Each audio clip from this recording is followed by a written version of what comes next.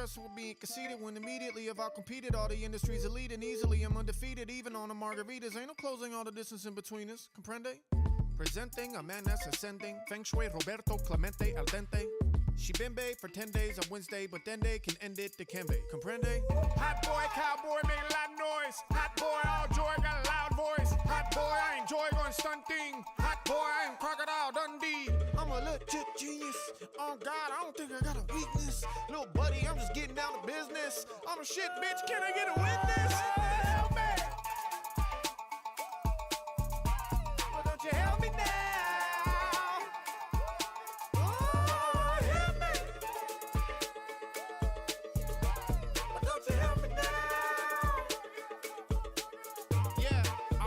Shit, and I'ma leave it at that. Thought I was a horse the way I put the team on my back. Thought I was a horse the way I took a beating for that. Thought I was a horse the way my fucking dick looked, bitch. Consider this, points and assists, rebounds, blocks, and I'm good with my fists. Meaning put it all together like this. Live shows and vocals, I'm as good as it gets. Hot boy, cowboy, make a lot of noise. Hot boy, all joy, got a loud voice. Hot boy, I enjoy going stunting. Hot boy, I am Crocodile Dundee. Ice cold, I'ma need a little longer, John. Hard to stay humble when you stunting on the Jumbotron. Hard to stay humble when you're trying to stay healthy. Bring me back to earth, please. Anybody help me? Help me! Well, don't you help me now?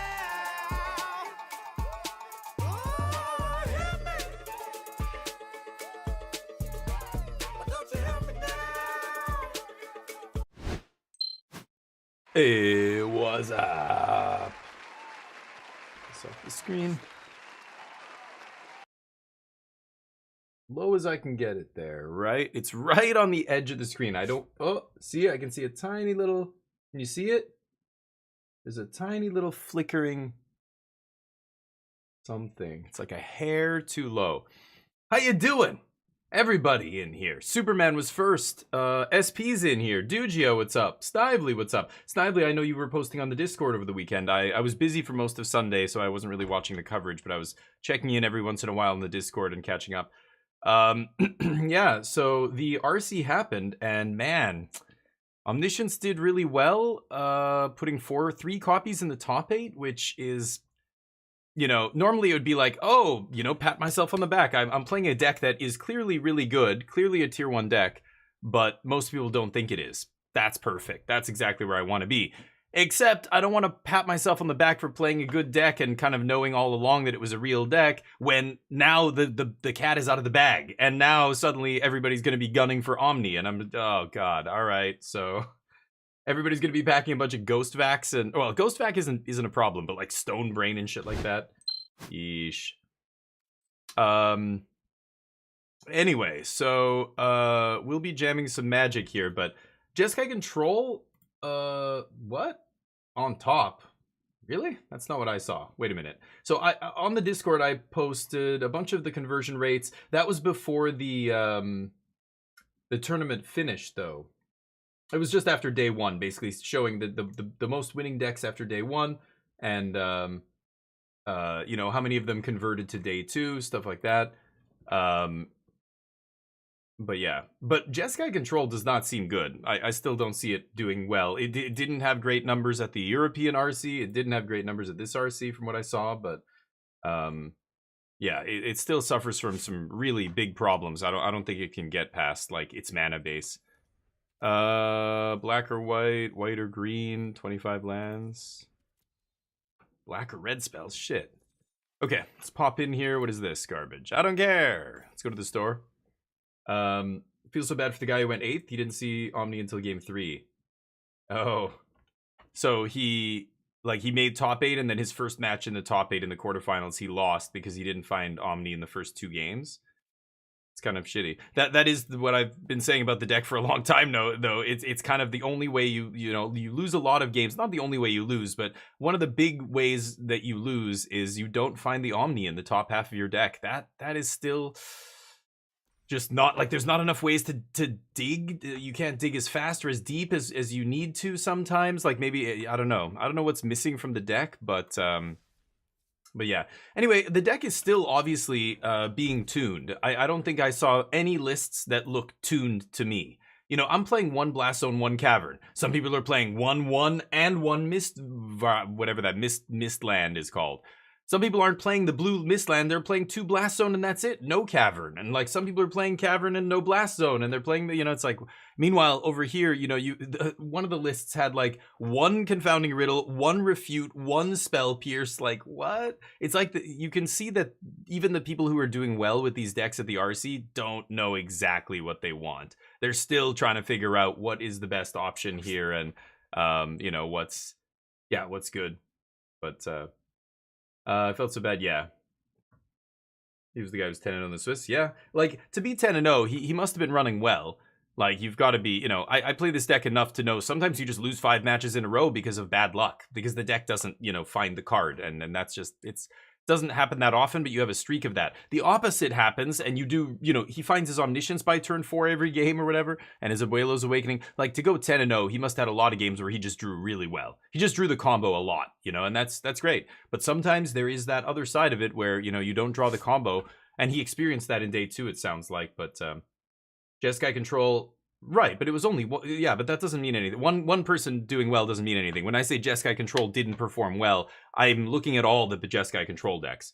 Yeah, one of them got top 8. That's it. And overall, the record was not great. Jeskai Oculus, I hope you're not talking about Oculus and saying Control here, right? Oculus is a much better deck than Control. Oculus is had a high win rate. At the European RC, it was the 2nd highest win rate, I think. And I haven't seen the numbers yet for the final numbers for this RC that just happened, but yeah.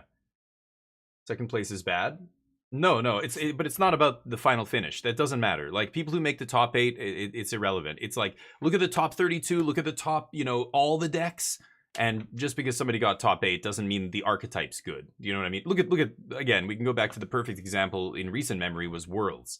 The last Worlds tournament, which was, you saw the top 8 full of decks that were really bad. Like everybody did bad with them except the one dude who got top 8. Javier Dominguez, Seth, like multiple people were playing just really bad decks and they got top 8. So, you know, sure, a Jeskai Control finished in the top 8. I still don't think that overall it did not do amazing, right? It was Oculus, I think. But it was everywhere? Yeah. So what are you talking about, guys? We're bouncing around here. We're talking about Jeskai Control. I think Jeskai Oculus performed much better than Control over the last 2 RCs, but I'm still waiting for the final kind of, I want to see the data for this RC that just happened. But I know that the previous RC, Jeskai Control, did not have a great win rate overall, even though I think somebody did do well with it. Hey, Loading, how you doing, buddy? How's life? Oh yeah, sure. Oh, I don't worry about Jeskai Control. That should be an easy match for Omniscience. I think it posted a winning record against Jeskai Control in both the RCs. But what I'm more worried about is the other decks packing more hate for this deck. And people in general just taking it more seriously. That sucks. Anyway, I didn't get to see much of the tournament because I watched a little bit on Saturday. And I'm not a fan of SCG coverage these days. Like, they, you know, at least the official Wizards coverage, they do those sped up, you know, time shifted matches. So even when they're not showing a match live, you get to watch this replay. But Star City doesn't have the resources and the know-how or whatever to do that, so they don't. So it's kind of like there's these breaks and you're just like, I don't want to listen to these people talk.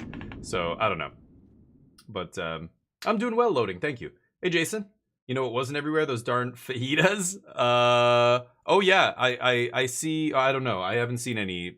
I think I looked at one list that was playing basically 0. I think they only had 1 Thunder Trap. So this card's just being cut altogether in a lot of lists. And yeah, I could see it, but again, you're just making yourself worse against aggro by making yourself a little bit better against the late game decks. So I want to see how Domain finished. A lot of people still played Domain because again, this is a paper tournament, right? And it's why Arena, you know, really isn't representative of actual tournament magic in any way, because card availability is a big one. Like you see a lot more people playing Domain in real life because they spent $400 on Overlords and that's their deck. They picked a great deck. Domain's always solid, but a lot of times it's not the best deck, but people are playing it because they can't afford to switch decks in real life, you know? So I think there's a lot more Domain at these tournaments than we see online, which is really interesting. So I don't know, like again, you're trying to gauge, so maybe the players playing in the real life tournaments, like maybe it's favorable to play a Thunder Trap, whereas online there's much more aggro, so Falaji's better. But you can see there's no consensus on the deck, right? There's okay, so that's the deck lists you mean. No, not info like that. There's no win rates, there's no win rate matrix. I mean, I'm waiting for somebody to break down all that data. I don't have the fucking time to go through all these deck lists. Who the fuck has time to do that? No. I can look at specific deck lists, but you know, like the random people who got who managed to get top 8. You know, one of these lists, I just clicked on one of them. One of these lists from the top 8 is playing Voice of Victory in the main deck. Like, yeah, and 2 Confounding Riddle, no refute, none of that stuff. They're still playing, all of them are still playing Founding, which is really interesting. This one's playing 24 lands. I'm sure some of the other ones are playing 23. So again, like, all these things exist. Some people are playing Philology, some people aren't. Some people are playing Voice in the main deck, which seems crazy to me. Let's see the other top 8 list. No More Lies and a Scroll Shift? Whoa, a Scroll Shift. Are these real? No, what am I looking at here? What is this? This is the actual... Holy shitballs. I haven't seen these lists. So they're even more crazy than I thought. I was expecting to see, yeah, one dude has 1 Thunder Trap, one dude has 1 Voice, one person has... For a moment. 1 Confounding, 1 Refute. So only one of the 3 lists is playing Refute. This person's playing 23 land. The other list is playing 24. The other list is playing... 2 of them are playing 23, 1 24. Like, this one's playing 2 Blast Zone, 0 Cavern. The other one's playing 1 Blast Zone, 1 Cavern. They're playing Mistrise. So, like, it's so weird. Like, the 3 lists in the top 8 are all totally different. Yeah, this person's not playing any Mistrise. They're playing 24. But they're playing... Yeah, and Blast Zone Cavern. Their mana base looks exactly like mine. Except they're playing... And yeah, no Refute. They're playing 1 less Spell Pierce and 1 extra Riddle. So, you know, like, these kind of changes. It's so weird. One of them... Somebody's playing 1, 1, and 1, which is crazy to me. So, it's very clear that the deck is all over the place. Calon, what's up, buddy? Swoops, how you doing? Get rid of the loop? You mean the... Oh, the Founding. Yeah, I cut the Founding the 3rd path. I could see putting it back in, but... that is one thing that I think all the lists are playing, but, you know, maybe I'm playing a little too fast and loose. I guess in real life, maybe there's a higher chance that people say, okay, do your thing. And they make you, like, do it, and, you know... Because you can just infinitely loop, and, like, you can just go, okay, well, I'm going to draw my deck. And they're like, okay, kill me. And then you've got to go, oh, shit. Okay, I'm going to draw down to 10 cards, play 3 dragons. Okay, go. And, you know, if they have an answer there or something, then I don't know. So maybe you do need the actual win con. You need the Founding. Like, this person's playing Get Lost in the main deck. That is wild. So, anyway, my point is, all these lists look different. I think there's very little consensus on what is the best thing you should be doing. These people all just randomly play different cards. Really weird kind of sideboard cards in the main deck. Like Voice in the main deck. Or you Get Lost. Like, these are cards you play in the sideboard. And to put them in the main is wild. But again, like, yeah, I want to look at the win rates overall of the different archetypes. And it's not up there, right? Pioneer coming to Arena. What? I don't know what you're talking about, Calon. What's the Pioneer format? No, I have no plans to play Pioneer, at least for 8 more months, maybe 9. Whenever Wizards decides to give a shit about Pioneer again, I'll play Pioneer. Is that what you're referring to, the Pioneer format? I don't know what you mean by coming to Arena. It's Explorers on Arena. They keep adding cards to it. It's almost at Pioneer now. I think that last time they said they added all the cards for all the tier 1 decks, but anyway, so I could try some stuff based on what I'm seeing here. 2 Confounding Riddle, 1 Spell Pierce. Yeah, like, we're playing slightly different numbers here. I could put the Founding back in. I guess I'll play Founding. I don't know. I don't know if you even need it, honestly. Yeah. So this person's only playing 3 Afar's Dispersal. 4 and 1 less stock up. Yeah. I can cut a stock up here, maybe, if I put Founding in. And Spell Pierce versus Riddle is interesting. I guess if you're trying to go to the late game, I could see, you know, or you're trying to do the Marang River Regent, you know, pass with a bunch of counters up. Having some of these is probably better than extra Spell Pierces, but Spell Pierce just lets you go off. So that was the highest placing list. Jennifer Wang, let's see her list here. Mistrise is still bugged, no kidding. Oh my god, really? Yeah, I haven't even seen it in action. I haven't seen anybody do it, but I guess so. So maybe I should. Well, is that any way to like? I don't want to exploit a bug on my stream. That to me is, I have no integrity if I do something like that. Fuck that. So I kind of want to see it in action, but I'm not going to put it in my deck. I could put it in just to be a legitimate, you know, I'll play it the way it's supposed to be played. I see one of the lists has it. Scroll shift, no more lies. That is crazy. Spell Pierce ×2, Afara's 3. Change the equation they're playing in the main deck. Change the equation instead of a Philology? I mean, I don't know.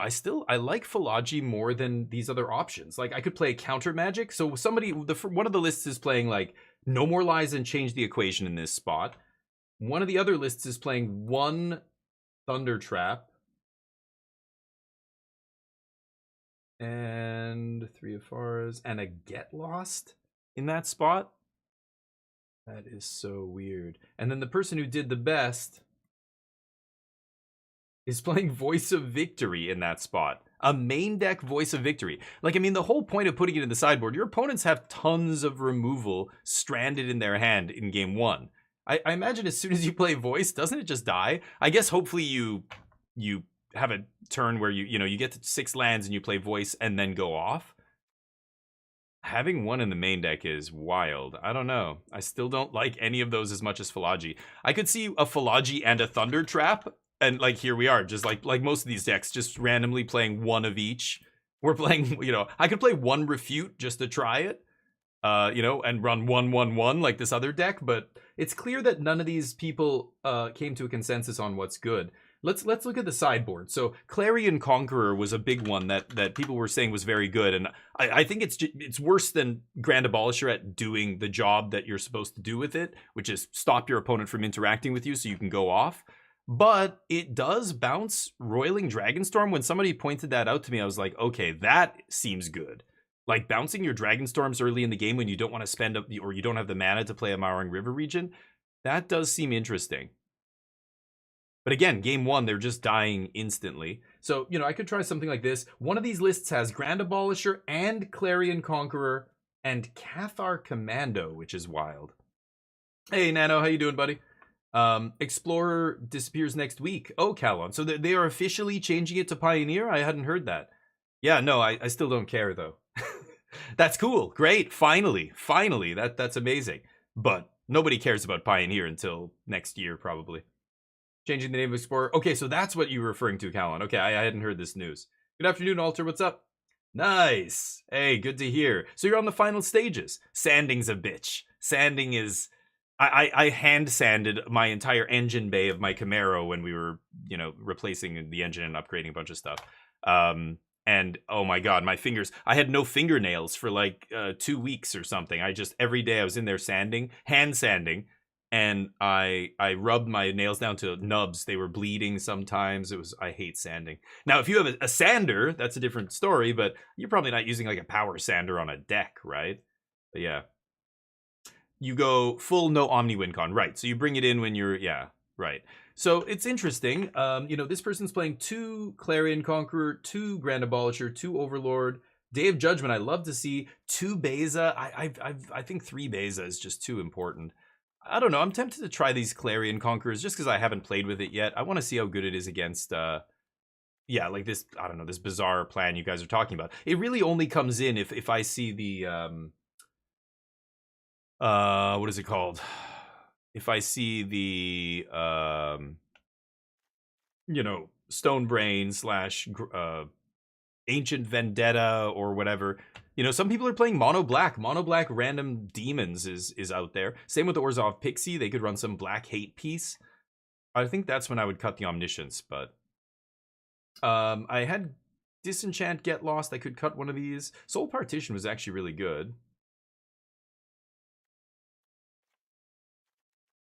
And then this person isn't playing the Authorities, and they're only playing 2 Beza. I don't know why, but I feel like that's wrong. To change the equation. I could see change the equation over Authority, but man. The Authority... Hold on, let me see some other people's sideboards here. The Authority is so good against, not just aggro, but against the...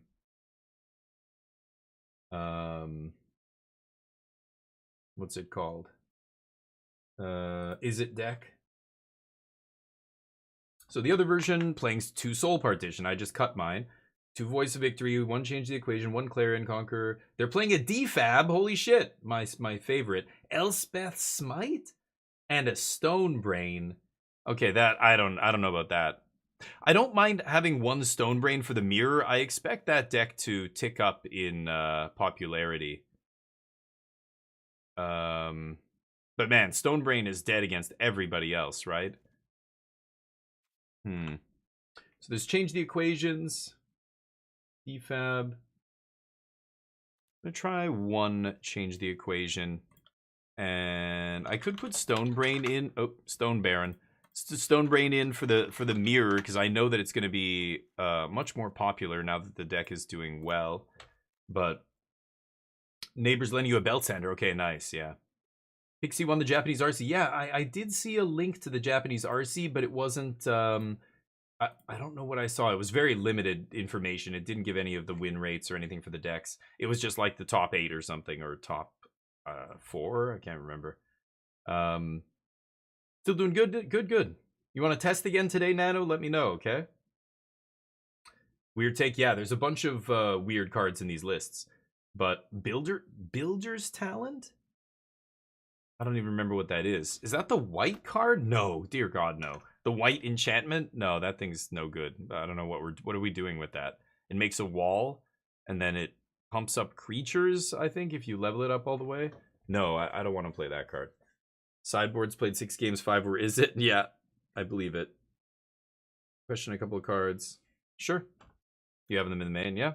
I mean, if you feel that's correct, but just be honest, keep track how many times you lose because you have those in your main deck and they're not doing anything. Like, you draw a sideboard card against the wrong matchup, it's like drawing a brick. I don't want any bricks in my main deck, but sure. I could... Should I cut Philagi? I want to see what it's like if I don't play any Philagi here. I could go 2 Spell Pierce, 2 Riddle. I could put a Change the Equation in the main deck. It's kind of interesting. Freeze up a slot.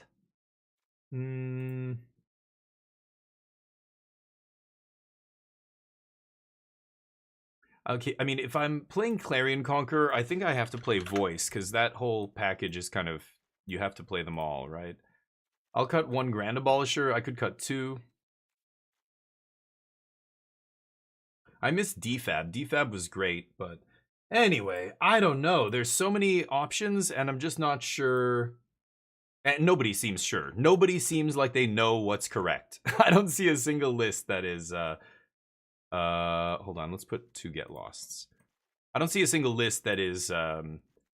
That is universal. Like, everybody's playing different mana bases, different, even the number of lands. Like, some people are playing 24, some people are playing 23. I'm still on 23, but I could see again 24 being better. This is the kind of thing that I would have to track over dozens and dozens of matches. But so I'm playing 1 Thunder Trap, 1 Change the Equation here, Spell Pierce with 2 Riddle, and different sideboard. By Styles, baby. Okay. Wildgate? No, what is Wildgate loading? I haven't heard of it. Oh, there you go. Thank you, Tony. Let's see.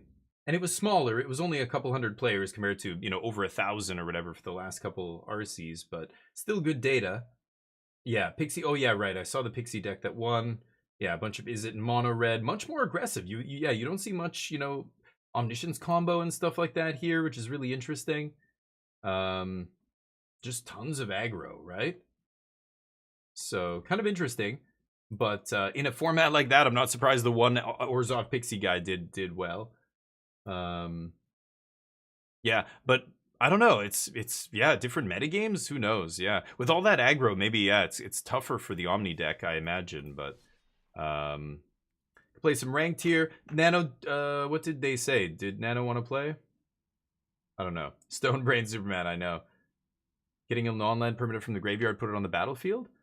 Oh, the 5 mana, yeah, 3rd level, right? A non-land permanent from the battlefield, put it on, or a graveyard, put it on the battlefield.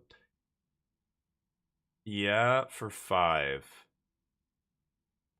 Let me see. Builder's Talent. It makes an 0/1 wall. Oh, it's 2 mana. I thought it was 1. Okay, and then it's 1 white to level. Yeah. Yeah, the second phase is basically useless. So you're trying to get to 5? I don't know. I don't know. I don't think so. I don't think I would run it. But I think it's a little slow. Like, I think we don't want to get to 5. I want to combo off on 4 if I can. It does let you put it into play quickly, and then, you know, it plays better around counter magic maybe, because, you know, it comes into play cheap and they can't counter it, and then by the time turn 5 rolls around and they have their counter magic up, Crispy, how you doing, by the way? Then you just activate, right? Wild gets PvP multiplayer shooter. Okay, nice. Is that the description from the game's page? That's what it sounds like. That sounds cool. No, I've never heard of it. Is it new, or is it? It must be a newer game. I like PvP multiplayer shooters. I played many in my time. All right, let's give this a try. Yeah, okay, no worries, Nano. Thank you, man. Yeah, I'm looking forward to playing it, but boy, yeah, the weekend was interesting. I wasn't expecting, you know, or this deck to put more copies in the top 8 than any other archetype. That is not exactly what I wanted to see happen, but it is nice to know that, you know, you're not wrong. Like, I've even gone on, like, on Reddit. I rarely ever comment on anything on Reddit, but somebody had posted questions about the Omni deck, and I thought, okay, well, I know a lot about this archetype. I've played it since it was created, basically. I've played every version of it as it's evolved and changed, and so I'm like, well, yeah, this and this and this. And then somebody's like, give me a break. This deck is just a flash in the pan that blah, blah, blah. It's, you know, it's a slot machine deck. It loses to any piece of graveyard hate. Like, this person just made this kind of post, and I was like, well, no offense, but it's clear you've never played with the deck, or you haven't played against somebody who knows what they're doing with the deck, because none of that is true. It can beat graveyard hate easily, in fact. It is consistent. I'm sure it's more consistent than you realize, but okay. This is fine. I might disperse, or a moment of truth mid-combat here, see if I can find Afara's dispersal.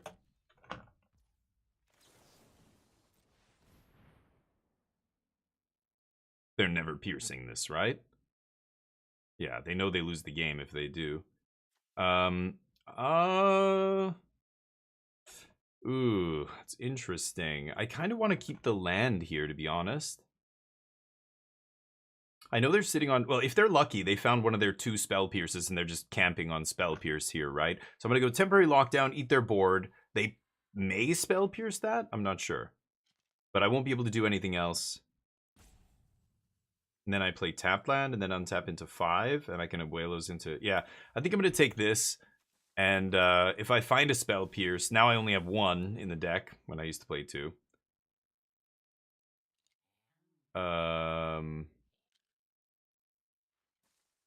Hello? Yeah, they're not tapping for anything here. Monstrous Rage, whatever, like, they just lose if they don't, if they tap out here, right? And they probably know it. Excellent, use it. Yup. So not going for the Awakening this turn, because I know they have the Pierce. Let's do this. That means the likelihood of them having a second Pierce is very low. I think they only play 2 in the main deck. Some versions played 3. I've seen some with 3 now, but it's I don't think there's a ton of them. Sure, they can't kill me this turn. Not with 2 cards left. Pretty good little hand here, though. They're going to dump their hand. I'm going to temp lock here, and then I'll just be patient and wait for a spot to abuelos. Oh, Monstrous Rage. Burst Lightning. Still don't think this is lethal, right? So I guess I win. Oh, maybe it is lethal. Maths. Pretty lucky. Opponent drew the nuts. They had exactly enough cards in their hand plus their draw spell to kill me and spell pierce my card. So pretty lucky. They won the die roll, I think, that game as well, which helps.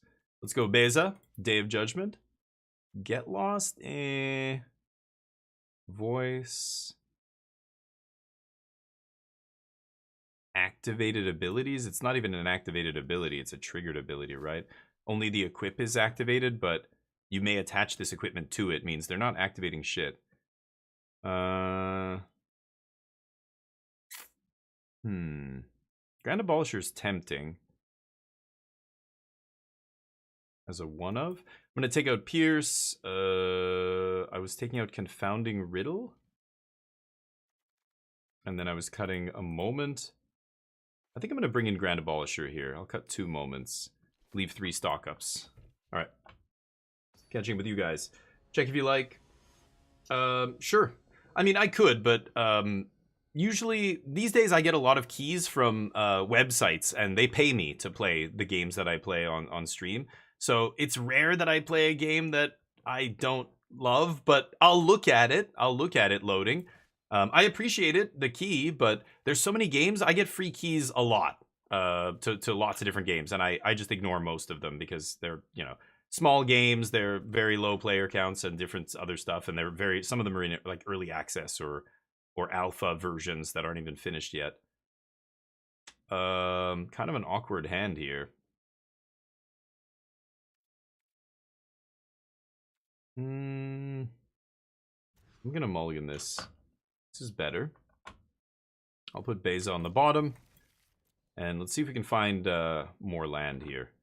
So I'll check it out loading, but I might not play it. I appreciate it. I appreciate it, but yeah, a lot of these games I think are, you know, using me as like a guinea pig for playtesting, and if you're gonna pay me to do it, I will. But no, some games do. Like a lot of games will pay me to play their game. That's different. But just for funsies, meh, maybe. I'll see. But it's gonna have to be something really good for me to want to play it for free. Okay, Omniscience goes in the yard. I obviously have to keep the land here. Let's see. I get to leave up, change the equation. Ooh, another land is nice. Okay, I won't be able to. Now I can Beza next turn. Yeah, I think I'm gonna keep untapped here because then I can go roiling, change the equation next turn if I don't have to use this right now. Let's see. Check if yeah. Every other game was cutter. Yeah, lots of cutters. Yeah. Boop. Hey Mina, what's up? I've been cutting Founding versus Prowess since Looping Mark. Oh yeah, I could cut Founding. Yeah, I wasn't even playing Founding last week when I was playing this deck. I just cut it from the deck. And I don't think I lost any games because I didn't have Founding. I just, Marang River region killed them every time. Okay. Storm of Dragons. Let's see. Azure Beastbinder. Ooh, in Dimir Control. Yeah, I've seen it in Dimir Control, actually. Play the Abolisher. Can't get Spell Pierced or negated. I think I'm just chilling, though. If anyone want to play this game, thank you, loading. That's really nice of you. I'm sure there's other people who want to play it, but I've got so many games on my plate. Just play Survival. Delta Force, oh cool. Yeah, nice. Yeah, there's lots of keys out there, right? Let's keep surveilling. Opponent's not doing a very good job killing me. For Wildgate, yeah. Yeah, I could check it out, but, you know, watch the trailer or whatever. Check it out on Steam. You said it was in early access, though, right? I'm looking at a spaceship? Oh, no, okay, I see. Yeah, very cartoony, kind of like Apex Legends style, right? Yeah, sure. It's Beza. See what happens. They might destroke this. I could play Abolisher first, but do this. Draw a card.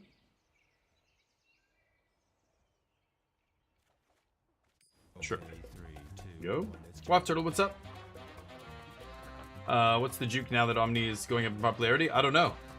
Oh, you mean that's not a juke? Switching decks? The juke would be switching my list and playing a different configuration of this deck.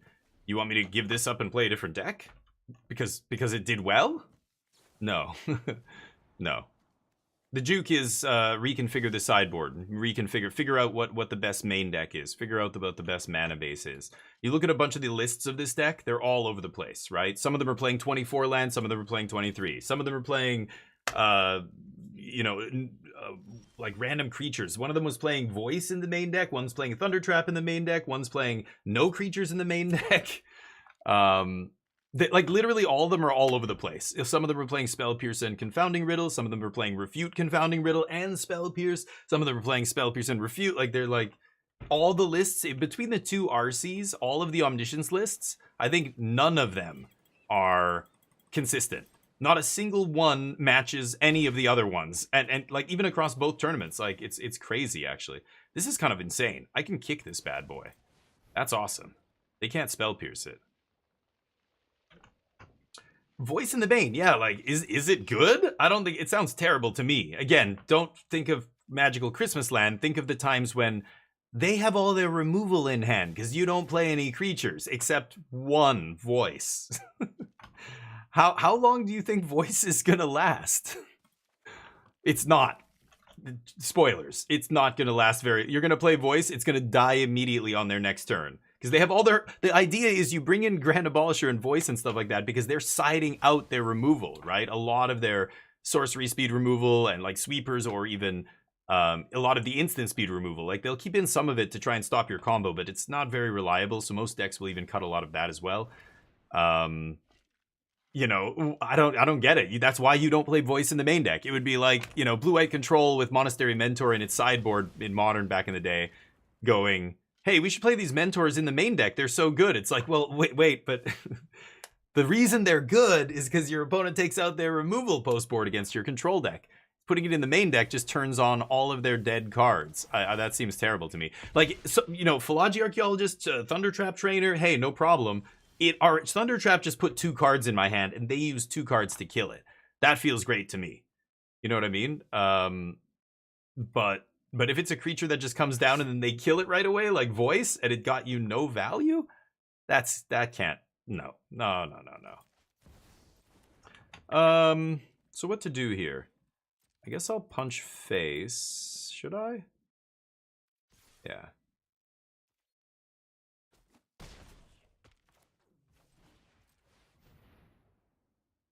They have 1 mana. Uh-huh.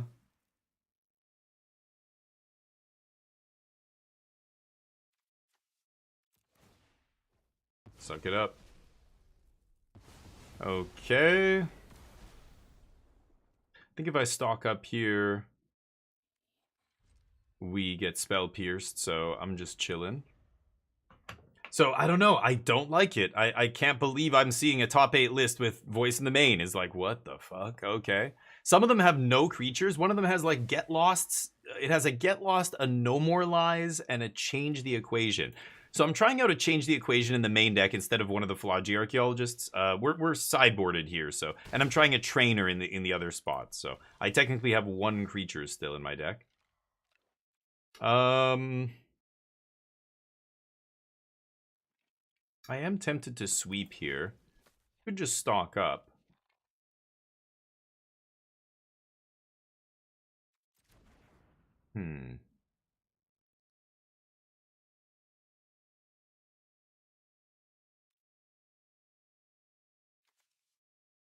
I can bring back Monstrous. Play Monstrous. I'm trying to think. I do have a Faras in my deck. 4. I should just stock up here. It's got to be better. Better than Day of Judgment. There's a Templock. I could take Templock land, play around Spell Pierce, slam it. That's probably the best thing I can do. Love Dragon, of course. But this seems better.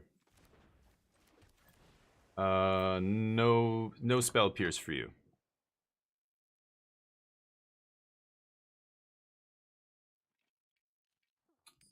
It's easy to play around. Spell Pierce. Once you get to the late game, you can't play around it on turn 3, but they have Into the Floodmaw, I think. They could bounce my my Beza here. So anyway, we'll see. I don't see it, but No, well, I am worried about that waft turtle. Yeah, increased sideboard hate is going to be a thing, and let's see. I don't know if I'm. Should I be worried about that? I mean, it's worse for us, but I can still beat it. Like, we'll see. How bad is it? I'm not sure. We'll find out though. Nice. So I shouldn't be attacking here. I keep attacking with Beza. I should probably be leaving it back. Yeah, it seemed like they have something like this. I think they have to kill me here though. Why wouldn't they Storm Chasers? Weird. Yeah. I'm an idiot. I should have left Beza back there. That was stupid. But what are you gonna do? Mm-hmm.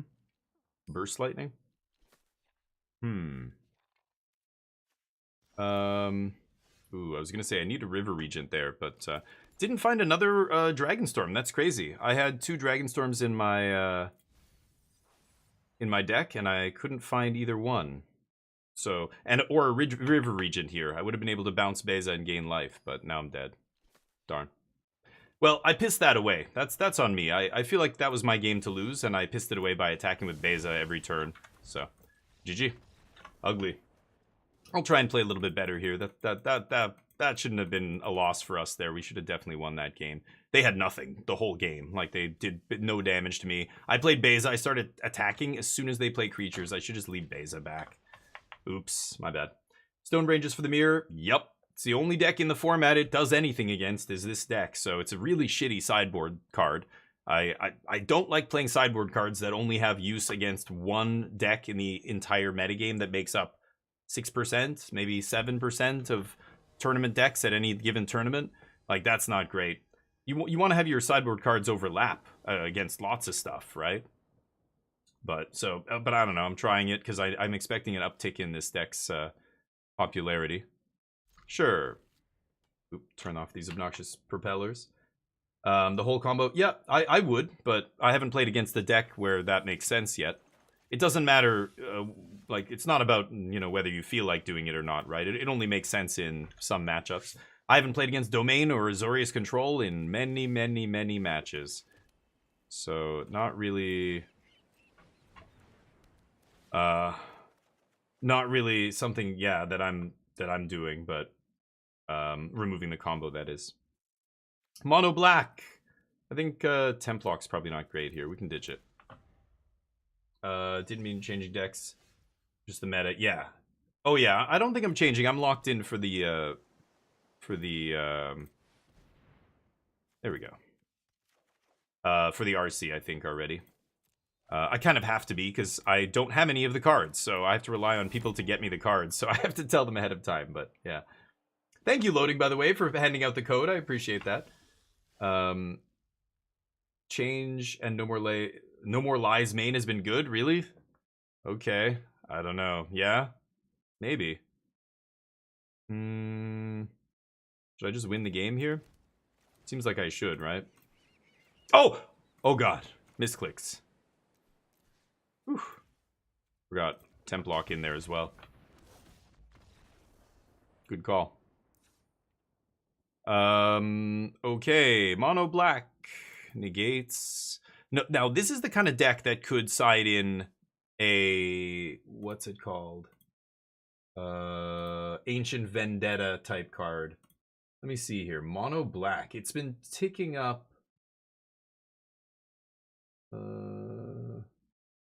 Is it? It would be like mono black control, right?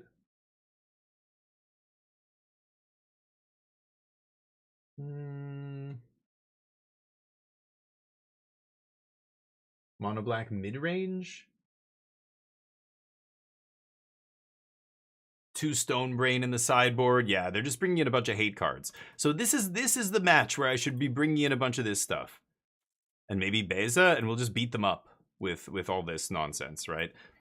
Take this out, change the equation seems bad, take out the Founding, take out the Omnisciences. And I'm keeping the Dragons, even though they're going to strip them, that's fine. Ifara's Dispersal, they're playing Karsi Revenant. I can probably take Temp Blocks out. What is the last card here? Day of Judgment, probably? Could be Get Lost. Get Lost, actually, for the Unholy Annex, right? I guess I don't need as many Moment of Truth. I'll bring in Day of Judgment as well here. So this is going to be the first time I'm trying this. So I'm going to side out all the Omniscience. This is exactly the situation I was talking about when Manu was like, yeah, you know, sometimes you side out Omniscience. I haven't had a reason to do it yet, but this deck is going to be the deck that brings in Stone Brain and black stripping effects and stuff. They remove the propellers. Yeah, you're allowed to turn them off now, Superman. Yeah, I had to have an image covering them before, but now it's, yeah. Oh, I guess I could take out Awakening too. I didn't think about that. The Awakening does bring back Overlord, but am I keeping this? Yeah, sure. They're just gonna duress me a bunch and take some stuff, so it doesn't really matter. As long as I have lands, I'm gonna keep. Clarion Conqueror, yeah, we're gonna try that and see how it goes. There's a Voice of Victory. A lot of them did well. The mono black decks, yeah, one of them did well in Japan. You're right. Yeah, there's the Stone Brain. Cool. I'm good with it. Activate. I wonder, they're gonna name Dragon first, right? You should, if you're on the other end of this, you should always be naming Dragon if you are playing Stone Brain against Omniscience. What are you gonna do, tough guy? They could activate Stone Brain on my turn, right? Oh, activate only as a sorcery. Yeah, never mind. Propellers. You like the propellers? Oh, I hate them. They're so distracting. I can't. Yeah. It's just, it's an eye tracking thing.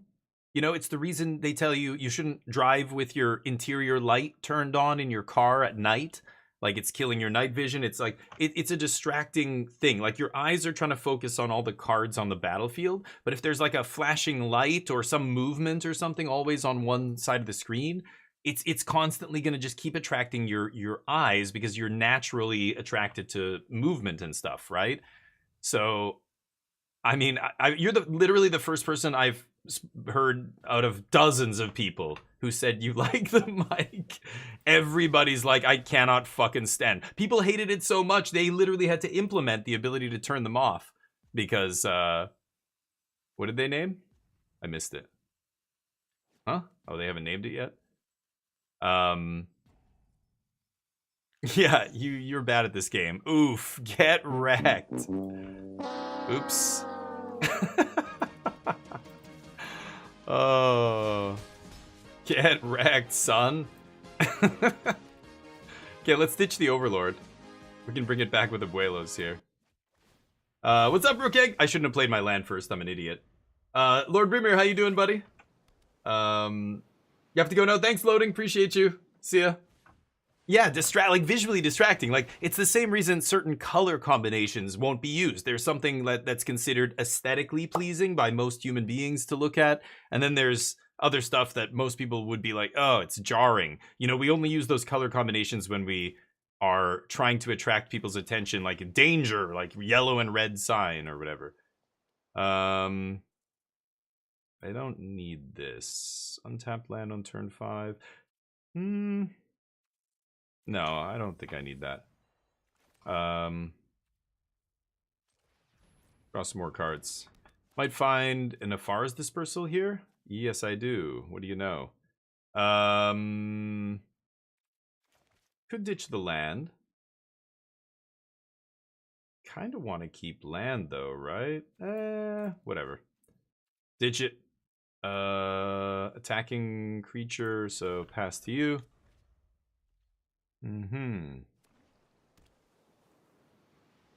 Yeah, the beatdown plan is so mediocre, though. I mean, it's just, yeah. It's just not happening. Like, as you can see, this voice isn't beating anybody down, so I don't know who's saying that it I don't know. I heard a lot of people saying that's the whole plan after. It's like, really? I think you need more than that. You need the Overlord, really. I don't need Beza. I'll keep another bounce spell, though. Oof, that's Stone Brain.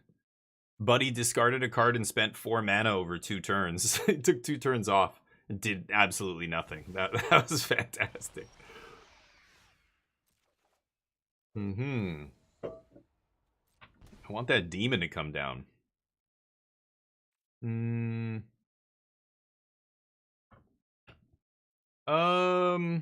Is it time to awaken the demon? Or the Overlord? Kind of like that, right? I mean, Now what are you gonna do? Go. Yup. I'm gonna make a lot of dorks.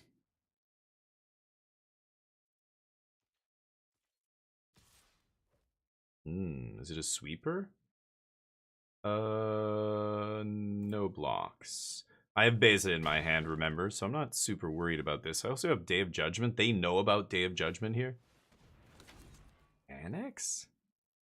Okay. Sure. Take my day. It's gonna be pretty tough to beat this this board. I mean, Overlord is gonna be making tons of dudes here, right?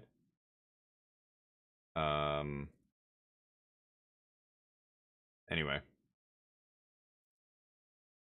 Sure. I would love a land here, and I can Beza. Gain some life, put a blocker in play. We'll see. Take my dispersal. Sure. Beautiful.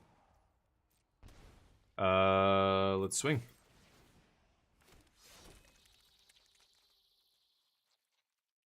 Pretty much have to trade with Overlord here, right? You can't just let me keep swinging and making more flying tokens. Surely. Okay.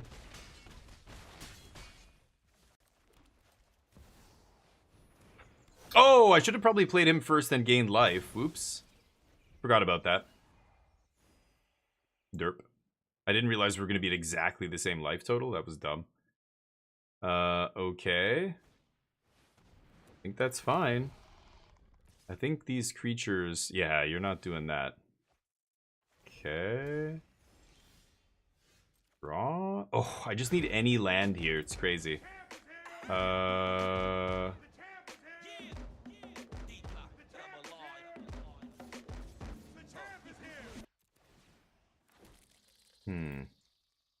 Yeah, I really needed to find a 6th land here for the River Regents. That would have been great. Or the one in my hand, anyway.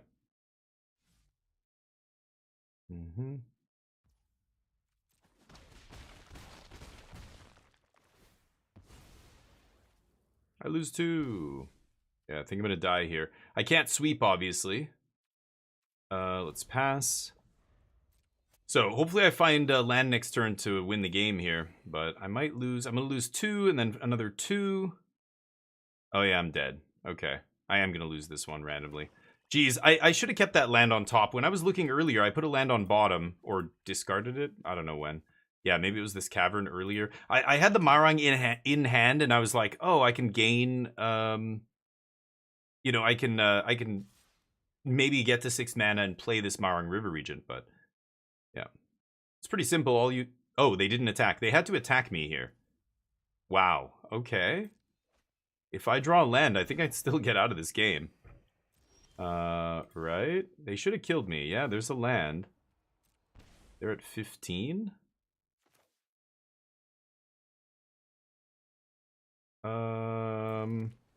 So I play Marang River Regent. I bounce... Oh, I can't kill them, can I?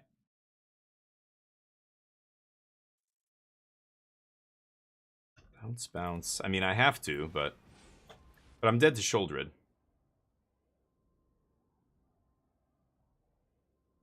I guess not, am I? Hold on. I might not be dead here. They need a bunch of removal spells, basically. Okay.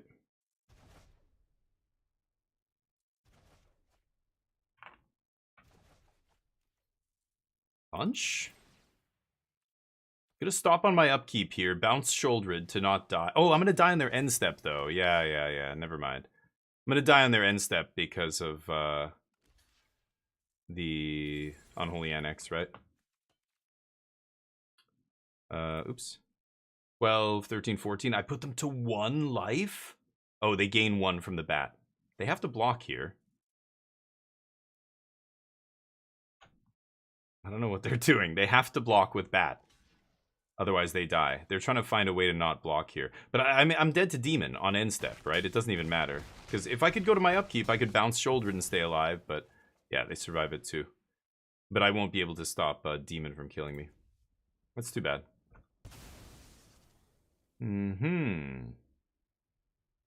Close. Hit them down to 1 life. Sure. I don't know why they're playing spells. Just untap and play demon. Maybe they don't see it. Okay. We'll try and do a little bit better. I like that alternate sideboard plan though. They got F'd hard there. Spell Pierce is kind of tempting, but as you see, Voice is not great there. Voice did not do enough. Yeah, I fucked up with the Beza. I should have played Beza first. Well, I wanted to draw a card. If I played my land, I would rather have a card than a treasure. So if it comes down to getting a treasure versus drawing, I'm playing my land every time.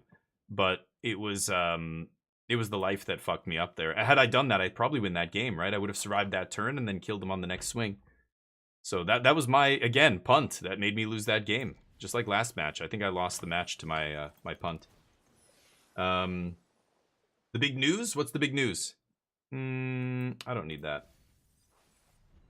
They can't. Oh, that's true. They couldn't cast spells still before I played my guy. Yeah. Yeah, Soulstone's a demon. Sure. Right about the Voice. Yeah, Voice is underwhelming. Voice does not seem great. Let's keep surveilling. I mean, it's doing a worse job at stopping the opponent from or it's doing a worse job at protecting my combo than Grand Abolisher, but it's doing a better job at killing them. Except killing them is never relevant. Like I feel like you never do it. Do it. Come on, you gotta go for it. Oh, that clown? Get out of here.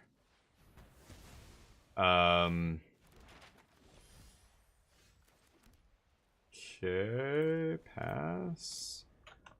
Leaving up negate for their Unholy Annex here. Nothing else really matters. It's only Annex. I could counter this. They're gonna take Dragon this time. I assume they learned their lesson. But I'll counter it this time. I have the negate. I have nothing else to do. I could draw cards here instead. Thunder Trap, not bad. Let's pass. I'm gonna kick Thunder Trap next turn, I think. Why don't you fire up one of those Sanctuaries? No? What? Oh, yeah, somebody told me about Pioneer. Yeah. That makes you excited, I know. I'm not a... Like, nobody cares about Pioneer right now. It's the same thing I said to you a couple months ago when you were asking me about Pioneer. So it's cool that they're doing it. It's weird. Like, sure, finally it's officially Pioneer. That's great. It's still not set complete, though. Is exactly the same format as... I don't think it's the same format as in real life, is it? But that's cool, but, like, nobody cares for another year, so that'll be great. When we do finally come back to that set, we'll have...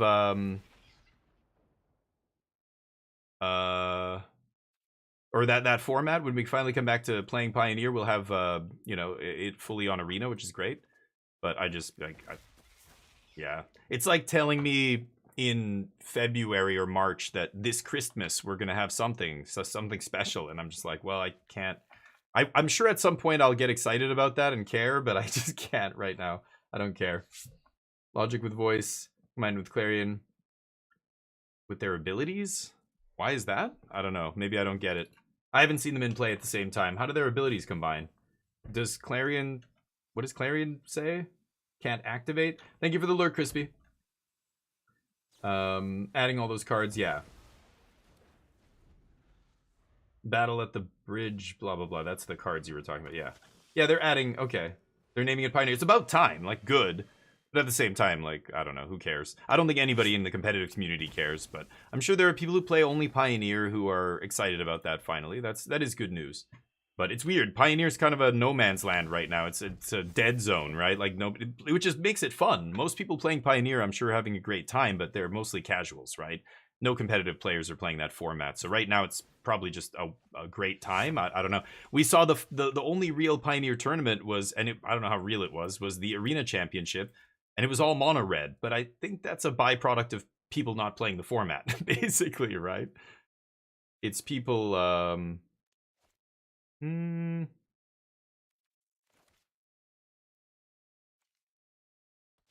Okay, let's go for it. It's people, you know, saying, look, what, like, I don't have time to learn this format that doesn't matter. Just let's play the most proactive deck. What is it? Mono red? Oh, is mono red good? Okay, let's just jam mono red. I'm not gonna try and figure out like the actual metagame and how to beat it. We'll play mono red, it'll be fine. But yeah. I don't know if it's missing whole sets, but it's definitely missing like a lot of cards that admittedly don't see any play, but at the same time, they are part of the format. Kosowski, what's up? Yeah, how's life? Finished defense attorney exams, you passed? Wish 8 grades, hey, pass is a pass. Hell yeah. To spam my Azorius piles, nice. We're playing a good one here. Okay.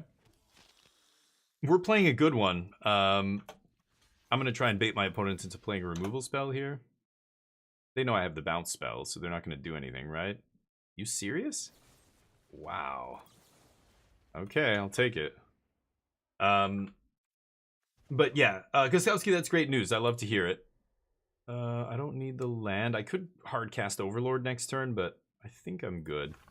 I don't need that. Just play Overlord as a dork, right? Okay. Deal.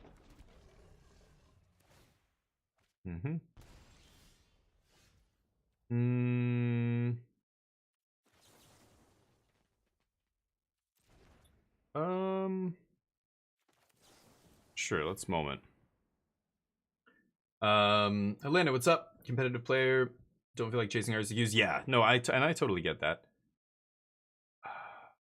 You just take the bounce spell. Bounce that demon. Seems pretty good.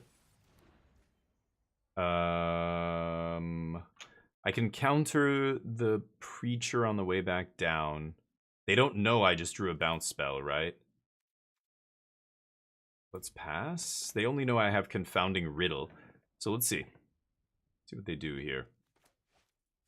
But yeah, I totally... And a lot of people are just like, oh, Standard's not great right now. I just don't enjoy, you know, all these red decks and aggressive decks and everything. I don't want to play that format. I get it. But like the thing is, a lot of competitive players are bound by whichever format Wizards says is the official format this season for qualifying for the Pro Tour.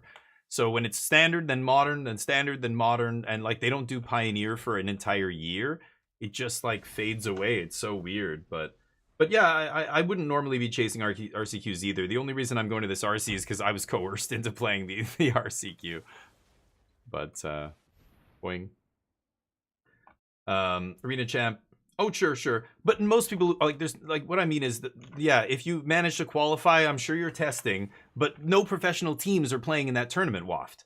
There's no Sanctum Vols and Channel Fireballs and whatever other, I don't know the names of all these teams. Team Worldly Tutors and the teams that normally get together a week or more beforehand and try and test the shit out of the decks for the Pro Tour, like none of that happens for the Arena Championship, right? So people tested individually, I'm sure, but just look at the list of names. Like there's very few, you know, high-level pros who are even trying to qualify for that.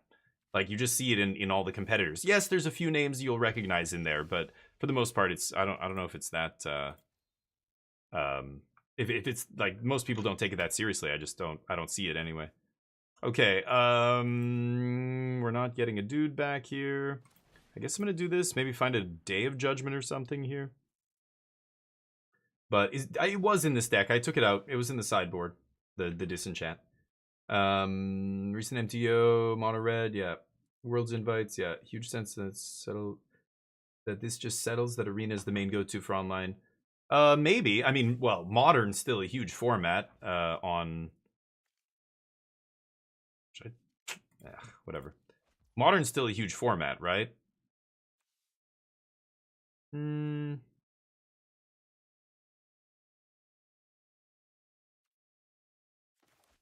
Yeah, let's just play another one. Sure. But they left in Cut Down against me. Like, what's that about? That's kind of weird, actually. Aggressive red decks. Yeah, exactly, Kosowski. Temporary Lockdown is fantastic right now against multiple decks. So I really just wanted to play a deck that was good against all the aggro decks. A good Temporary Lockdown deck. So I tried blue-white, I tried mono-white, I tried this deck. This deck just has the best closing speed because it's a combo deck. Like, as soon as you stabilize behind a temp lock, you can just untap and win the game. Like, you don't give them a chance to get out from under the temp lock. Like, it buys you one more turn that you need to just win the game, and you win the game, and that's it. Bonk one of them. Probably wouldn't go to Grand Prix. I don't know. You're talking about arena championship competitors or something? No, people still went to Grand Prix to crush them because it was a different system back then. You were earning pro points, so even if you were qualified for the Pro Tour, you absolutely went to the GPs and still tried to get pro points because it doesn't matter about whether or not you're qualified for the Pro Tour. It matters what tier you are at the end of the season. Do you have enough pro points to be a platinum tier pro? Then you would get airfare and accommodation and all this other stuff, right? That's the way it used to work. Not anymore. I could Clarion Conqueror, pick up my Dragonstorm. Kind of tempting. They're drawing too many cards here off the Annex, though. I didn't find any of my Get Losts. I have 2 of them in the deck. Oh, did I have one? Oh, I killed that stupid guy with one of them right at the beginning. Yeah. Maybe I shouldn't have done that. I don't know. Anyway, I've got Confounding Riddle up here. They were already testing teams just smaller. Sure. I mean, I don't know. You guys make these arguments, but I don't see it. I don't see these tests. I don't see any pros I recognize, like very few of them. I listen to pros talk on podcasts and other things, and they say, what was that? Arena chat. Oh, that thing. Yeah. Does anybody play in that? No. Like, even they say they don't even know when it's happening half the time. But sure, maybe. Again, I don't know. Yeah, I'm sure people tested. I'm sure the people in it took it seriously, and some of the people around them helped them test for it or whatever. But I think you know my point here is like the volume of testing, the amount, the seriousness of the testing that happens versus for the Pro Tour versus Arena Championship is vast, right? It's not even close. Should I make them pay 4 here?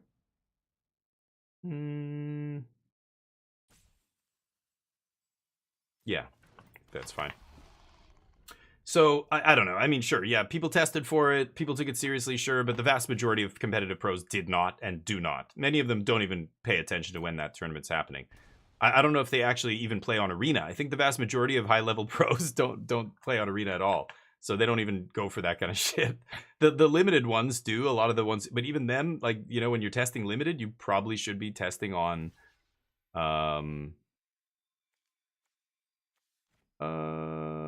no blocks. You probably should be testing on Magic Online, like you're just gonna get better competition and stuff, right?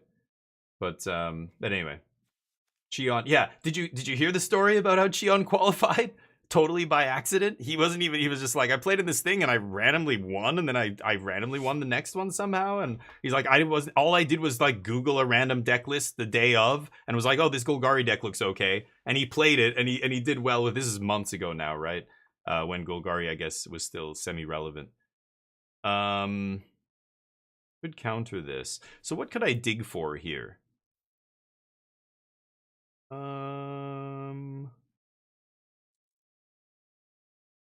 Lost. I mean, I should just find a dragon here, right? So I don't care. Let this resolve. But yeah, it's pretty funny to hear him talk about that stuff. Okay, now I'm going to dive very quickly to those things. But I get to bounce their stuff here. Sure. Sure.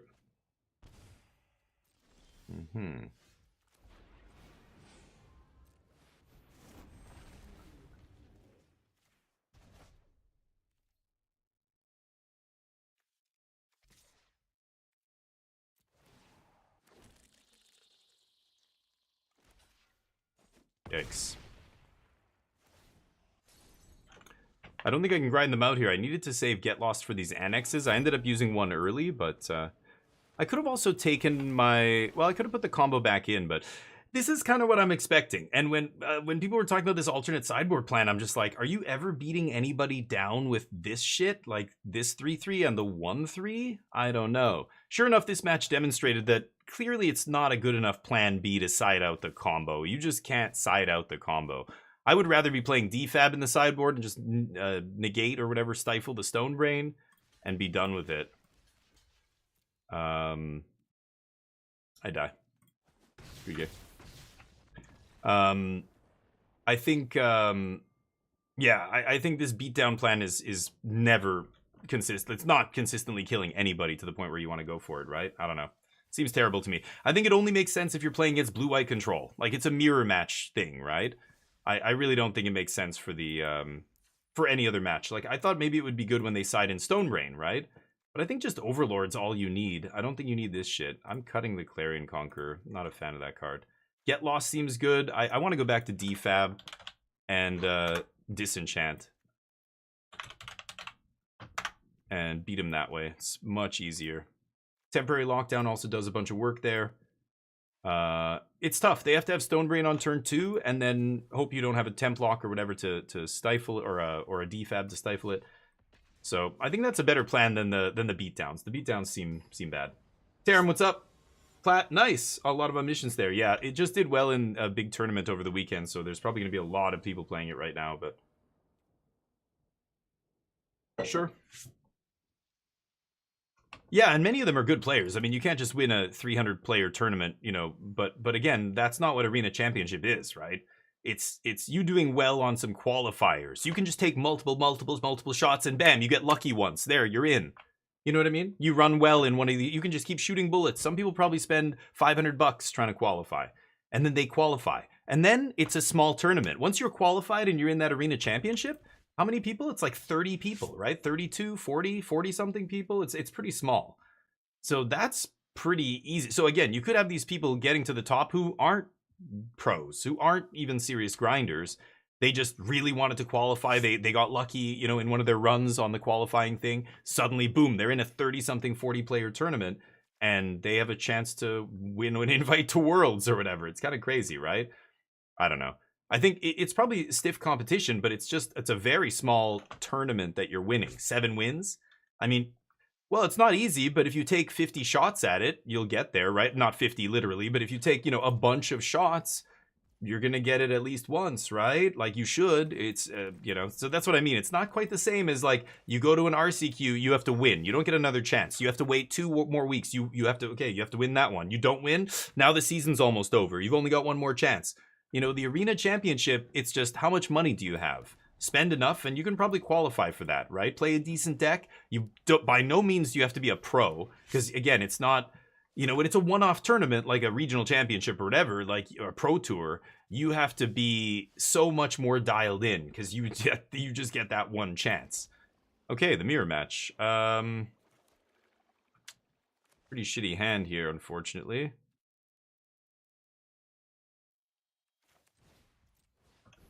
Sure. So I don't know. You get one shot. Okay, day 2 is one shot. That's true. Day 2. Okay, so you do have a what do you have to win? 5 wins, 6 wins on day 2 or something.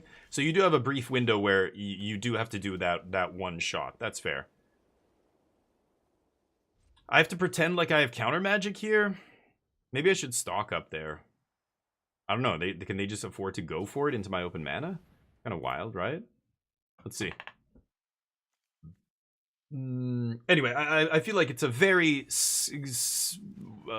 gradual, it's a very easy slope compared to the steep slope that is real life tournaments. You know, I don't know. You guys can argue with me if you want, but just again, all I have to do is point to the results and say, look, like, do you know, or ask any pro, ask the pros that you often see on the pro tour, how many of them are trying to qualify for the Arena Championship. It's very few, because I've heard many of them talk about this already on podcasts and elsewhere in articles. Some of them will even jokingly say they had no idea the Arena Champion. They're like, what is that Arena Championship thing? It's like, do they give world invites now? Whoa, I didn't even know that. This kind of thing. But anyway, it's a soft tournament. Let's just leave it at that. That's all I'm saying here. It's soft. Okay, well, I needed to find a spell pierce here. Yeah, go ahead. I have to hope they respect my open mana here. Maybe they haven't found an Abuela's Awakening yet. That's kind of crazy. They're still digging.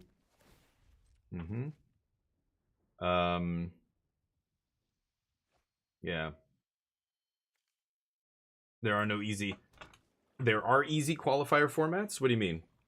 Oh, for the right. And that's the other thing, right? It's historic qualifiers sometimes for the Arena Championship. Sometimes it's alchemies. I think they even do time. Do they do timeless? I'm not even sure. Maybe they don't do timeless, but I've definitely seen historic and alchemy. How come I can't find an omniscience to save my life here? Opponent had one on like turn 2. Fucking hell. We're dead.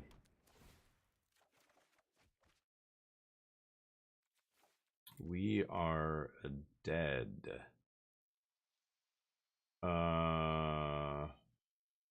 Go. Still hoping they're going to respect my mana, but they're getting to the point where they don't have to anymore. They can have Spell Pierce for some other counter up. Yep. They're going up to 6. That means next turn they can have 7 mana. Abuelos plus the Riddle. And I can't win. I can't even find lands here.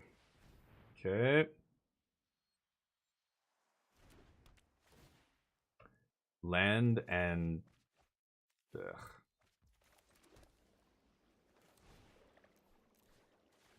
Do it!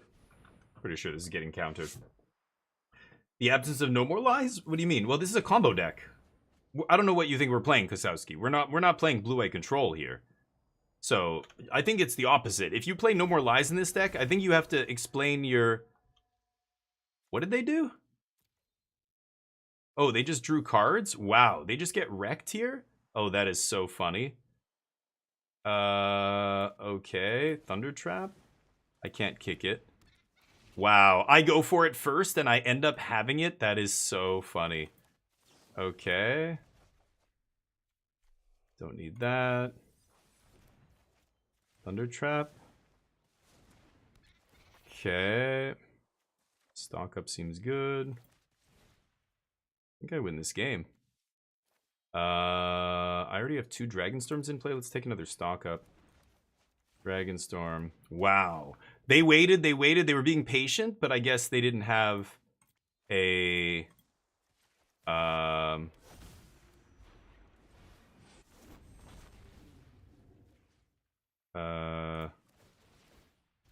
They didn't have a way to protect themselves. They gave me one chance to go off, and I did. Damn, this game's over.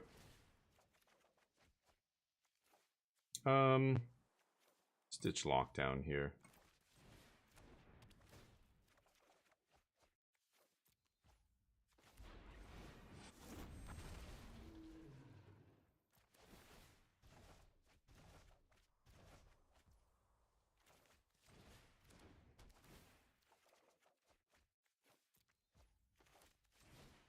Sorry, I'm going to catch up with you guys in a sec. Let me just go through this.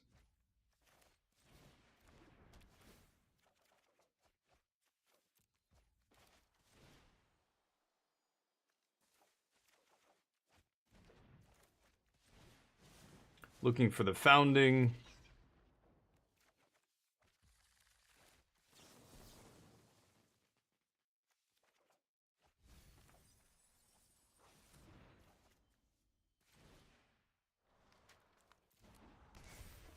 Okay, you can scoop, buddy. Thank you. Wow, didn't think we were going to win that one, but here we are. Stonebrain. This is the only match where it's relevant. Coming in. Templock comes out. Farah's come out. Change the equation. I think that comes out. I mean, it lets me fight over counter magic, but the gate comes in. I don't know. Maybe it's okay. Defab. I don't know about that. Abolisher, Voice. Maybe Get Losts. Get Lost comes in. Maybe Disenchant.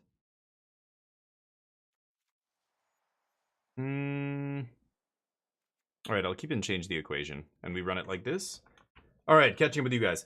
So yeah, no more lies in this deck. You're not a control deck, Kosowski. You're a combo deck. So you don't want to play any counter magic. I'm trying out one change the equation here, and I'm not convinced it's correct.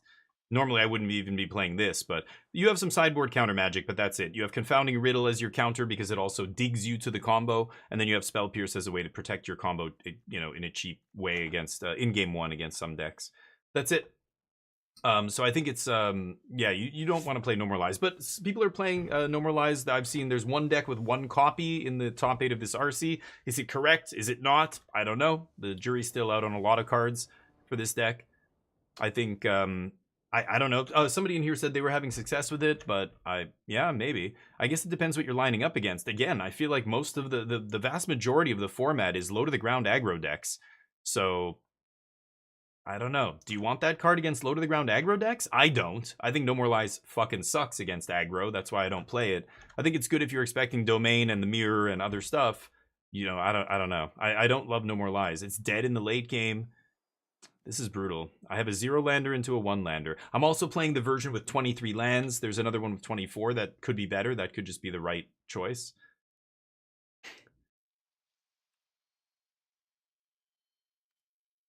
I'm going to try this. I'm going to try it.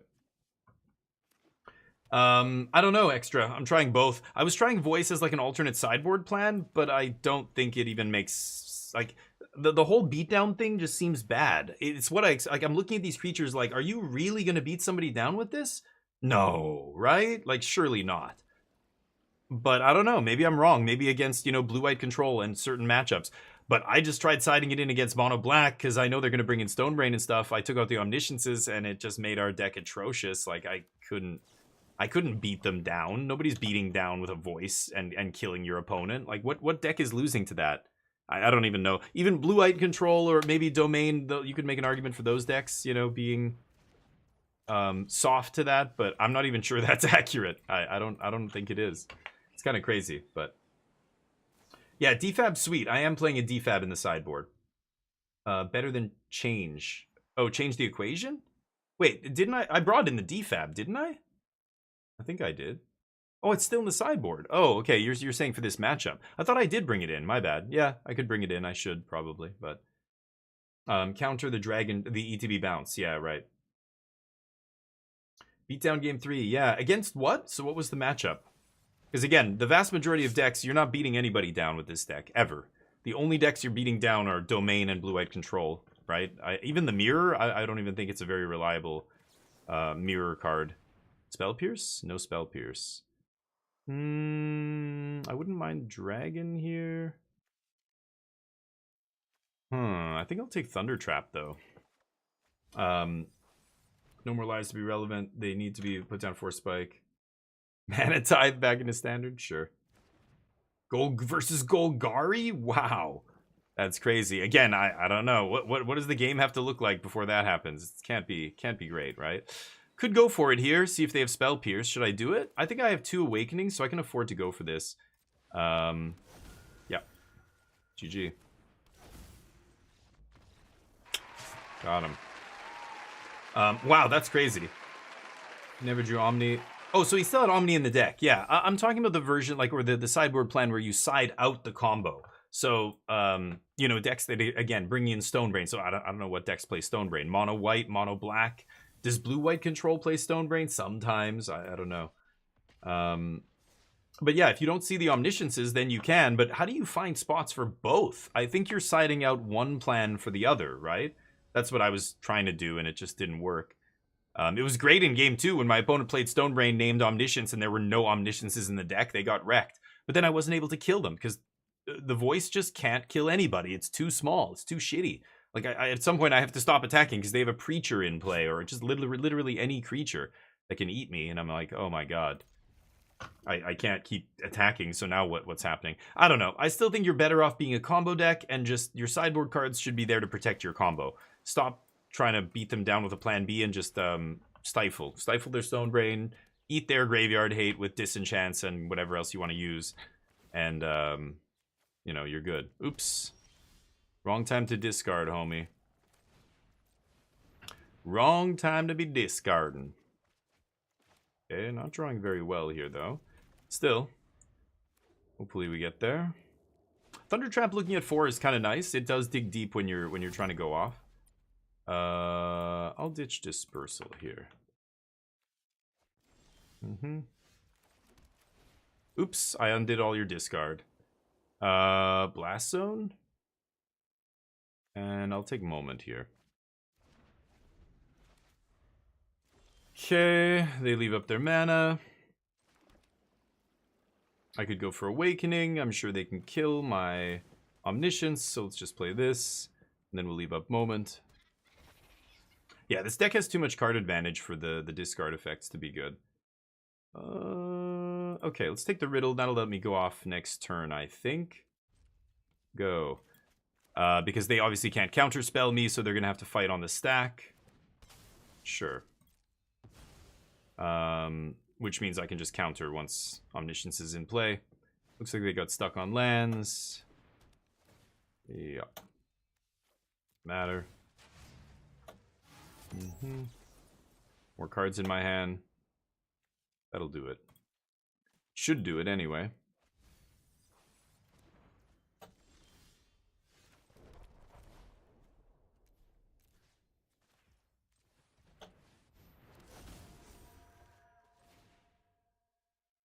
Ooh, not amazing, but thanks, dude. Yeah, online people generally give you credit for it, right? White black. So what are they going to bring in? Ghost Vax. This is Orzhov Pixie, so they're using temporary lockdown, bouncing their own lockdowns, but they can't bounce my lockdown. All they can do is try and blow it up, so I don't mind keeping my lockdowns in. Get Lost could be good. Disenchant, you know they're going to bring in Rips or something like that, right? Maybe Ghost Vacuum, so I'm not sure if Get Lost is great here. As far as Dispersal, I'm going to take out because I don't want to bounce creatures that already have bounce ability, that want to be bouncing their own stuff, right? Me bouncing it is kind of not even helping me, it's kind of helping them.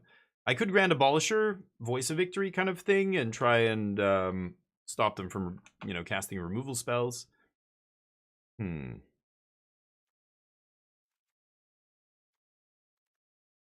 Day of Judgment? No.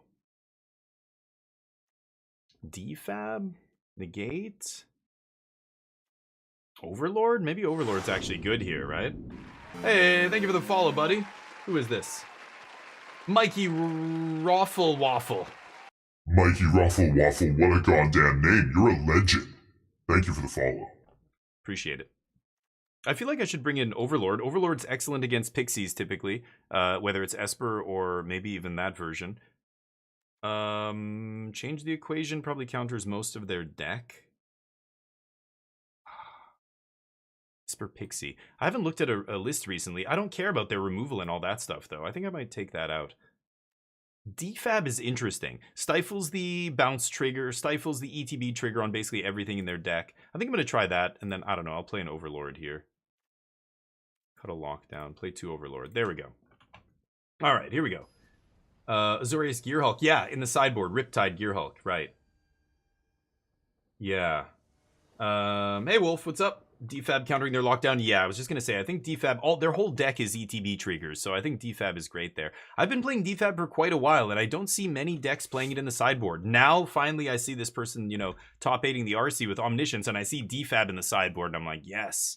Yeah, it's been awesome for me. Defab can absolutely wreck the other person if they're playing Fabled Passage, or they go for, you know, cracking a land or anything like that, like cracking Blast Zone, or sometimes the demo field or whatever. You can just burn people out of nowhere. Stone Brain. Somebody tries to Stone Brain you, and then they pay mana to activate, and they sack it, and you stifle the trigger. It's devastating. I'm going to keep this. See what happens. But it is narrow, right? You've got a very small window where it's good, and if you miss your window, it just kind of rots in your hand. Like, it's good in this one specific spot. Yeah, sure. I was expecting something like that. There's the Defab. Okay, I'm going to use Moments here instead of Dragonstorm for now. Sure. Okay. Oh, come on. 3 more lands on top is kind of shitty. So they get their Rest in Peace. I think we're fine with this. Okay, let's pass. Preacher's too slow. It's a defensive card. Good against mono red. Not good at beating down. But they are going to get 2... Oh, I could have played a Darkar Waste to make myself lose a life. They're going to get 2 triggers off this, which is kind of annoying. I took out my bounce spells, right? Okay, so let's just take it. They get their triggers here. Not much I can do. Finished 842 in limited? Hell yeah. Good job, dude. Trying your hand standard. Nice. Well, yeah, you should have tons of wildcards if you're playing lots of limited, right? That's the best way to get wildcards is playing limited. But now that you have some, yeah, play standard. Standard's awesome right now. I think it's good. I hear a lot of people complaining about standard, that it's like a lot of the same decks and this kind of stuff.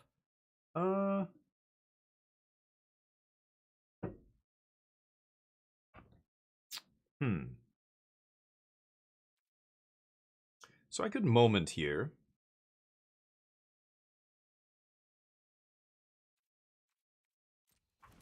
I kind of just want to activate Blast Zone, though.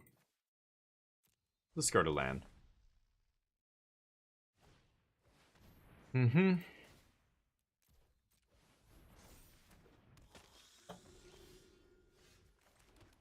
Yeah, there's the Omni. So I could sack Blast Zone. I don't know. Maybe I shouldn't have tossed the land here, but I can crack Blast Zone, kill Rip.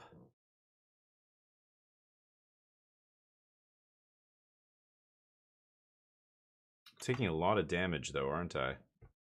Okay. Let's see what happens. Only Alchemy, Vesa. Oh, and Historic and I guess Brawl. Basically no formats that are real formats. It's only the pseudo formats that use it. Alchemy and Historic and Brawl. Does Timeless have Alchemy cards? I thought Timeless didn't. I thought that was the big difference. Am I crazy? I thought Timeless had no Alchemy. Or not the Alchemy versions or something. It does have Alchemy? Oh, there you go. Okay. Interesting. Alright, need land here. What? Takio, how you doing, buddy? Thank you, man. It's all good. Thank you for the 28 months. Oh, Just no dropping land. this. Unfortunately, can't hang around much. Thank you, hope you're Takio. doing well. I am, dude. Thank you. Appreciate you. Takio FPS, legend. DF16 legend, that guy. What? Make me discard? What happened? Oh yeah, I didn't draw land. I was gonna play another spell, but drew no lands. Darn.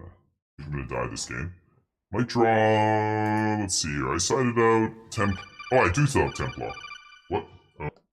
Oh. Voice changer stuck. Yeah. It's only Windows 11. It never did this until I upgraded to Windows 11. Now voice mod sticks for some reason. I don't know. Like the Alchemy cards. Yeah, I think they... I don't know. You've all heard me talk about Alchemy. I don't think it should exist, but... I like that they have a forum, an area, a place where they can experiment with digital designs. Like, that's cool. But Alchemy's I don't even know how you explain it to somebody. Like, it's not standard. It's on a different rotation. It has a 2-year rotation now compared to standard's 3-year rotation. It's got Lord of the Rings and stuff for some reason, but other than that, it's mostly standard stuff, right? Like, it's so weird, but sure. Go to game 3. I think I'm gonna bring in Day of Judgment. Templock did not seem great here. Could try Beza or something. Let's bring in some bebes. So Alchemy, yeah, and these weird mechanics, like, nobody seems to like the digital only mechanics. They're pushed way too hard. They end up being broken, like Heist, and there's been other ones as well. But yeah, I don't know. It's weird. I don't know what they're gonna do with it. I think it's just too many formats, and that's bad for new players. It's very confusing for new players. So I would like to see them cut back on the number of formats they have on Arena. I think there's way too many. But hey, if they want to keep pushing it, it makes them some kind of money, I imagine, because they, new players they spend money on Arena on Alchemy cards, and then they realize these are useless. This format isn't even a real format. I thought I was playing the actual competitive format. I'm not. So they end up having to buy cards all over again and play standard. Like, I personally know multiple people who've come into my channel who said the same thing. Like, oh, I really wish I didn't invest in Alchemy. Like, I didn't know, but the client pushed me to invest in Alchemy, and I'm like, yeah, I know it does that. So it's, I assume that's the only reason they keep it around, because it kind of, in a shady way, makes them a lot of revenue, but you're really just, it's predatory. You're preying on players who are new to the game, and it's clear they want to try and get in the format they saw people playing at their LGS. No, you can't do that on Arena with Alchemy. You can play standard, but they trick people. It feels bad, right? On Timeless. Yeah, and Timeless was another one. Like, you guys saw me when that format came out, and I said, yeah, it's cool that we have Legacy, but did we really need another format? No, we could have just had Historic and just have a no banned list Historic. That's it. And you could print these crazy cards into no banned list Historic, and it would have been fine. But making a new format makes people confused. New players are like, what is Timeless? Should I, what? Well, like, but then you explain it to them, they're like, oh, so it's basically Historic, but it's got a different ban list. Yeah. And I don't know, do the alchemy cards, they're not nerfed? There's some small differences, but that's it. So am I going to go for it here? I don't have Omniscience. It's awkward. Huh.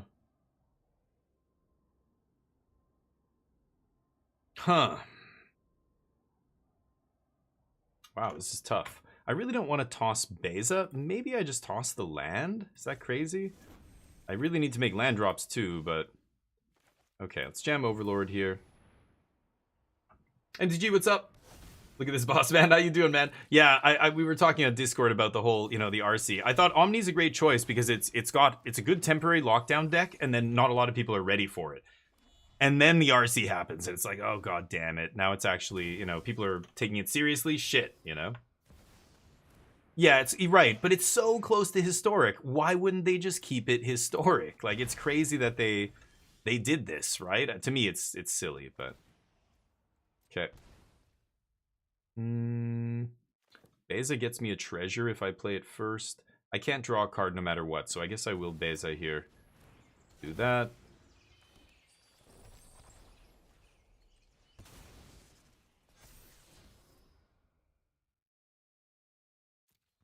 Sure. Keep that on top. Okay. I got annoyed by the fact, yeah, so, I think what triggered a lot of people, I know a lot of people who used to play Historic until Alchemy got added. That was a big one. When people saw Alchemy get added, they were just like, god damn it, I'm done with this. I'm never playing Historic again, fuck this. Like, they were just straight up done with it. Multiple people I know had that happen to them. It sucks. I could go Moment here. Let's go Moment into... There's Omnish. Win the game. I'll take land. I'll put you in the graveyard.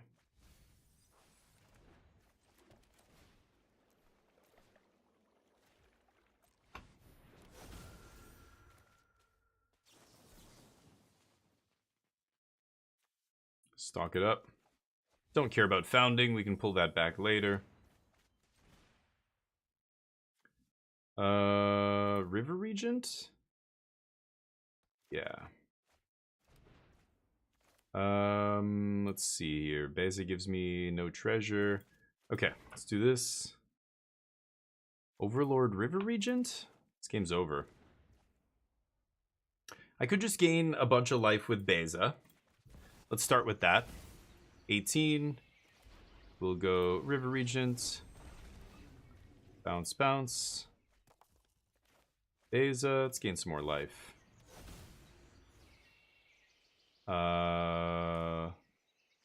Then we'll go over. Oh, wait. Let's go Overlord. 0. Marang. Bounce, bounce. I think this game's over, right? Infinite Overlords. Bounce, bounce. Thank you. You get the idea. Great. Gonna make 10 or 12 of those flyers. They have one chance to draw there. They're not gonna find it. GG. All right. But yeah, a lot of people got pissed with Alchemy. When they added Alchemy to Historic, people just straight up quit. And they were like, I'm never playing this format again. Fuck this. It burned a lot of bridges with players when they did that. I don't know why they did that. They really, really wanted Alchemy to be good. It was clear that nobody liked it. Nobody wanted it. They kept pushing it. They forced it into Historic. That pissed off tons of people. And even to this day, like, they're still printing cards in Alchemy. It's crazy. I know there are people who like Alchemy, and that's cool, but I think it does more harm to the game having it exist than it would. Like, other players will find another format that they'll love. If Alchemy didn't exist, they would be playing Historic, or they would be playing Timeless or Brawl or whatever else. Like, Alchemy is not interesting enough or unique enough to warrant its own format. It's basically a weird alternate universe standard that nobody cares about. Like it's the least played format on Arena every time they put out the numbers. That and Explorer are really low to the, you know, not very highly played. But I don't know. I think it does more harm to the game because it's confusing for new players and splits the player base. And, you know, if they didn't have, like with 6 formats, let's say the average wait time for a game is 2 minutes. With 3 formats, the average wait time would be 30 seconds or less. You know, I don't know. Like, it would have an impact. But having a bunch of formats fragments the player base as well. It's weird, but... Yeah, but can't you just do that in Timeless, Falstaff? Like, or Historic? Those formats are both way more popular, or way more powerful than Alchemy is, right? Falstaff? Like, that's what I don't get. Like, the players who love Alchemy can have fun in other formats. They can do whatever they think is fun in Alchemy. They can do that in other formats. So why do we have Alchemy? The digital-only stuff, they can print right into Historic. They already do, right? Like, I don't know why they need to... like, again, I'm not saying don't have digital-only cards. I'm saying just don't... Hold on. You don't need a format of only digital-only cards. That's totally unnecessary and bad. It's actually harming the game, I think. But, yeah. Pioneer, yeah, Rook Egg. So hopefully in a year, we'll get to play it. I don't mind the Alchemy cards themselves. They're pushed. Yeah, I just think the format is pointless. It's just like Timeless. Like, it would be so much more simple if we had 3 formats. Standard, Pioneer, and Historic. Oh, and there's a variant on Historic you can play if you really want to play powerful stuff. Yeah, it's called No Banned List Historic, but it's No Banned List Historic. You get the, you can probably figure out what that is, right? But with a different name altogether, it's so bizarre. It's just like, wait, what is this? What is Alchemy? What does that even mean? What is Timeless? Like, what are these formats? Like, nobody, if you're new to the game, you have no clue what that even entails, right? Whereas Historic versus No Banned List Historic's pretty straightforward. I don't have any Omnis here, so go. I don't know. Yeah, Vesa. It's just like, I don't know. And as players, I know players don't think about this. They think about it as, I want to have fun. I like this. I'm having fun in Alchemy. Let me have my fun. It's like, right, but letting you have your fun hurts everybody else. That's not worth it. That doesn't justify it. Sorry. It can't make the game worse just because you want to have fun, right? Okay, I'm just going to hardcast River Regent, and this game is going to be over very quickly. And this is why it's nice having this plan B. I think this deck has evolved a bunch, and this is one of the big evolutions was getting the River Regent. And having this nice alternate win con is very sweet. Let's see if we can just win the game here. Nope. I guess I'll take another dragon. Sure. Pass. Gonna draw an end step with one of these. So I don't know. Yeah, from a simplicity thing, from like making the game easier for new players to understand what the formats are. Like, there's so many reasons. Not fragmenting the player base, leading to less wait time for, you know, the formats that do exist. Fewer formats are better, right? It's the reason in other games, when I play PUBG in North America, I can't choose my map. There's no map selection. They just randomly, it's random. Players don't have a choice. When I was living in Asia, we could choose our maps because in Asia, the game is way bigger. So there's way more players, and you can, you know, it doesn't matter if the map, you know, whatever map gets chosen, there's going to be players there. In North America, there's just not enough players. So some of the maps just weren't firing. So the game company said, yeah, we've just got to make random map selection for these regions where we don't have enough players. It's kind of the same thing. Like Magic, you know, having all these formats is affecting the wait time for the games. There's a reason you shouldn't have, you know, that many formats or like too many maps in another game, because you're going to have some maps that don't fire. Now this game, you know, of course the formats all fire, but I don't know how long people are waiting to get a match of Explorer or Alchemy or whatever. Maybe it's not bad. I hope so. Maybe it depends on the time of day or night. You're lucky if you get games because you live in North America and you're playing at the time when a lot of other players are on. If you live in Bulgaria and you're playing at 2 in the morning, maybe you have to wait 7 minutes to get an Alchemy game. I don't know. That sucks, you know? They should just be able to jump into Historic, and that's what Alchemy should be. Combine it with Historic or something. It kind of already is. I don't know. Anyway, mono red. Beza comes in, Day comes in, Get Losts. And that's it. Taking out the Pierce, taking out the Riddles. And I'm cutting some Moments and a Stock up here, down to 2 and 2. Urza, what's up? You're up 2-0 in our testing? Really? Oh, I don't know. I haven't been keeping track. You sure about that? I don't remember. Did you? Oh, I thought I beat you the last time, but I don't remember. Keep. Or was it close? Maybe it was 3-2 or something? New bracket system, yeah. At 11 p.m. you're waiting 4 minutes, MTG? Yeah, that's kind of what I'm talking about, right? Explorer is like a dead format, and on Arena, at least you need it because it does resemble an actual real format, except the problem is the... Oh, I needed a bounce spell there. The problem is Wizards abandoning it now, you know, for the next year. Until it comes back, then yeah, it's probably going to be rough wait times. That's a different thing, though. That's because Wizards abandoned it. I don't think they should get rid of Pioneer because the wait times are long. They should just give equal, you know, attention to all the formats, but they don't.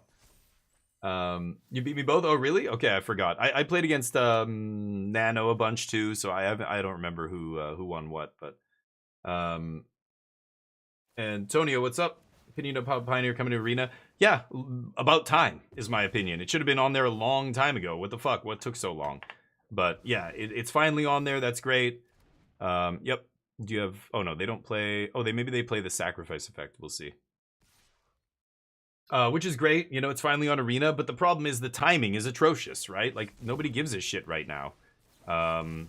Pioneer's dead for the next year. Next what? 9 months? 8 months left? Something like that. Fun. They're playing a combo deck, but it's way less consistent than mine. I'm gonna keep it the same. When I heist a card from my opponent's deck, I literally get to play both decks, mine and my opponent's. Yeah. Right, but you're not playing their deck. You're just taking a random card from their deck. That doesn't really do anything, right? I don't know. Yeah, sure, Falstaff. I used to play with Anti when I first started playing Magic. I have no desire to play with Anti ever again. It's terrible. I think playing cards into your opponent's decks are generally really bad, but people love doing it. We've talked about this many times on the channel, right? Wizards knows how much people love beating their opponents with their own cards, so they keep making, you know, Italies and Breach the Multiverses and outrageous robberies. Like there's so many of these effects now. Go back like 10 years, there were no cards that did this. Bribery was the only card for many years that did something like that, right? Now there's so many cards that do this. It's kind of insane. But I think a lot of people forget how bad it is. It's generally really bad. You don't want to son of a bitch. I can't put Omniscience in my hand. This is why I wish I had Philology Archaeologist. That would have been maybe combo kill on turn 4 here, but nope. Instead, we are playing the Thunder Trap. So, I don't know. I generally, like, it's fun. I know players like it, but to me, that's, sorry, players' fun is not a reason to change formats or fix formats or whatever. I think, you got to balance it, and what's better for the game is more important than individual players wanting to have fun in certain games. So Heist is a garbage mechanic. I find the vast majority of people hate it. It's way too powerful, etc., etc. Or the cards they printed with Heist are way too powerful. Okay, let's go for Founding here. I'm going to cast Moment. And then we've got a Far's Dispersal up. Jesus, I'm looking for a... Omniscience here. We're going to mill 4 on our next turn. Maybe I can go off. We'll see. I don't have a card draw spell, though. I don't know how I'm going to go off here, but need to top deck a card draw spell. Are you being sarcastic, Falstaff? Okay, I can't tell with the comments. I get people saying like stuff like that in all seriousness. So if you were joking, I apologize, but that's on you. Put the /S after if you're being sarcastic. Otherwise, I have no clue. Come on, get out of here. Gruel, goofy nonsense. Snakeskin Veil? Hit me. Sure. Win the game! Show me an Omniscience. No! Can't find an Omniscience, huh?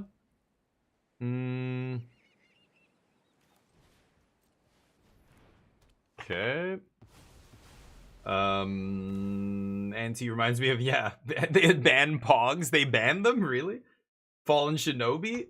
What? Why are we talking about a Fallen Shinobi? In Vintage Cube, yes. It is good in Vintage Cube. What does that have to do with anything we're talking about, MTG? What? Oh, you're talking about taking people's cards and beating them with it? Okay, sure. So a pushed Modern Horizons card is good enough.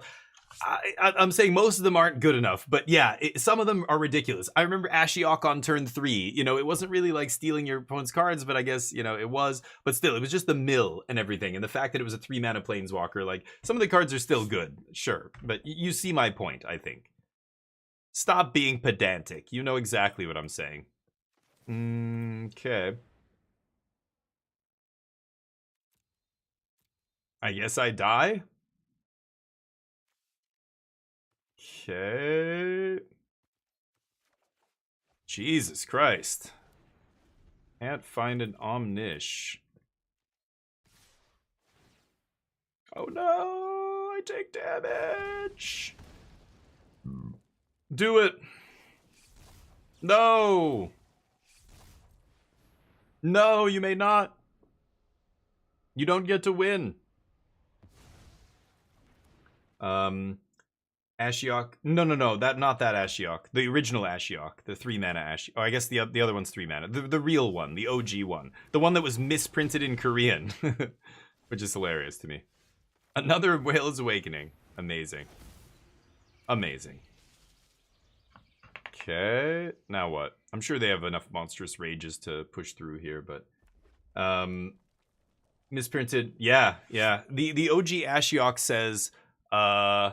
plus is it +1? The first ability, the plus ability is a +1, and in Korean it's a plus. Oh, so then it's backwards. So the original ability is a +2. In Korean it's a +1. It was misprinted on the card. So the Korean Ashiok, foil Korean Ashiok, is worth like a bunch of money apparently, or it was.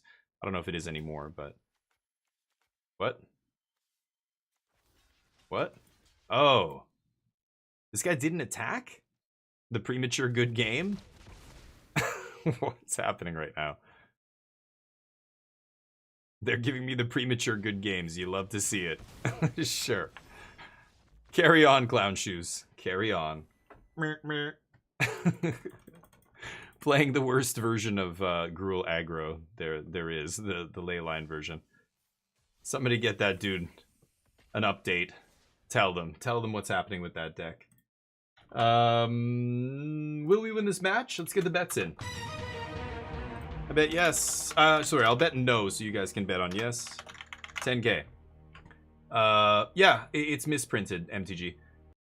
Yo, see, it is a +2. Okay, so yeah, +1. So it was a different plus, the Korean one.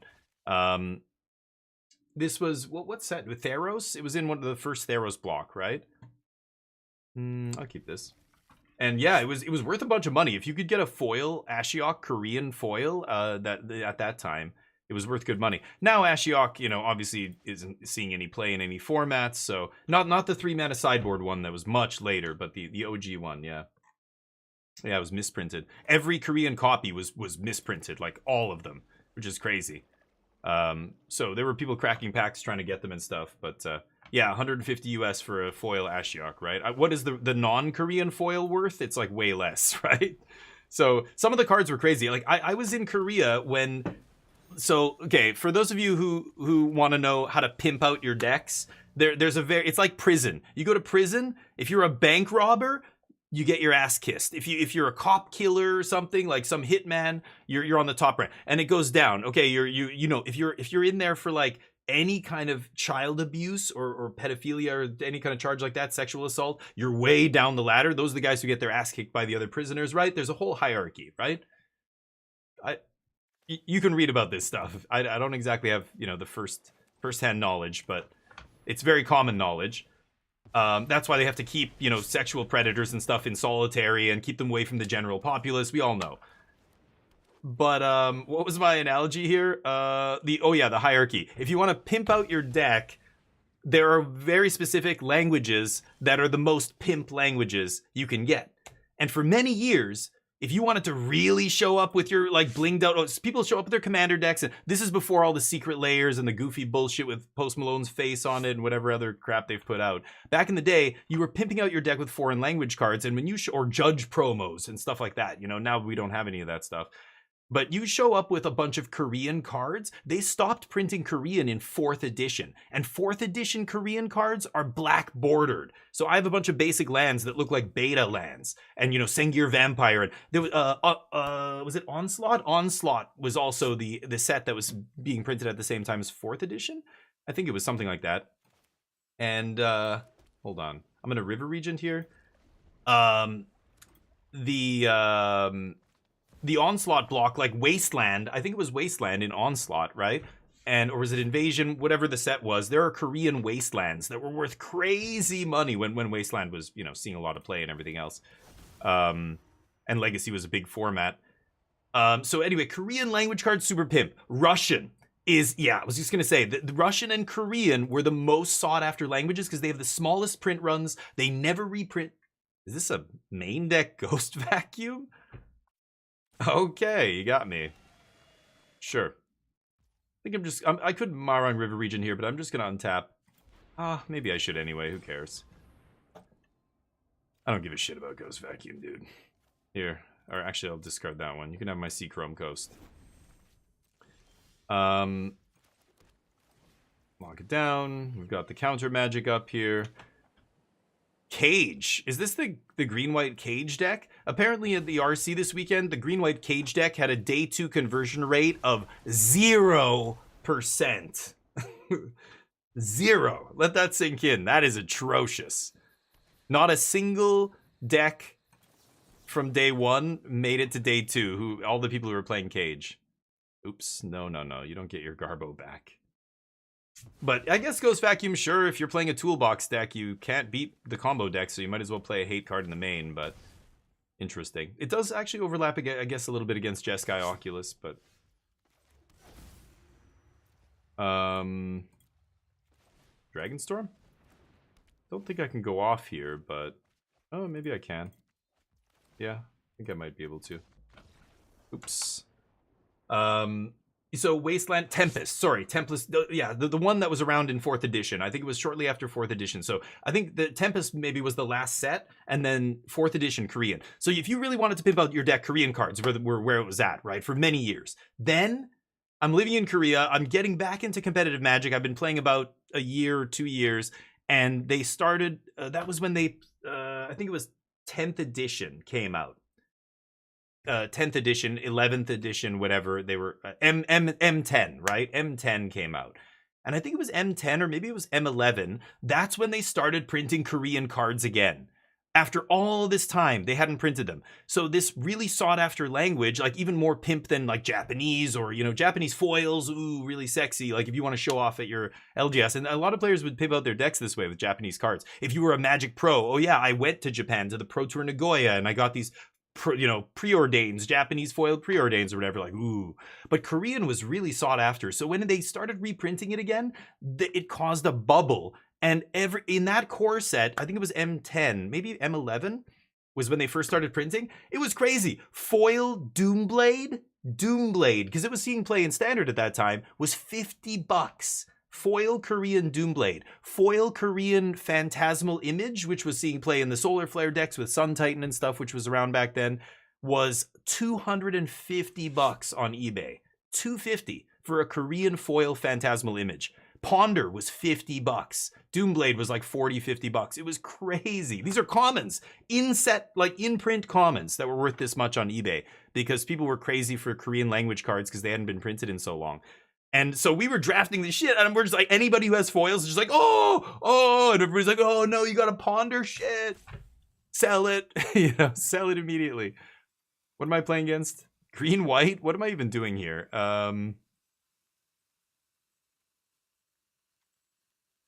Defab, I don't know.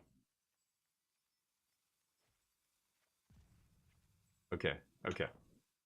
They started, well, long before that. Right, it was Innistrad that was the subset, but it was not long before that. It was M10 was the core set.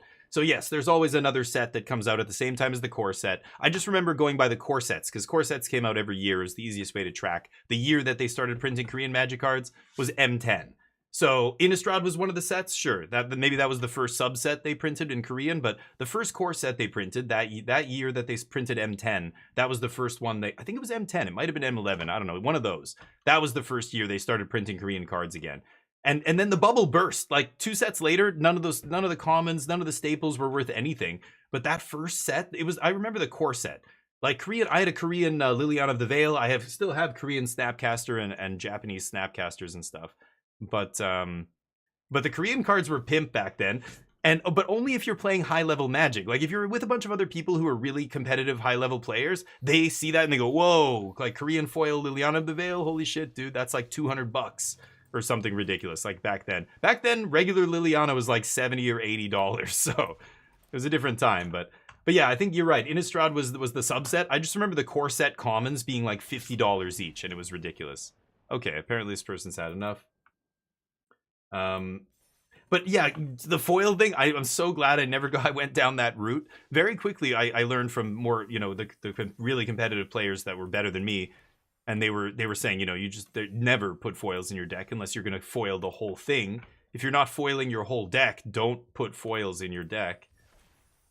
You're asking for a judge call, especially if it's your best card. Like MTG, you want me to put, the promo omnisciences. MTG, I'm gonna go play in this RC, and MTG is trying to convince me to play with his set of omniscience. This is the judge promo omniscience. Now it is gorgeous. That's a gorgeous omniscience in foil. Can you imagine what that looks like in real life? That looks awesome. Don't get me wrong. I do want to play that. However, you're asking me to foil the 4 most important cards in the deck, and like none of the other cards are going to be foiled?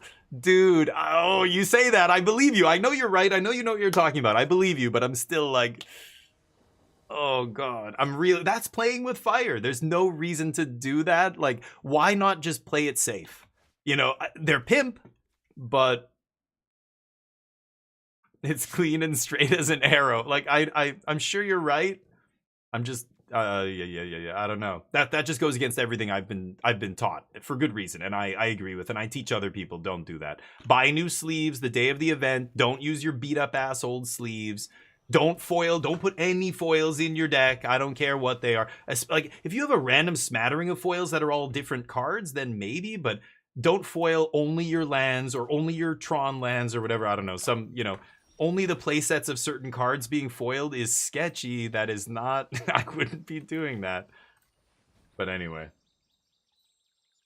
I should. I'm going to bring my... Yeah, I've got a Korean one here. I've got a Korean Omniscience and 2 English ones. I showed you already, but I'll bring it. But it's sketchy because you're going to get a judge call on you. And remember, foils are notoriously bad at pringling. They become curved. They're very rigid. So when they start to curl, they are immediately noticeable in a deck that's sleeved. As soon as that card comes to the top, you can kind of see it. Especially when it's the top card, it's very easy to see. There's like a noticeable gap sometimes between the top card and the next one down. If your opponent ever sees something like that, they can immediately call a judge, and they will come and go, look at your deck and go, yeah, like these are clearly, they look different than the other cards in the deck. Boom, you get a, game loss. That could be your tournament right there, right?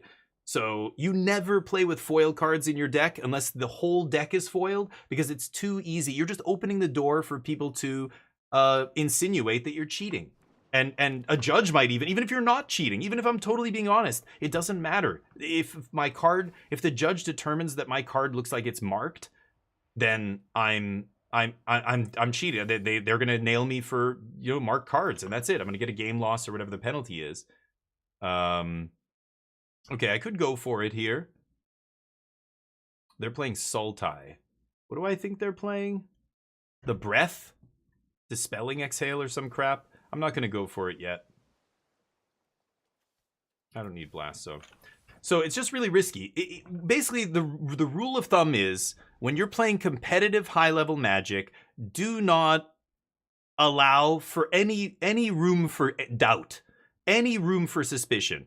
Play clean, keep your board state organized, don't be sloppy with your, the way you play your, the way you have your stuff laying around, because that can be used against you. People will be suspicious. It looks like you're trying to, get away with something, because that's what shady players do. They use, a sloppy board state to get away with tapping for mana that they might not be able to produce, or playing an extra land drop in a turn when, it's hard to track because their fucking mana's a mess and you can't even tell, did they play a land this turn or not? How many did they have before the turn started? Like, I'm trying to track my opponent's stuff, but if all their zones are just super sloppy messes, it opens the door. It just erodes the integrity of the game. It creates situations where people could rightly assume that you're cheating. So avoid that at all costs. Like, that's really it.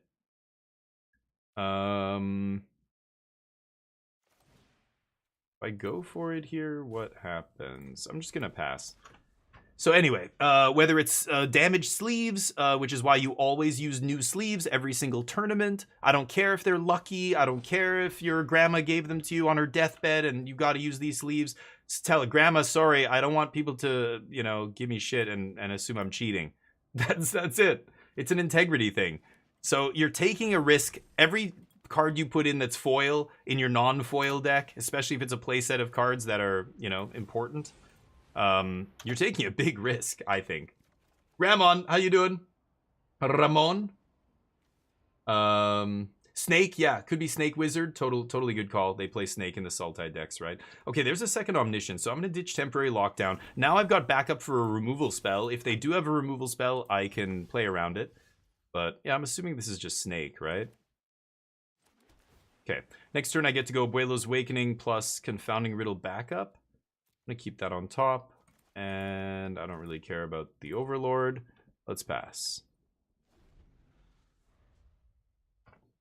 Explore twice, Dangsta. Yeah, the fucking Bertoncini. I mean, but that's the thing. So I tell people all the time, like, get in the good habits, like learn a good method for organizing your graveyard. My preferred method is 3 rows of 3, keep them all tight. It's easy to do when you set them up properly. At a glance, I can see every card in my graveyard, even if there's 15 cards in there.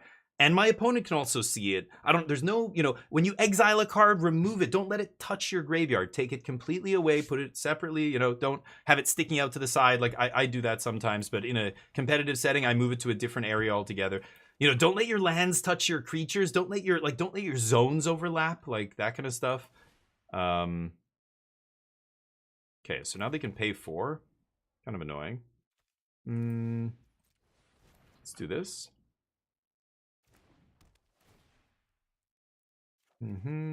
Oh my god. Rough draws here. Jesus.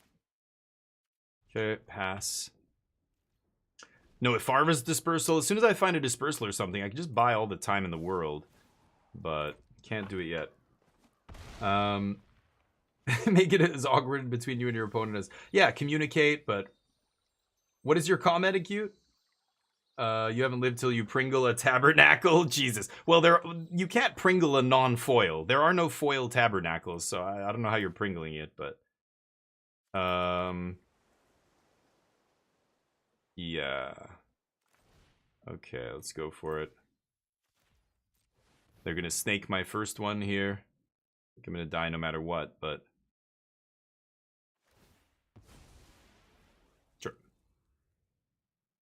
You're gonna get to play RC Bingo? Oh, nice. Okay. It was a good weekend, Stenel. Yeah, got ganked in the final 8. There were 3 copies of Omniscience in the top 8, so I think Omniscience did pretty well. But problem is when on purpose and when on accident. Pretty sure that every Magic player in the world already cheated a few times. Well, yeah, but that's not cheating. That's just missing things, right? Cheating is doing it deliberately.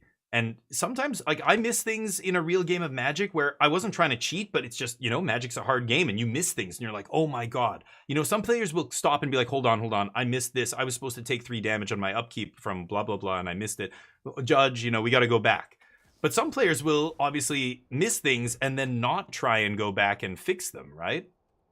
Okay. Let me go for it again here. Sure, they have another counter, but not much I could do. They drew their counters, and I didn't draw any interactions, so... Yep, I thought you might have one of those. Good to know.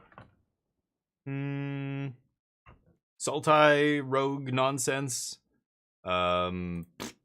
I don't really like care about this matchup, so I don't really have any plan. I don't know what to sideboard. It doesn't really matter. I'll bring in I don't even know what they're gonna sideboard. Are they gonna bring in something like Stonebrain against me? Who knows? Deadly Cover Up, maybe they have something like that.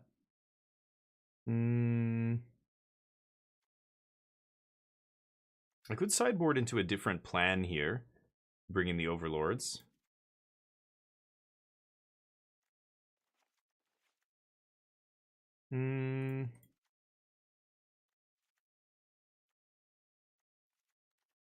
Sure. Yeah, RC Bingo sounds fun. I want to see it. Betting the shit out of it?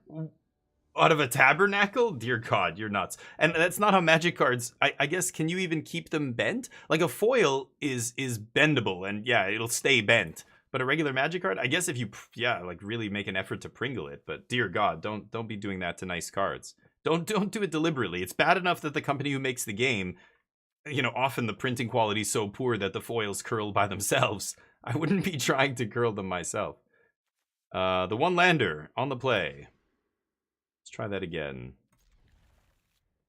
You know, Founding's not the worst on 2 here, to be honest. It's kind of tempting to keep it, actually. Just go turn 2 Founding into Moment, and then turn 3 Mill. Might actually better to keep it and put, I don't know, Negate on the bottom or something? I'm not even sure. I need lands.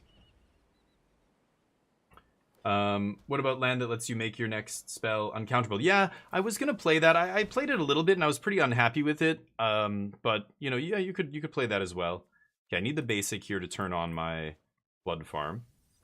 It's fine. I found it hurt me more than it helped me because I was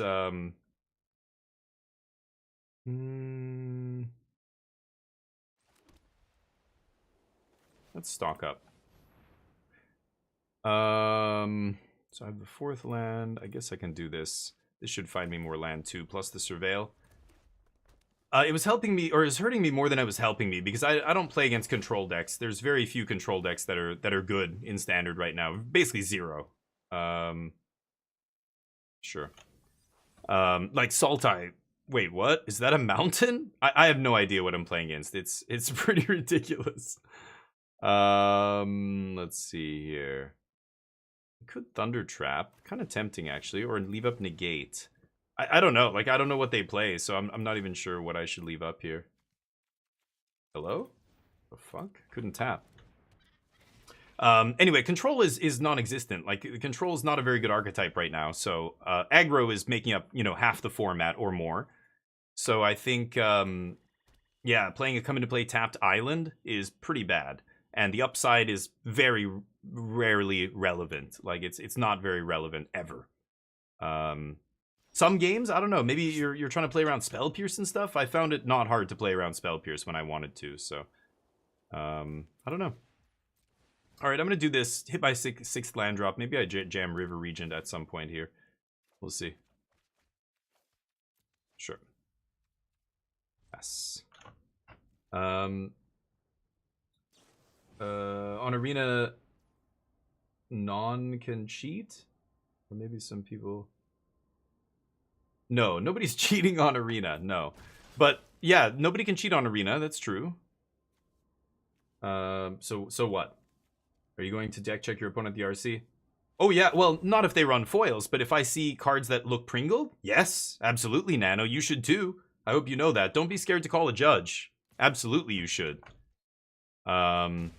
If they play cards in play and I see that foil card in play clearly looks curved, or if I look at their deck and I see the top card is clearly curved, I'm saying, hold on a second, just wait 1 second. Judge, hi, I can clearly see the top of their deck looks different than the other cards. Can we get a deck check, please? Thank you. The judge will literally look, and now assuming you're not making up bullshit here, and it is actually, you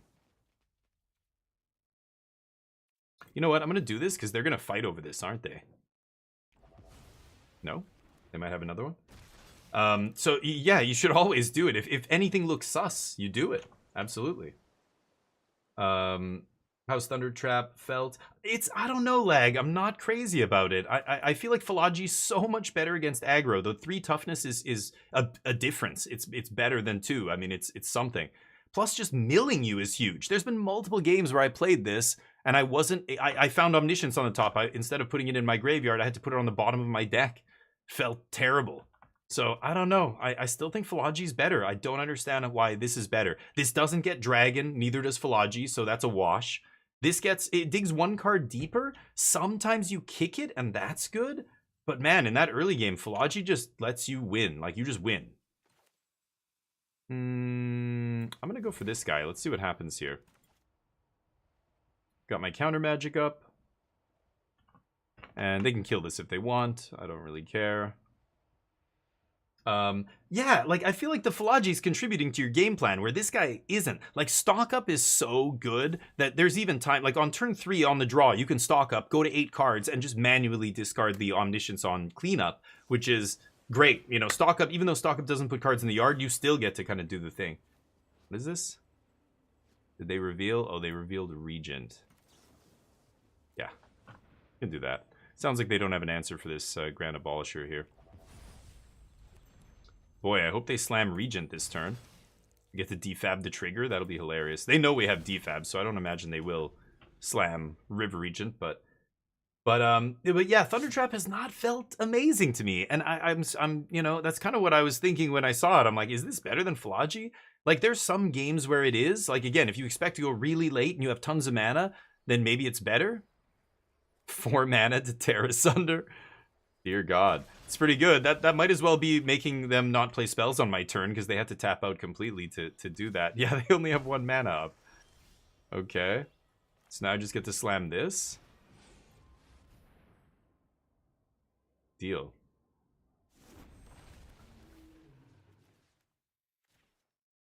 Pick up my Roiling. Okay, pass. They can play their dragon, bounce mine, but that's not really accomplishing much, right? I have an Omniscience in the yard. I could just untap and win the game, so sure. I think I'm fine with that.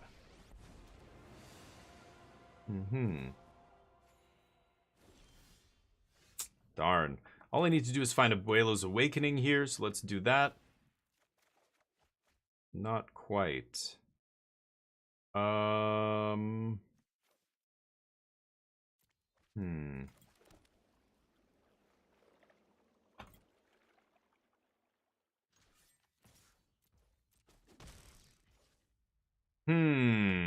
guess I'll pass. Just need to combo off here. I could have done it right there, but taking a big chance tapping out for Ugin here.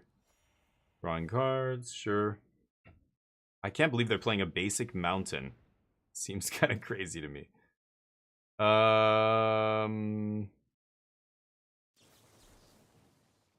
Counter. You want to tap out? I didn't think so.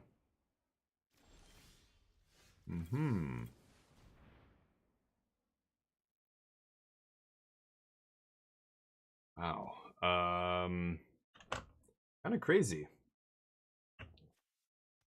Okay. Still haven't found Abuelo's Awakening. I'm about halfway through the deck here.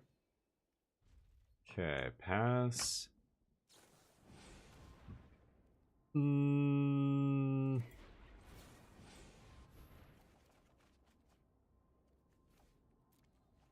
Okay. Still have change and defab up. I don't know what they were doing. They had a bunch of green stuff. Now I don't see overlords or anything, so change the equation, probably not great here. Counter's a counter, but oh, they're drawing too many cards off Ugin. I don't know if I can get back in now. We'll see. Stock up, yeah, stock up's crazy. Oh, it doesn't matter, Danksta. Yeah, it's not a matter of you marking it or not. You have beat up sleeves, and the judge takes a look and goes, "No, some of these are clearly more beat up than other ones. That constitutes marked cards. You're done. You get losses, right? Yeah. So it doesn't matter if you're not you don't have to be deliberately marking it, but you could just get All right, let's do this. You could just be in deep shit because of the... Finally. I think it's a little too late for that, though.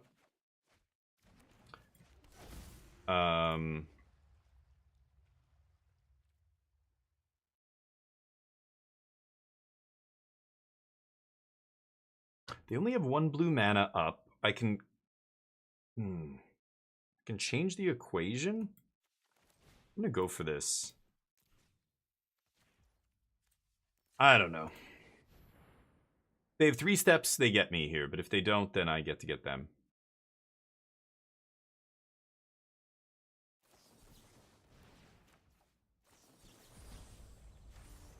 No. We've got to fetch blue. Sure. So yeah, just be careful. It doesn't matter if you're deliberately doing it or not. If your sleeves are beat to shit, if you're playing foils and they're visible in your deck when they're like stacked up with all the other cards, you're gonna get a game loss whether you meant to or not. Like, you got to be really careful, right? But anyway, like, just be safe, just be smart, be safe, and just don't fuck with it. Don't play foils. Buy new sleeves. That's it. And then you don't have to worry about it. That's it. But it depends. It depends on the condition of your deck. You want to take a chance on how the judge is feeling that day, whether they give you a game loss or just a warning? I wouldn't. Why even fuck with that? Don't even risk it. Don't be dumb. Don't play foils. Don't play old sleeves. Like, that's it. Okay, let's see if they have more counter magic. They factor intent? How are they proving intent? That's a pretty slippery slope. I don't think that talk to a judge about it. MTG, or I don't know who's in here. If you see beat up cards and they're very specific, or if you see foils that look pringled and you look through the deck and it's all the omnisciences and nothing else is foil, intent has nothing to do with it. If that already is the situation, the intent is like cheating. You're cheating. That's what this looks like. Like, that's what the intent looks like to me. I honestly, like, that's what I think a judge would say. It makes no sense to come to any other conclusion there, right? You're playing only your omnisciences or only your Ugins or whatever the deck. All your overlords are foiled, but nothing else. Like, that's no good. That's not gonna get you any pity points with a judge. But what do I know? I've seen people disqualified for this, so please, or game loss and then lose the tournament because of this. Just listen. I'm not making this up. This is real. This is how Magic works. Don't open the door for doubt when there's no reason. You don't need to allow any room for doubt to creep in. Don't let anybody be suspicious of you by being a player of integrity and keeping everything above board. The way you handle your cards, the way you mulligan, the way you draw your cards, the way... I didn't do any of this when I first came back to Magic. It took playing with very good players in Asia. You play against Japanese and Korean players and stuff, it's like they're already more like well-versed in game etiquette. They're much more professional players than almost all the many Western players that I've played against.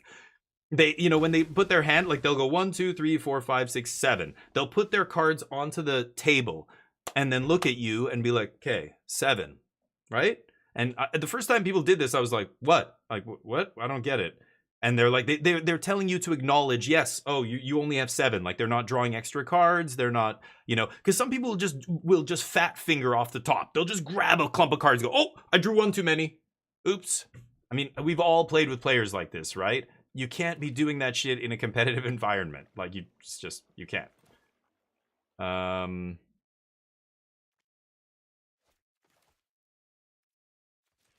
dead here, I think. So, play tight and be organized, and that way nobody can ever suspect you of anything. But when you show up with your beat up sleeves and your half foils and your play area is a mess and you're just, ooh, you reek of, people are just going to suspect you of cheating, right? Even if you're not. So yeah, it's dangerous. You could ask a judge, sure, ahead of time and say, hey, is my deck sketchy here? Like, I'm playing foils, but obviously I'm not trying to cause any issues. Is this a thing that, I don't know. I'm going to bounce Ugin for some reason. I thought I could defab, but I guess I can't. You could, but then they go, yeah, this is sus. And then what do? You've got to scramble and find replacements. Yeah. Fat Finger Frankie, yeah. 2 Explorers Christmas. Yeah, somebody already mentioned that before. Yeah, the notorious 2 Explorers. I mean, this is what happens when your game state is sloppy as hell. Even on camera, it slips by people. Like that 2 Explorer thing, nobody caught that. People caught, like the commentators, the judge, nobody caught it until later when the video was reviewed. And they went, oh yeah, this person explored twice, like crazy. But extra sleeves, yeah. Right, and new sleeves, I'm saying. Buy new sleeves that day. Buy new sleeves the day before, a week before, whatever. Don't use them until that day, and then re-sleeve your deck that day. Play with brand new sleeves. That way you remove all doubt. Nobody can doubt you. You're clean. You're clean as a whistle. You can handle any level of scrutiny, and you don't have to worry. But when you're sloppy and you don't take care of your shit, and you're not thinking about any of this, and you're playing I traded so many cards for this foil set of whatever, and I'm so proud of it. Like, that's great, but this isn't the time to show off.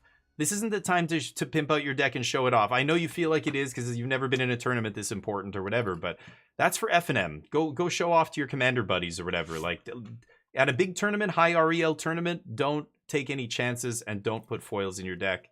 That's my philosophy. So MTG's telling me to do it, and he knows he's wrong. He knows he's wrong.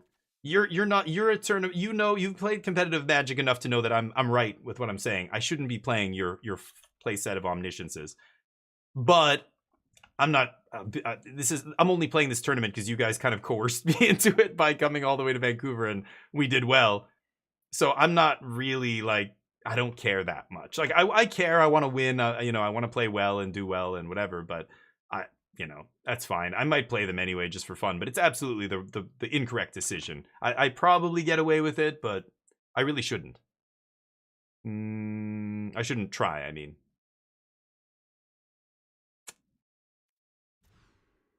Yeah, I don't know. I think I'm going to put another land back in. I think I like the 24 land version better. This 22 land version is... 23 land version is... I keep having these games, and it's getting a little bit too much. But, I don't know. Needs a moment for a land here. I could Roiling, I guess, but... What happened with Explore? Oh, the Bertoncini cheat. When he cheated, he played 2... He said he played 2 Explore, and then he played like 3 lands. He played like an extra land. Put 3 lands into play off an Explorer or something, and everybody's like, what did he double Explore? I can't even remember. He cheated, he put too many lands into play is the bottom line. Yeah, let's go stock up. They might pierce this. They don't. I'm going to 4 land next turn. This guy doesn't put it in my hand, so I'm going to go with these 2, I think. Yeah, I might cut Thundertrap too. I think I like Philology more. I don't know. I like just having a good, quick combo. But Thundertrap's okay when you're bouncing with Dispersals. Better than Philology in that regard, but... Wow, opponent just... Yeah, I guess they know I don't have it in the yard. Let's go for this.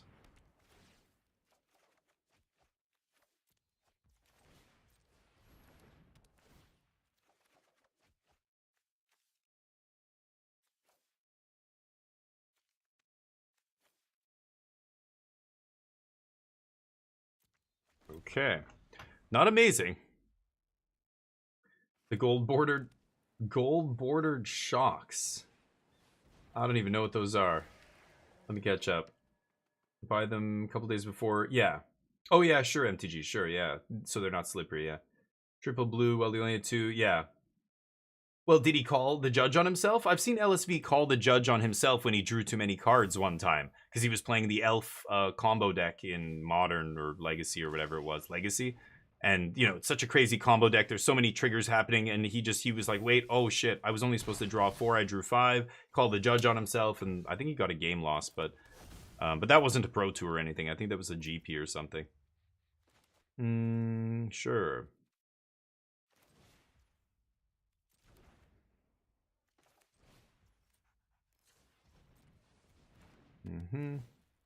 Oh, I guess. Shit. I needed to leave up double dispersal there. That was bad.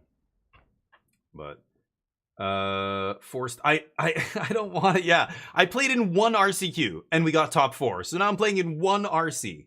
And we might, like, I'm not saying I shouldn't say anything, but if I do well in this RC and I qualify for the Pro Tour, it's kind of a big burden. It's great. It'll be great. It'll be great for my channel and whatever else, but it's like, oh my God, I don't know anybody going to the Pro Tour. I'm gonna be literally one of those people who just goes by themselves to the Pro Tour.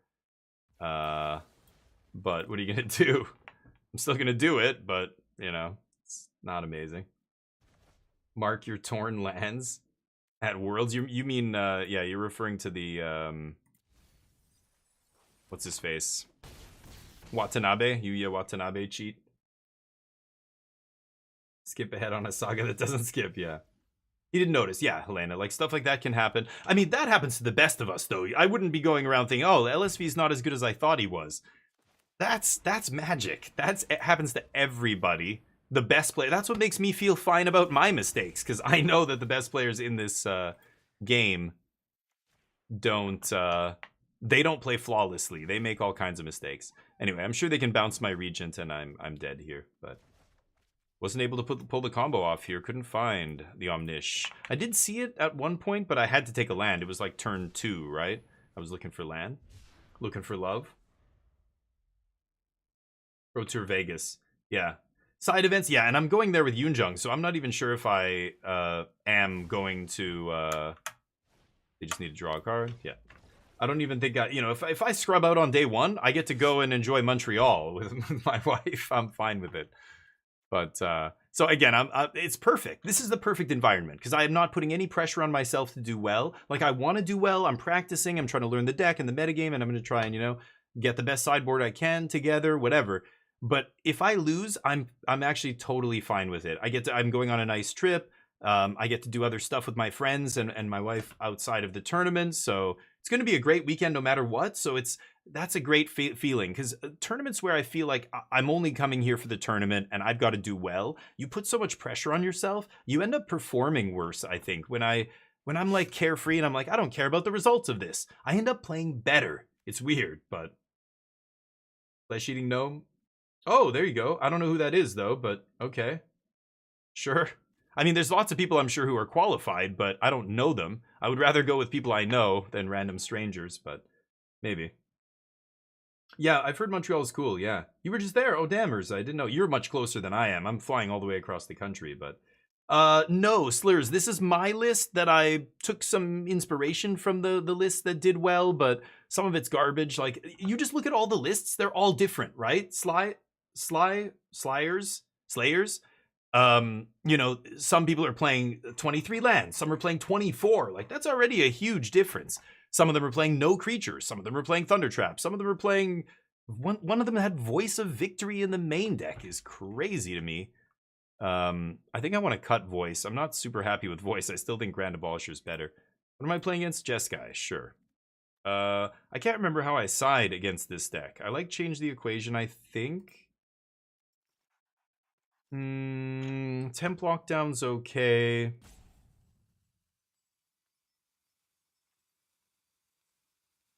They're going to bring in... I don't mind DFAB.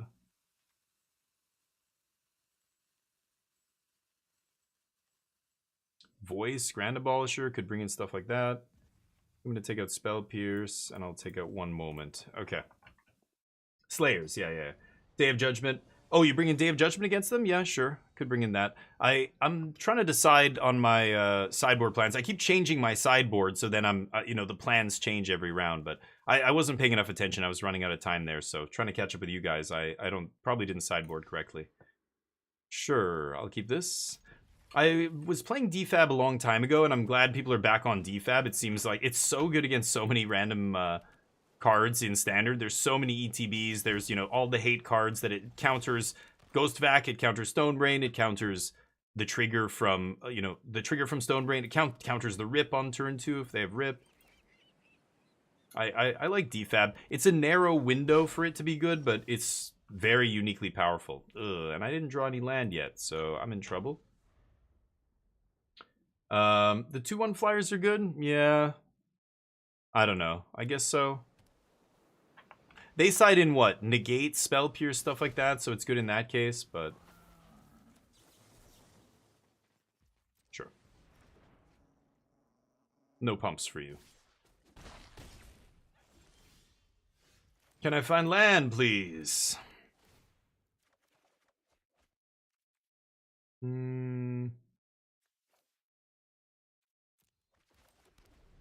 Okay. Not crazy about this. Opponent knows that I'm mana screwed too, so they're definitely going to counter stock up here. Oops. Stock up. Hopefully I find a land next turn. I could have gone for Dragonstorm there to bait it, but I want to keep the discard effect in my hand in case I rip Omniscience off the top. But Mana Screw is going to kill us here, I think. Yep. I'm sure they can counter this. Just counter it if you have it. You know I'm desperately looking for land here. They shouldn't let this resolve if they have a counter. Sure.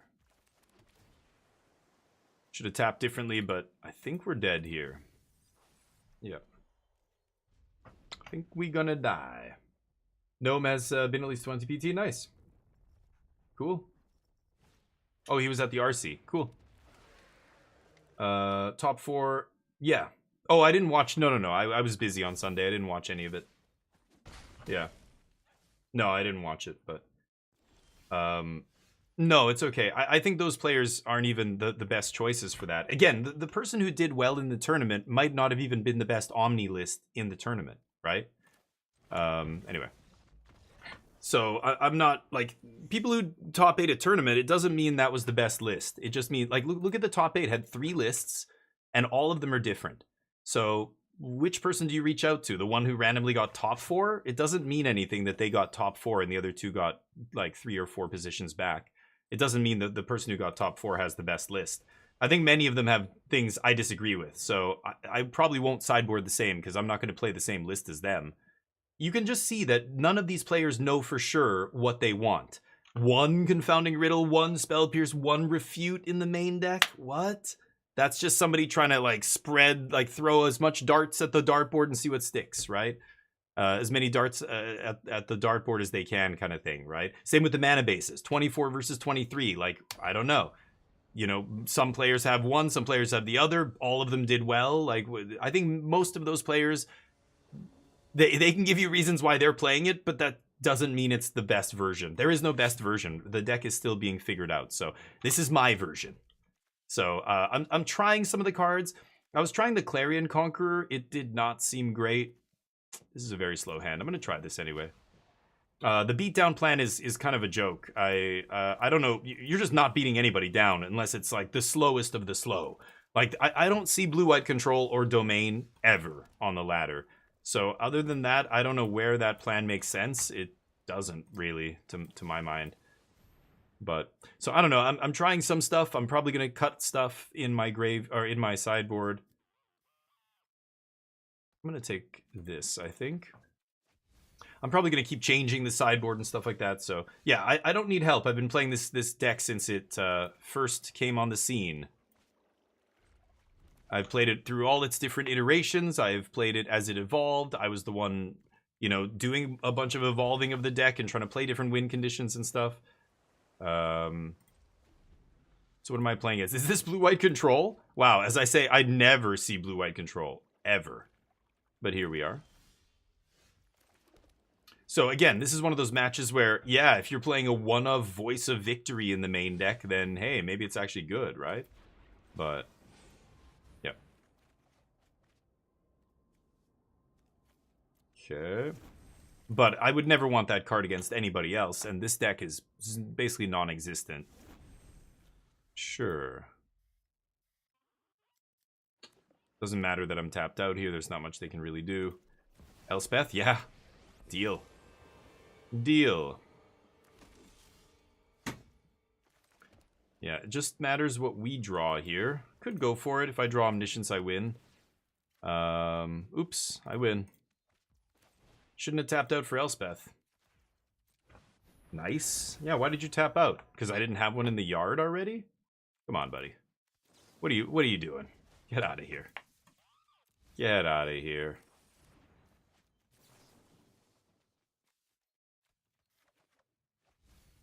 Are you gonna make me do it?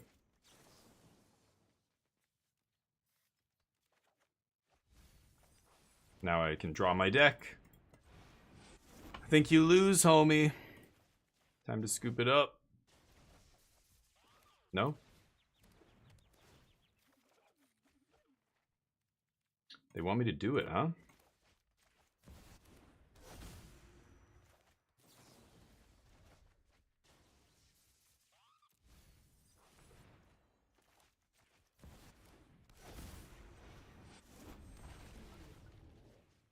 Oh, didn't need to bounce that, but whatever.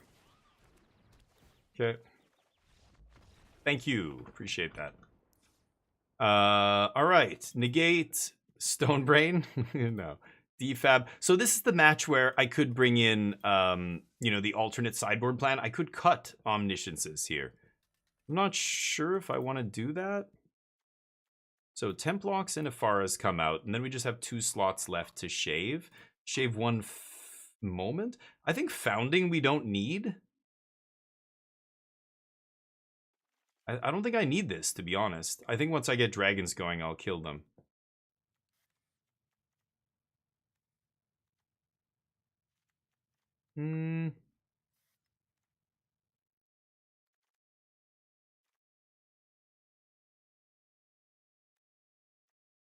Okay, I'll cut 1 more moment then. Let's try that. But yeah. It isn't even. Yeah. Open deck list is good to have 1-ofs. Sure, in an open deck list, it makes sense, but I wouldn't make my deck worse just to put 1-ofs in it. Like the bluff factor, it's like bluffing in Magic. I think a lot of people think bluffing is a big part of Magic or poker. It's not. But people who don't understand the game at a deep enough level think that it's all bluffing. It's just players trying to bluff each other in poker or whatever. I think Magic's the same. Like, any advantage you think you're getting by doing something like that is almost certainly offset by the damage you're doing to your game plan. Like, there's no point in playing a Voice of Victory in the main deck. Open decklist or not, it's just your deck is worse by playing that in the main deck. In this metagame. If the metagame was 50% blue-white control and domain, I would definitely be playing it in the main deck. The reality is, the standard format is 50% aggro. It's 50% red decks. So, I don't want to be playing any creature in my main deck, because you're just gonna, it's just turning on all of your opponent's removal, right? Like, all that dead removal that they have in their hands, suddenly you're giving them a target for it. Your voice is never surviving in game 1. So, you're not wrong, like, that idea is correct, but that's not a reason to do that kind of thing. There's reasons to do other stuff with that kind of stuff. You could play a 1-of counter spell in the main deck. Like playing a 1-of No More Lies in the main deck is actually pretty sweet, right? In an open decklist tournament. Or a 1-of Change the Equation or something. Those kind of things. But not a sideboard card like that. I don't know. It doesn't make sense to me, but... You're right. Like, it is a strat, but it's not a strat in every situation. Like, it's only certain times where that makes sense to do. I could disenchant Maze Mind.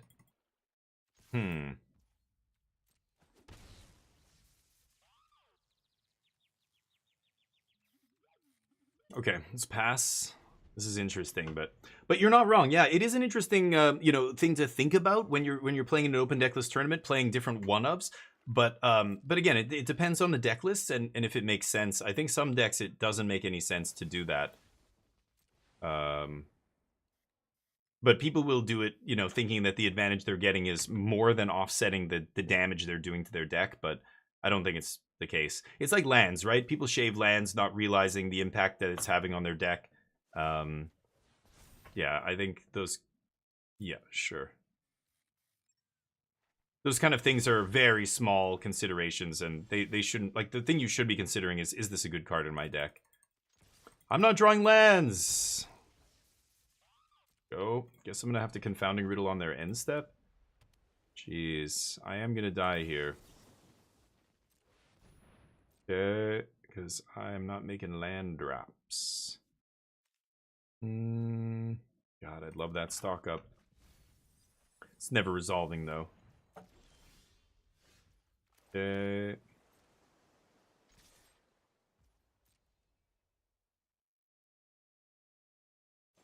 Yeah, I was gonna say, no way.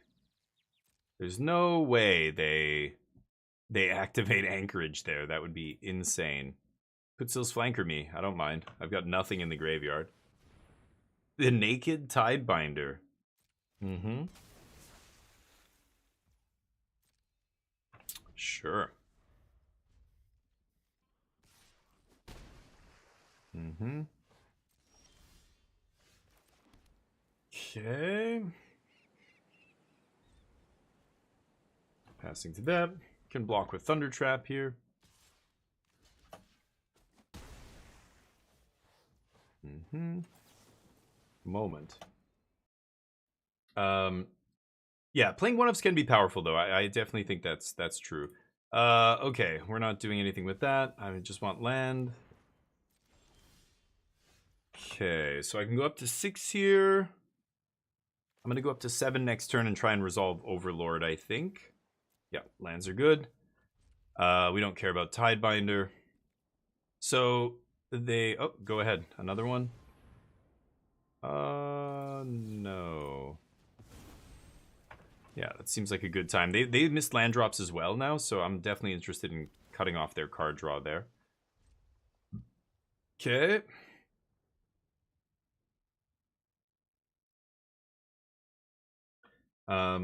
Settle the Wreckage became the bluff. Oh, that thing, yeah.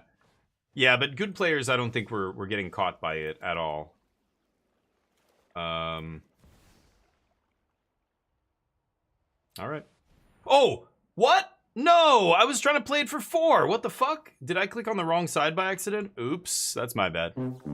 Arena things. What are you gonna do?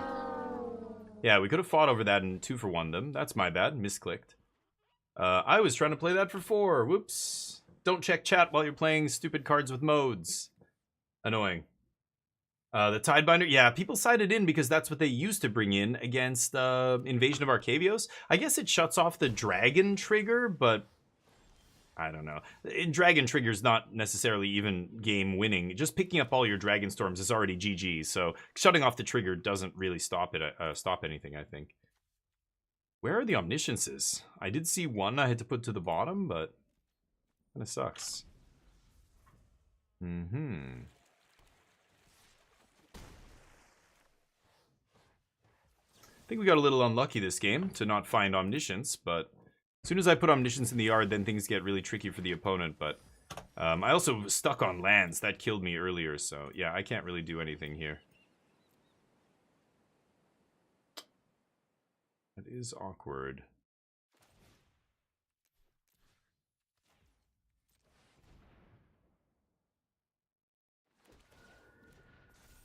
Mm-hmm. Good God. Okay. Mm-hmm.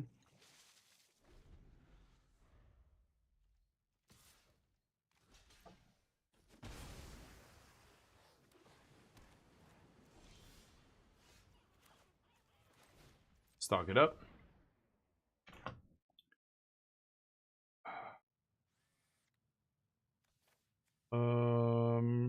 Okay. Go. Take a couple hits here. Getting a little low. Sidebars allowed in tournament. What do you mean? I don't know what a sidebar. Sideboards? Yes, they... Remember, Magic is a 75 card deck versus a 75 card deck. If you're new to the game, that's how you should be thinking about Magic. The way the game is designed to be played is 2 people, 1-on-1, with 75 card decks.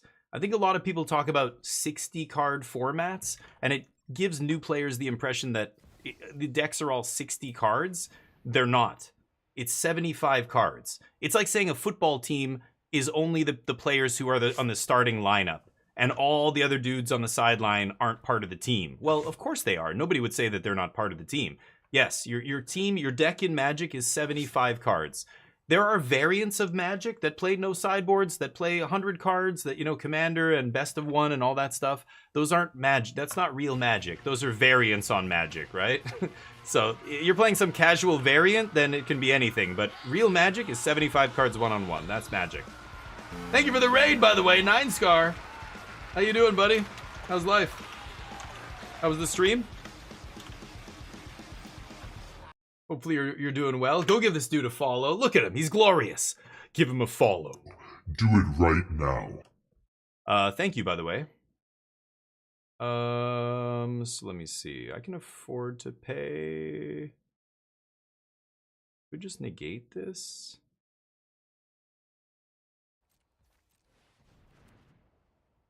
Nah. Keep going. Okay. I don't know how I clicked the wrong one last time. That is crazy. But it happened. It's not how Richard Garfield intended. Yeah, like that. Just remember, the way the game was designed to be played is one-on-one. As soon as you play multiplayer, you're not really playing Magic. You're playing a variant of Magic, right? You can be fun and you can have a great time and whatever. That's irrelevant.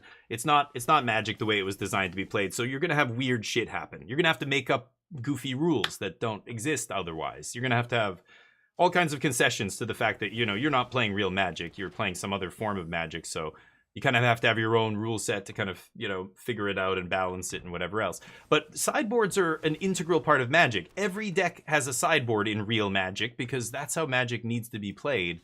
The game is not, the game is too big. There is no, like, you could have decks that other decks would have no chance of beating ever in a million years, but they do because of sideboarding. Like, you have to have that sideboard. I think I die here, right? I top decked Founding. Study for finals? Okay, take it easy. You got lied to by my friend? Yeah, No, it's just sideboard for every deck. So any tournament, any serious Magic tournament, always is going to have 75 card decks. There is no best of one serious tournaments. There's no other format. There's no, I don't know, Battle Box, Commander. There's CEDH, but like, none of that is sanctioned. Pro Tours, GPs, like all the big stuff is always going to be 75 cards. Yeah. Objectively more fun, quick and varied. That's an interesting take, Legente. I disagree with you. I think it's obvious that it's not as well balanced or anything by the fact that they have to ban cards in best of one that they don't need to ban in best of three, right? But yeah. I drew the Founding last turn. Oh, I did? I didn't remember. I thought I just top decked it there. Why didn't they just activate Restless Anchorage and kill me? Weird. I was hoping to mill a Omniscience, but I didn't see a single Omniscience this entire game. So I think I die. Stog up. Hey, Pappy, what's up? Yeah, mill 4 didn't do anything. Oh, well. Chances are low that it was going to do nothing, but hey, we went through, 46 cards in our deck and didn't see a single Omniscience. Makes me kind of sad. Pretty unlikely. Of course, here they are, waiting for me. A little too late now, though. Oh well. Thank you for the follow, C. Rubio. C. Rubio, you're a goddamn legend. Welcome to the squadron, buddy. Yeah. Don't think this is resolving. Took a little too long to get to the Omniscience. Or I might just win still. We'll see.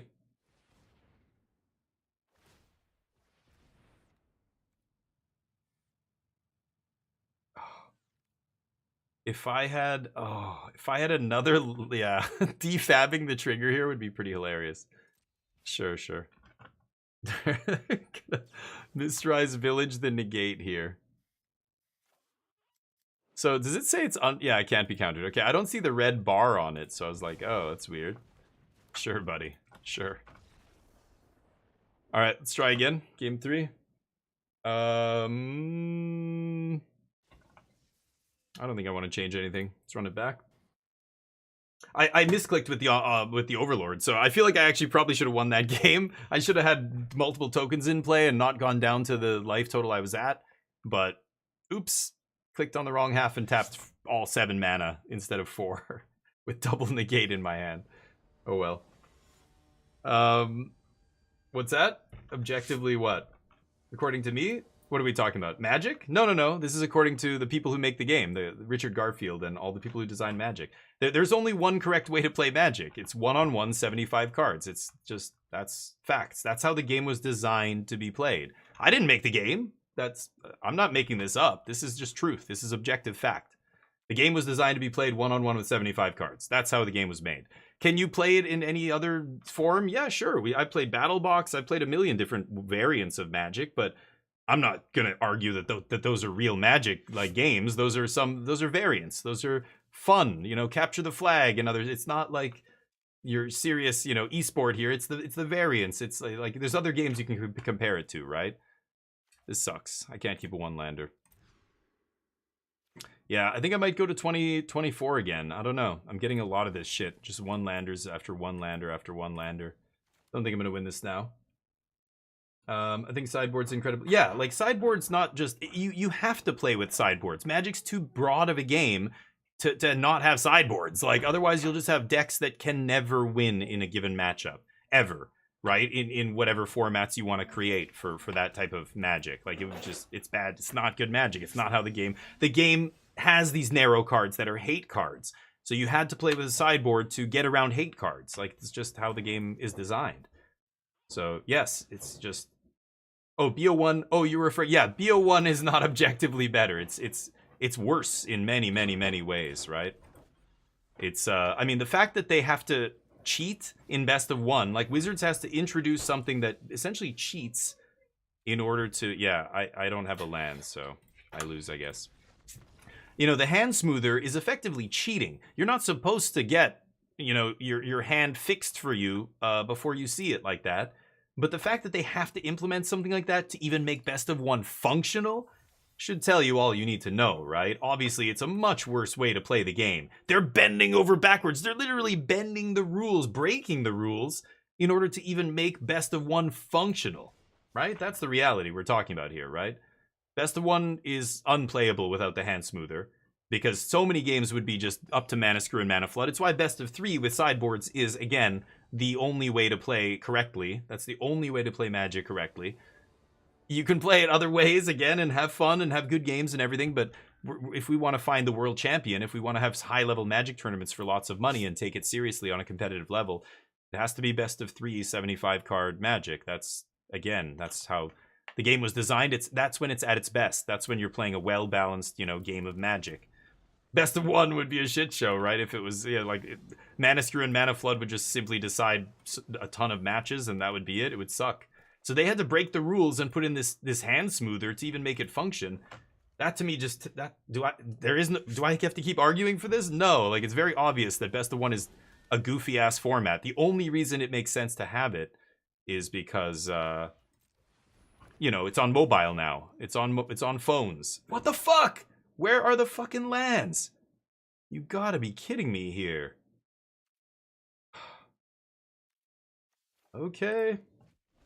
I am drawing so many cards. I can't find a single land. I kept 2 in my opener here. What is going on? Arconi, what's up? Arconi, thank you for the follow. You're a goddamn legend. Played BO1 before the system, drew 2 hands and presented. It wasn't fun? Yeah, I don't even remember if I played it back then. I was playing in the closed beta on Arena, but that was so long ago now, I don't even remember. Do they do BO3 for chess? I don't know, do they? But who plays chess? We're playing Magic. They're not the same game. You realize Magic is very different than chess, right? Chess has 0 variance. Yeah, it's a totally different game. A game with variance, you have to have sideboards, you have to have more matches to account for the Mana Screw and the Mana Flood. Chess doesn't have Mana Screw and Mana Flood. That's why. If you are literally wondering, yeah, that's why. Magic is not like chess or like tennis or like any other, you know, games that are one-on-one with an ELO system, because Magic has a lot of variance, just like poker. So having some kind of ranking system like ELO or having, you know, best of three is very necessary in Magic to overcome the variance. And if we really do want to see which of these decks is better, we have to play a bunch of matches, because variance might, if it's a small sample size, the outcome might be determined by variance, and that tells us nothing. You know what I'm saying? So you have to play. Kind of just want to take all the lands here, to be honest. What a shit show. I guess I'll ditch moment. We're playing against the Trash Panda deck here. Beautiful. So yeah, like that's why Magic is structured the way it is, and why I keep saying it's 75 best of 3 Magic is the only way to play Magic correctly. That is actual Magic. Anything else, and it's some other variant, which is fine, but just understand that you're not playing the game the way it was designed to be played. You're having fun, you're goofing around playing casual formats, whatever. Best of 1 is not real Magic. You know, Alchemy and, well, I mean, not Alchemy, Commander and stuff like that are, you know, it's like Battle Box. It's like Dan. Dan-Dan's awesome. I love Dan, but I wouldn't call Dan real Magic, right? But there's people who get triggered by this. Best of 1's real Magic. What do you mean? No, it's not. Yeah, I think chess is just one-on-one matches, right? I'm not even sure. I know there's chess matches. There are chess masters who play like a series against each other, but I don't know anything about high-level chess tournaments. Do they do best of 3? I don't know. But in chess, I wouldn't be surprised if it was best of 1, because there's no reason to sideboard. There's no changing the board. There's no changing anything. Do they switch sides? Maybe is that a big thing that they do? Like, or I don't even know. But there's no variance in chess, so it's a completely different animal, right? I win. All right. Wait, what? What happened? Oh, this guy. Oh, yeah. He says something. Is this main deck? Oh, wow. I didn't even read this goofy shit. I'm gonna... Okay, that's a thing you could play. Well, I'm gonna counter your removal spell. Is this Nature's Rhythm? Holy shit. I don't know, I'm in Diamond here, but... Is this Doomwake? Wait, am I playing against Doomwake? What the fuck is Doomwake doing here? You gotta be kidding me, dude, right? That's hilarious. Okay, so let's see here. I think I'm gonna go River Regent. Okay, each player can't cast more than one non-Phyrexian spell a turn, right? Sure. Okay, they have the cycling card, which I can't counter randomly. Oh my god, Doomwake is cooking over here. Pretty funny. The sensor, yeah. Whoops, I'm over it. Sure. It's pretty funny. I guess I die. I need to find some Ifara's dispersals. There's one. Oop. I even had to change the equation in the main deck, but anyway, I'm not interested in these kind of decks, you know, the results of playing against this deck. I just want to play against actual real decks here, so we'll give Doomwake a bye here, I guess. When I heist my opponent's deck in Alchemy, eliminate variance. Sure. Yeah, I don't notice. I don't really give a shit. You got me! Oh, no! No, not like this. Sure. I'll bring in Day of Judgment. I have no idea what they're going to bring in, so I'm not going to worry about it too much here. Change the equation. Not even sure. Do I want to change the equation? Get lost. Is this thing an artifact? No, it's a Phyrexian, but it's not an artifact for some reason. That's bizarre. I should bring in change the equation, I think, actually. Spell Pierce we can take out. Temporary Lockdown, pretty good against them. What the fuck are they playing? Tender Wild Guide? Jesus Christ. Yeah. I'll take out Founding. Let's see here. Cut a couple moments. Let's try that. He's playing an RC deck that did decent. Oh, interesting. Yeah, people were messaging me on day one like, holy shit, the Quintorius deck is undefeated. You gotta check this deck out. I'm like, I don't care. I don't care. It's garbage. It's one dude. That doesn't mean anything. Sure enough, day 2 they get crushed. Same with some of these other decks. Abzan Pixie, I think, is one of the archetypes. Abzan Pixie? Goodness. But I don't know, maybe there is something there for some of these players. Maybe they were onto something, but I have a hard time believing that any of those players were onto anything significant. I think they just ran well in day one. But with only one person playing the deck, the sample size is just too small to know if it's even good or not, right? But we'll see. He's got a Phyrexian sensor in the main deck. That already seems atrocious. Like, I guess that's... You're hoping that all you play against is blue-red, Corey Steelcutter, and this deck, right? I don't know what else it's good against, but... they aren't going to play anything that can interfere with the river region here. Paths of the Dead? What is this? Oh, Cavern, sure. Naming what? Avatar. Mono Black Reanimator, sure. I don't know what that is, but I know there's some Mono Black decks floating around. I didn't think they were Reanimator, though. Yeah, like some of these lists look bad, and people are like, but he's 9-0! It's like, yeah, but it's one dude. He could just be getting lucky. It's because it's one dude. You can't rely on that. Okay, I'm gonna do this anyway. Wait a minute. I'm gonna let this happen first. This is gonna be their their Phyrexian sensor. I think I'm just gonna Marang here. Hey, Danksta. Oh, I thought you were following. Danksta, you're a goddamn legend. It's about time you followed. Thank you, buddy. Appreciate it. Didn't find Omni here. Seachrome can hit the bin. So, what are we doing? I guess I'm gonna Dragon Storm and then just bounce their guy on their turn. That seems fine to me. God damn it. Alright, fine. Let's see. Dear God. How'd I get you? Hold on, I'm gonna close this. Alright. My sister-in-law dropped something in the kitchen there. As someone who plays with alts off, all these alts, the alt, the alt arts and stuff, yeah. They just tap out for this? Holy crap. Sure. Okay.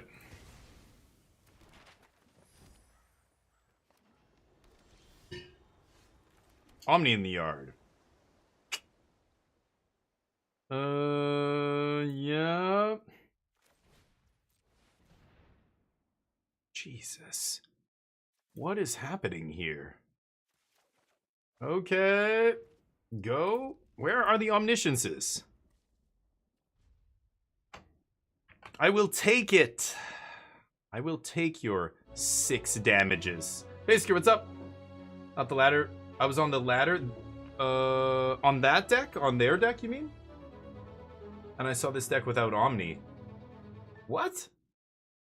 You saw the one I'm playing, but with no Omnis? What were they? Were they still playing Abuelo's Awakening, or was it just blue-white control? Yeah, no, not lucky. And this is where the deck is weird, right? Like, I think you do have to win a lot of these, like, kind of coin flips where you're not even coin flip, but you're, you know, if you're 60-something% to hit an Omniscience in the top 20, 30 cards, 70%, I don't know, whatever it is, and then you whiff, like, if that happens 3 times in a row, that is pretty ugly, right? Eloy, thank you for the follow. Eloy MTG, you're a goddamn legend. Welcome to the squadron, buddy. Eloy, is that from, what is that from? Avatar or something? Is it Avatar? Yeah. Oh, it's Blue Eye Control. Okay. Yeah. That makes sense. They just tap out here. Okay. So they're basically dead to the combo if I can put it together. Yeah. See if I find Omni in the top 3. Nope. Okay. Omni?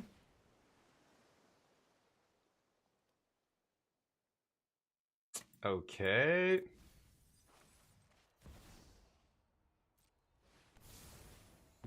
Pass. You get to draw a card.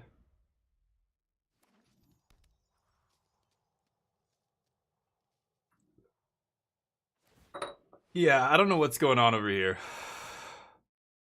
Uh-oh. All in? I like that. I've got Afara's Dispersal for the token. I assume these ridgelines are going to pump each other up. That's what I would do. But we shall see. Yeah, a little unlucky here. And remember, it looks like I have 38 cards, but I've actually looked at the bottom like 4 or 5. I've actually looked at more than 4, but some of them got put in face down. So I think I've seen almost half my deck at this point. Yeah, sure. Holy shit balls. Well, you know what? I am going to keep this on top. Or else I rely on the River Regent. It's the same thing, actually. No, I'm going to keep River Regent. I'm going to keep this on top. Go to 1. All right. See what we got. Oh my god. I guess I lose. Wow. That is, yeah, it's unlucky. I can't stop them from killing me now. Great. I just didn't find it. Couldn't find an Omniscience in the top half of the deck. That's awkward. Oh well. Good game. Crazy. I finished Clair Obscur. Nice, Crispy. Oh, really? I haven't even... Yeah, I don't know anything about the NG+, but... Cool. Awake the Dragonstorm? What do you mean? Bounce it? Yeah, all the time. That's the whole... That's the win condition. You bounce Dragonstorms till you find your founding the third path, yeah. Oh yeah, with Omni? Or with Abuelos? Yes, yeah. No, not as a blocker. But with Abuelo's Awakening, sometimes you don't have card draw. All you do is hit a couple of Abuelo's Awakenings, and you're like, shit, how do I keep drawing?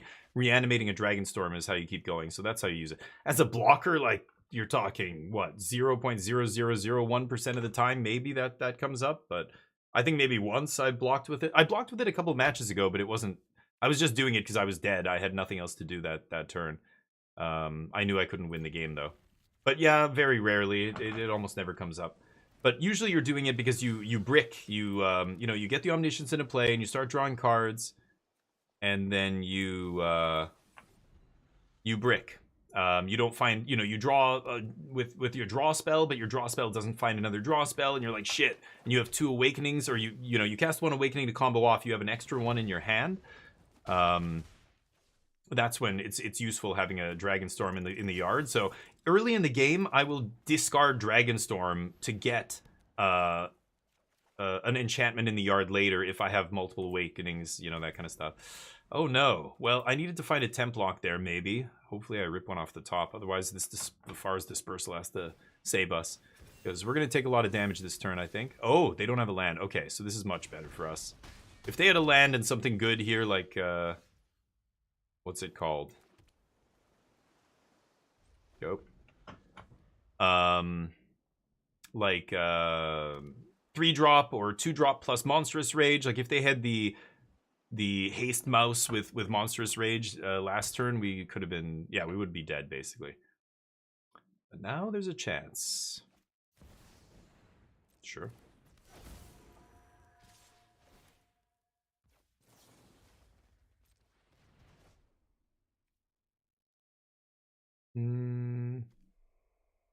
We're going off next turn, so I'm just going to keep this all on top. And take it. Not even get a Moment of Truth, because again, I want both those cards on top. So we're faster than you. I think it's because they stumbled. They stumbled on turn 3, and we're a fast deck. If they don't kill us on turn 4, we kill them on turn 4, and that's GG. A river, a region.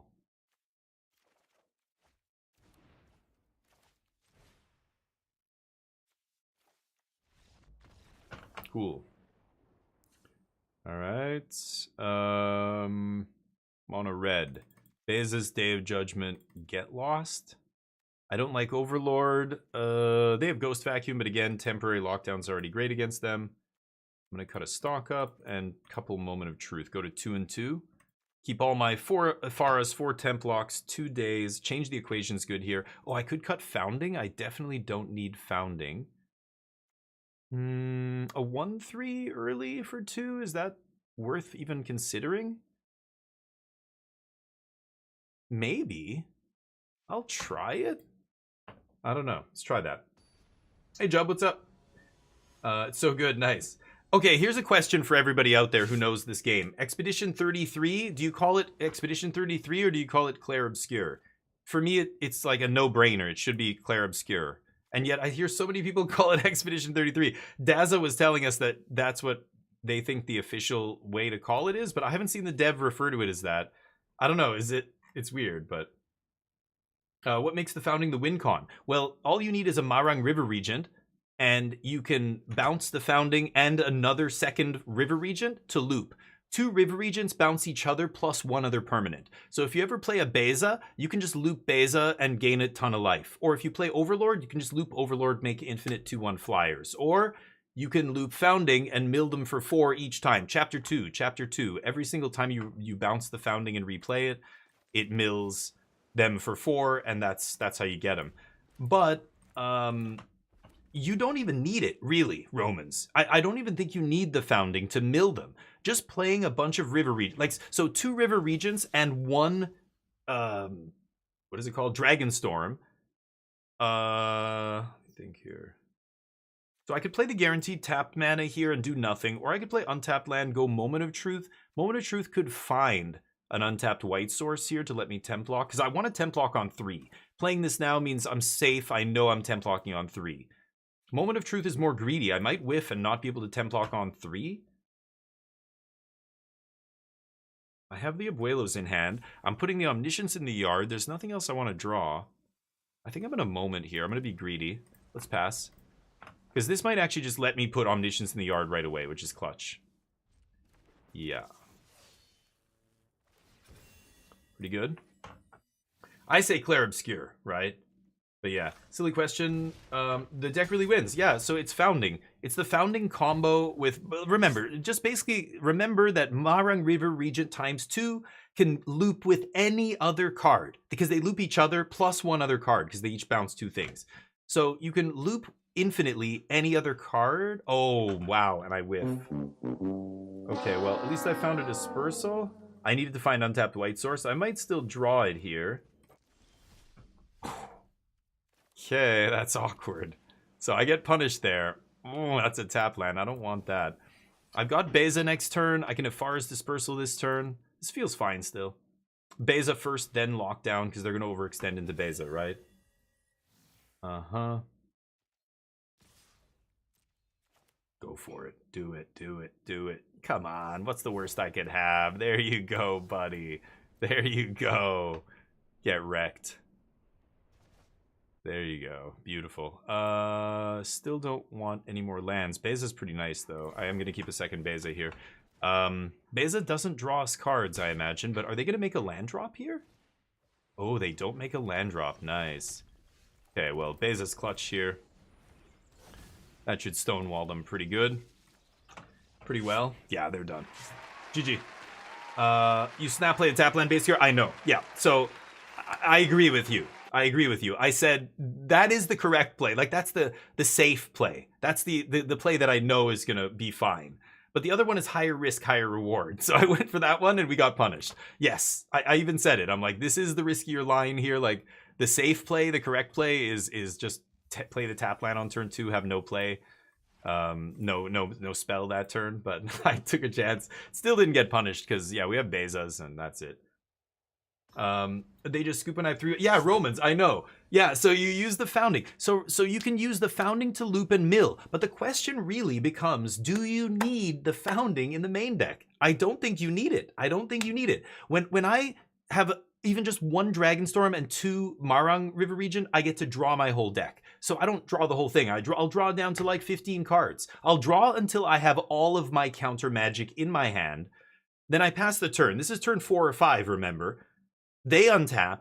All they can really do, like if they want to cast a sweeper, I've got all my count. Even Spell Pierce is still relevant because you're comboing off really early in the game. So just putting 3 regents into play and having you know, 3 counter spells in hand, like even if it's just a change the equation or a spell pierce and 2 confounding riddle or what have you, like I'm playing spell pierce 2 confounding. That's why you're seeing refute pop up in deck lists. Because if you could actually probably play refute instead of the founding, because as long as you have a hard counter for later in the game, then you can just put Marangs into play and pass, and they can't kill you. Because if they try and sweep, if they try and kill your Marangs, this town ain't big enough, whatever they try and do, you can just counter it. Remember, all your spells are free. You have 3 counter spells on turn 5, they're not going to plow through 3 counter spells, right? It's not like turn 15 where they have 8 lands, 10 lands, whatever, they can try and, you know, play around them or what have you. I'm going to keep. Sorry, Hodja. Sorry, buddy. Restless. So this is the Pixie deck. Okay. I like this first. I like saving my Dragonstorm for the turn when, you know, when I know I have Omniscience in hand. It's awkward when you play Dragonstorm first and then you top deck Omniscience after and you're like, fuck. You have no way to discard. If this is my only discard outlet, I'm saving this and I'm playing other 2 mana card draw instead, right? Sure. Nice and slow, just the way I like him. Let's turn off these propellers. I guess I'm passing here. I could have far as dispersal my own trainer there. That's actually tempting. Maybe I should have. I think I'd rather just bounce this clown. Do not want. Okay. Take 2. Yeah. Annex is good, but... Okay. Yeah, I really do need to stock up here. So maybe I should have bounced my own guy.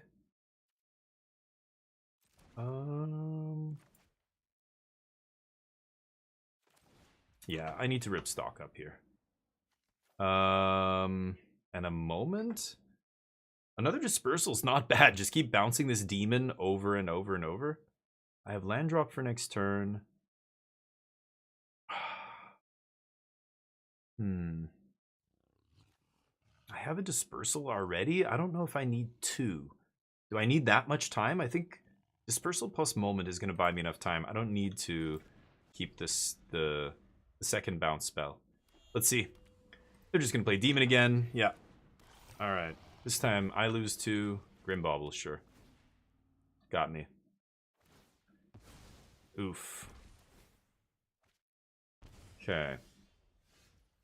So now I've got multiple discard outlets. I definitely want to play my roiling here, I think. I know I have 3 mana at least untapped on, you know, the end of my turn here, so I can afford to do this and still not find Omniscience. Okay. So let's pass. So I've got Moment here plus Ifara's. And Moment could easily get that Omniscience in the yard to have me win the game, but we'll see. Ooh. Not sure I love that attack. But this basically ties up their whole turn. They're going to have to just replay this and pass, right? No. The nice thing about the founding win condition, of course, one of the advantages of switching to that was you can also bring it back with Abuelo's Awakening later. So milling it early is totally irrelevant. You end up, you know, I can win with that out of the graveyard if I want. No problem. Whereas Invasion of Arcavios, you know, once that card went to the graveyard, that was it. You couldn't, you had no way to bring it back.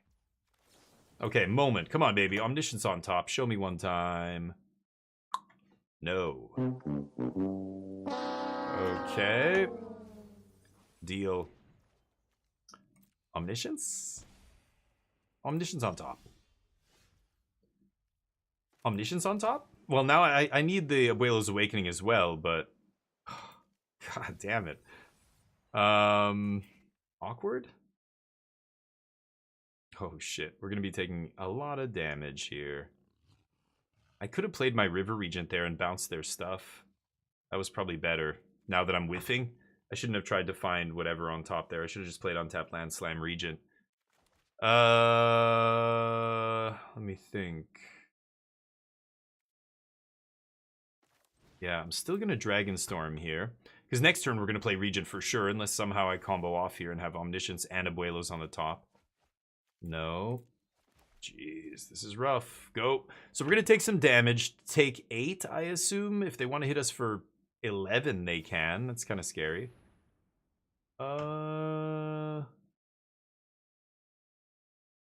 Just going to bounce the bauble.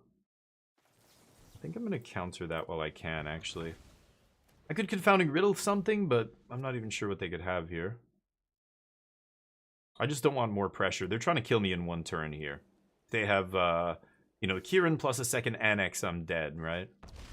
Or they could have fired up the Fortress. They didn't, though. Yeah, damn. We went through almost half our deck. I haven't seen an Omni or an Abuela's Awakening. That's very rare, but that's how it goes.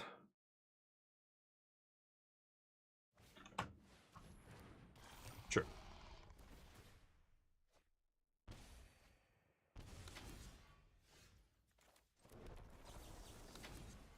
All right. Let's go for it. Easy. Take one of those. I win. It is nice when you do finally find it. You just get to, oops, I win. Because they overextend the turn before they kill you in order to try and kill you, but now I'm drawing my whole deck. You can scoop now. You can have those guys back. Alright, so nobody makes you do it, because again, even though I've milled the Founding, I can just get a Whale's Awakening, bring it back, and mill them out, kill them. Nice. It looks ugly sometimes. That looked very bad, but again, we're just find Omniscience, find Omniscience, find a Whale's Awakening. Oh, we found them both finally, because they were all in our deck still. We just win the game on the turn before they were going to kill us. Kind of lucky, but are they going to bring in Stonebrain against me? They might. I like Defab. Day of Judgment probably good here. Get Lost comes in. Disenchant seems good. Spell Pierce. Okay, change the equation I don't like. Founding the Third Path I don't need. Temp Lockdown is not great against them either. I could see cutting that. Do I bring in a Negate here? Negate's really good on the play, or on the draw, because they're going to have, you know, I can negate their Unholy Annex on turn 3, on their turn 3 when I have 2 mana up. I'm very tempted. I'm going to try and negate here. How do you win in my turn? I just go, okay, Dragonstorm. I had 3 Dragonstorms in play. I had Marang River Regent in play. I play the River Regent there. I was going to pick up all my Dragonstorms. I play them all again. I draw 6 more cards. I play my second River Regent, pick up all my Dragonstorms, bounce my first River Regent, play all the Dragonstorms, draw 6 more cards, play second River Regent, bounce my other River Regent, pick up all my Dragonstorms, play I'm going to basically draw my entire deck. As soon as I hit second Abuela's Awakening, or third, or whatever copy I had left, I think I had 3 copies left. As soon as I find that, I can use Abuela's Awakening to bring back the Founding on Chapter 2. Then when I loop Marang River Regent, instead of bouncing the other Regent and nothing, I'll just bounce Regent and Founding, and I would mill them that way. Yeah. Thank you, Dakimasu. Yeah, I think countering the Kieran was clutch there. I think we would have taken... Well, if they fired up the creature land, I would have gone to 1 life. So I wouldn't have been dead, but it would have been very close. They didn't fire up the creature land. Well, wait, no, they didn't have mana. They played second Demon, that was it. Yeah. They didn't have mana to fire up the creature land and play Unholy Annex and play Demon. But I don't know why they played Demon. They could have attacked me with that Annex. It would have put me to 1, but I still win. Anyway, but that's the thing. You don't need Founding. So basically, as soon as I have 2 Regents and a Dragonstorm, or more than 1 Dragonstorm, I draw my deck. And that just means I end up passing the turn with a perfect hand, all my counter magic, and 3 dragons in play. And now in that case, the dragons would have bounced the demons. They would have bounced everything on the other player's side of the board. So you're passing the turn. They don't have any board. You have 3 dragons and your hand is full of counter magic. Like, how are they beating that? They aren't. So do you need Founding? No. And on Arena, most people will scoop before it even comes to that, right? Should I keep this on the draw? It's very sketchy, but double Dragonstorm to find me lands. I just need to find any land. I have 2 draws to find a second land here. It's very greedy. I'm going to mulligan this. Okay. It's fine. The basic on the bottom, I guess. I should do a poll in the chat. When you hold your cards in Magic, the way, or maybe just on Arena, when you organize your cards, I put my lands on the right because that's how I do it in real life, because I play my cards with my right hand. I'm right-handed in most of the things I do. So the cards I most often play are going to be lands early. Like, these are the first couple cards I'm going to play, right? I'm not going to keep the land on top. No. So I have the cards that I'm most likely to play are on the right. Those are the cards that are foremost in my hand. The other ones are layered behind them, right? Now, I've had people tell me on stream that this is backwards and that I shouldn't be playing them. I should have the lands on the left. And people will say things like you read left to right. You know, don't you play your card? But no, but I'm right-handed. I play my cards with my right hand. The card that I'm going to play next is on the right most side of my hand, not the left. Well, I should have maybe left up negate on turn 2 the way I said I was going to, but ain't no one got time for that. We're trying to combo off here. I'm going to take Land Abuelos here, I think. I anticipate this going a little bit long, and I want to make land drops and ensure I get there, but we'll see. Need a command for how to win? I know, well, yeah, I don't mind explaining it, but ooh, opponent going deep here. But in reverse, weird waffle. Nice. Man, your luck with drawing one landers. It's okay. Well, you know what, Taram? I'm playing 23 land in this deck, and that is risky. I know it's risky. Did I put an Omniscience in the yard? Yeah. So I win the game? Okay, great. Sounds good. Oops. I have one of these, though. And that. And that. Good night. All right. Who needs luck when you're playing a combo deck? I'll keep one landers. Easy. No, I mulligan that one lander, and it was correct. But opponent tapped out there, just hoping I didn't have it. But with Omniscience already in the graveyard, it's a shaky ground you're on there. You probably have to leave up at least the bluff removal spell or something, you know? But I flick mine too, Basicer. You're right. In real life, I flick. But what about on Arena? This is specific to Arena, because this is what people see. I put the cards on the right. I don't know. So my hand goes from right to left, lands, and then ascending casting cost. Or the cards, like my removal spells are always on the far left because I hope to play those last in my hand. You know what I'm saying? Yeah, me too. Reaport. In real life, I go left hand. Deck is perpendicular to me. Like it's sideways, basically. You know what I mean? Some people play with their deck like this and they pull like off the top lengthwise. I think that's so awkward. That I want to pull horizontally. I want to pull fast and crisp sideways off the top. I think that's the best way to position the deck. I love that, you know, when you play a lot of paper Magic, there are so many little things that people do. As soon as I sit across the table from a really good Magic player, I know immediately. The way they handle their cards, the efficiency that they move, the economy of their movement and stuff. New players, we sit down, we shuffle. Ideally, they're good enough to present and everything else, and we mix each other's decks. I've had a lot of people just start drawing, and I'm like, I shuffle your deck first. They're like, you know, what do you think, I'm cheating? No. Oh, God. Just, they're the rules. That's how the rules are. Sorry, buddy. You know why, though. I'm not accusing you of cheating, but... And then so many people just paw the, like, clump of cards off the top. That's how they draw. They'll just, like, grab a clump. But you watch like good players, they'll put them on the table and wait for the opponent to like acknowledge it. Or every player's got different habits with this. In Asia, it's very, very common. Players will always arrange their cards on the table. Japanese players will literally put their whole sideboard after sideboarding to show you they still have 15 cards in the sideboard. To show you that they're not, you know, fucking with the sideboard. Now, I don't know, the rules have changed with this. Back then, your main deck and sideboard had to be the same number of cards that you registered when you started the tournament. You couldn't like over sideboard or, you know, whatever, or people would cheat and put, you know, less cards in their deck. Like you couldn't, you know, they're trying to, it's for integrity. Like they want to show you, look, like I'm not doing anything. Like you Thoughtseize a Japanese player, they'll play with their hand face up for the rest of the game. I know other non-Japanese players do this too sometimes, but I don't do that. Not in a competitive setting. That's too much. Make them write it down, pick up your hand. If they're not going to write it down, bonus for you. They're bad. They're bad at Magic. You should already be taking note of that. But deck sideways on the left report, yeah, that's the way I do it. But even just organizing your lands and like all this stuff, like watch good players play the game. They are precise. They're all business. They're organized. Being organized helps you be a better player. Your board state should be organized. It should be clear. Each zone should be very clearly delineated. I think your The sloppier you play, you have to be a much better player to play sloppy and still have it go well for you.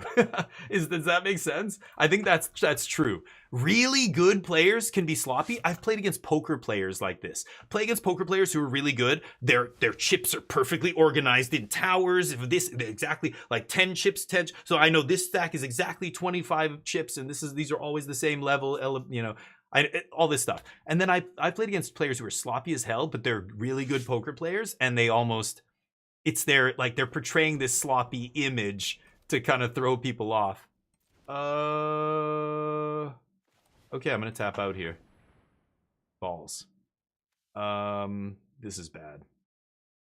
Oh, by the way, there was a follow there. Sorry, I missed the follow. Reaport. Reaport? You're a goddamn legend. A left-hander perpendicular off the top? Whew.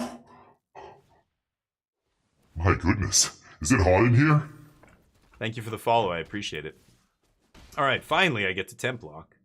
Probably going to play tap land here. I could leave up Spell Pierce. It's kind of tempting. Or a Faraz. I do want to turn on this Flood Farm Verge, though, as well.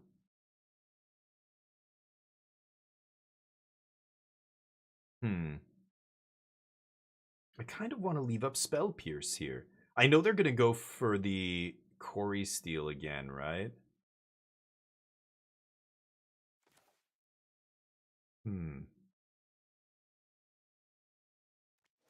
Okay, let's go this. I'm going to go Temp Lock here. And I'm going to leave up Spell Pierce. I feel like we're going to be able to pierce a Quarry Steel if we're lucky. Let's go for it. They have to have untapped land. They only play 21 land, right? I've seen some lists with 22. Shit. Oh, getting the Spell Pierce stock up is clutch. They can't fight over this because I could win the game. Never mind. I don't have Omniscience. They could fight over this. Okay. Yeah, they know I can't win the game. Well, I don't know. You never know. I could. I don't have 6 mana, so I can't, you know, Dragonstorm into Abuelos, but I could get lucky off the top with a Surveil land. That would be hilarious. It doesn't give me a lot of outs to draw more action, but oh, that would do it. Omniscience on the top? Very close. Let's do this. I'm gonna leave up Dispersal here. Again, I'm holding Dragonstorm. Yeah, Moment's perfect here. Gives me something to play on their end step. They're not gonna fight over. They're gonna have a good turn here, but I'm at 17 life still. Yeah. Oh, not bad. Should have played Slick Shot first and then got the trigger. They're not going to play Slick Shot this turn. Maybe they're saving up for a second, you know, double spell next turn. But stock up should get you the spells for next turn. I think they just threw away damage for no reason. Let's disperse this then. There it is. I win. And you didn't leave up Spell Pierce, homie? What you thinking? What you talking about, Willis? Boom. We get them. I like riddles. Okay, so let's go with Dragonstorm first here. Don't need Founding. Yeah, I can go Ifara's Bounce Thunder Trap. Don't need any of that. I don't mind Moment. Moment might get us to more action here. I don't want to whiff with the Trainer. So this looks at 4. This looks at 6. So I'm going to take this. Because this is 2 plus the Thunder Trap is another 4. So this just looks at more cards. I don't need any of that. Trap. Nice, they say. Yeah, it's pretty nice. We'll eventually get there. Just have to hit 1 dragon and it's pretty much guaranteed. Don't need that. Yep. Eventually we find one. I can even look for another one here. Stock up should find me one as well. Anyway, just playing the first one, letting me bounce both my other Roilings is gross. I don't need to do it until my last card, though. Yeah, because I can find more Roilings here, right? Okay, oops, that first. So now I can effectively, I can almost certainly draw my whole deck. Yeah, there's the second dragon. So we pick up all the Roilings here.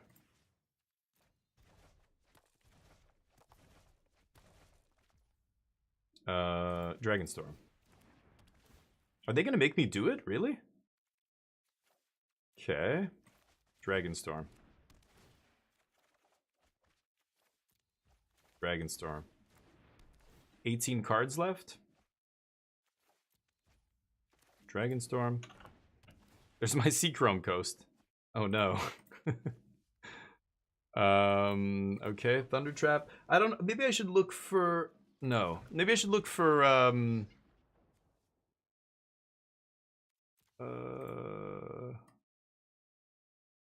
Oh yeah, the Founding's in the yard. Okay, let's just get the Founding back. That'll do it, right? I don't have the Founding in the deck. Okay, Founding. Oop. Yeah, let's just kill them like this. That's easier. River Regent. Big bounces. Bounce Founding, bounce Regent. That's infinite. You can scoop now. No? Thank you. Alright. Yeah, Abuelos gets us the Founding back out of the yard. This is why Founding's such a superior win con to the invasions and stuff. DFAB is good here. What else? Beza's solid. I took out, so I've changed a bunch of stuff since the last time I played against that deck. Beza is good against them. I don't mind Beza. I could bring in, you know, Grand Abolisher voice type stuff. Disenchant, they're going to bring in Ghost Vac, obviously. So I could bring in, like, Grand Abolisher, Disenchant. Spell Pierce is not great. I don't even love the Riddle here. I end up taking out Confounding Riddle as well. And then I could cut a Moment. I could cut a Stock Up. Try cutting 2 Moments. Let's see if that works. Run it like this. Let's try. Sorry, catching up with you guys. Sorry, I had to do a lot of clicking to win with this deck.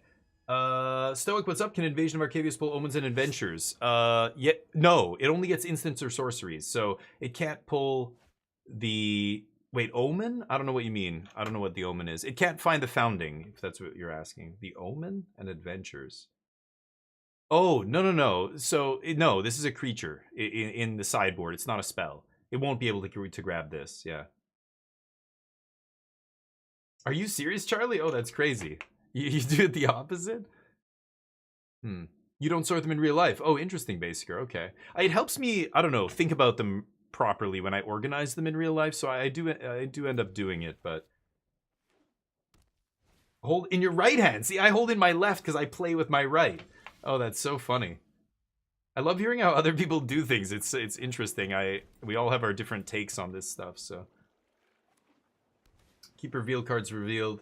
I don't follow people that... Yeah. Oh, I don't... Yeah, not in a competitive setting. In a casual setting, I absolutely... I do. But if not in a competitive...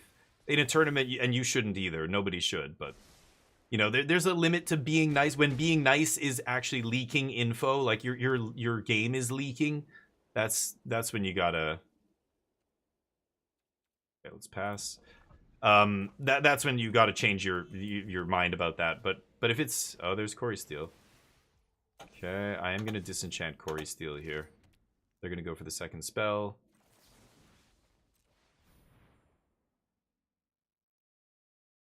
They're going to cast their pump spell here. Oh, Pierce.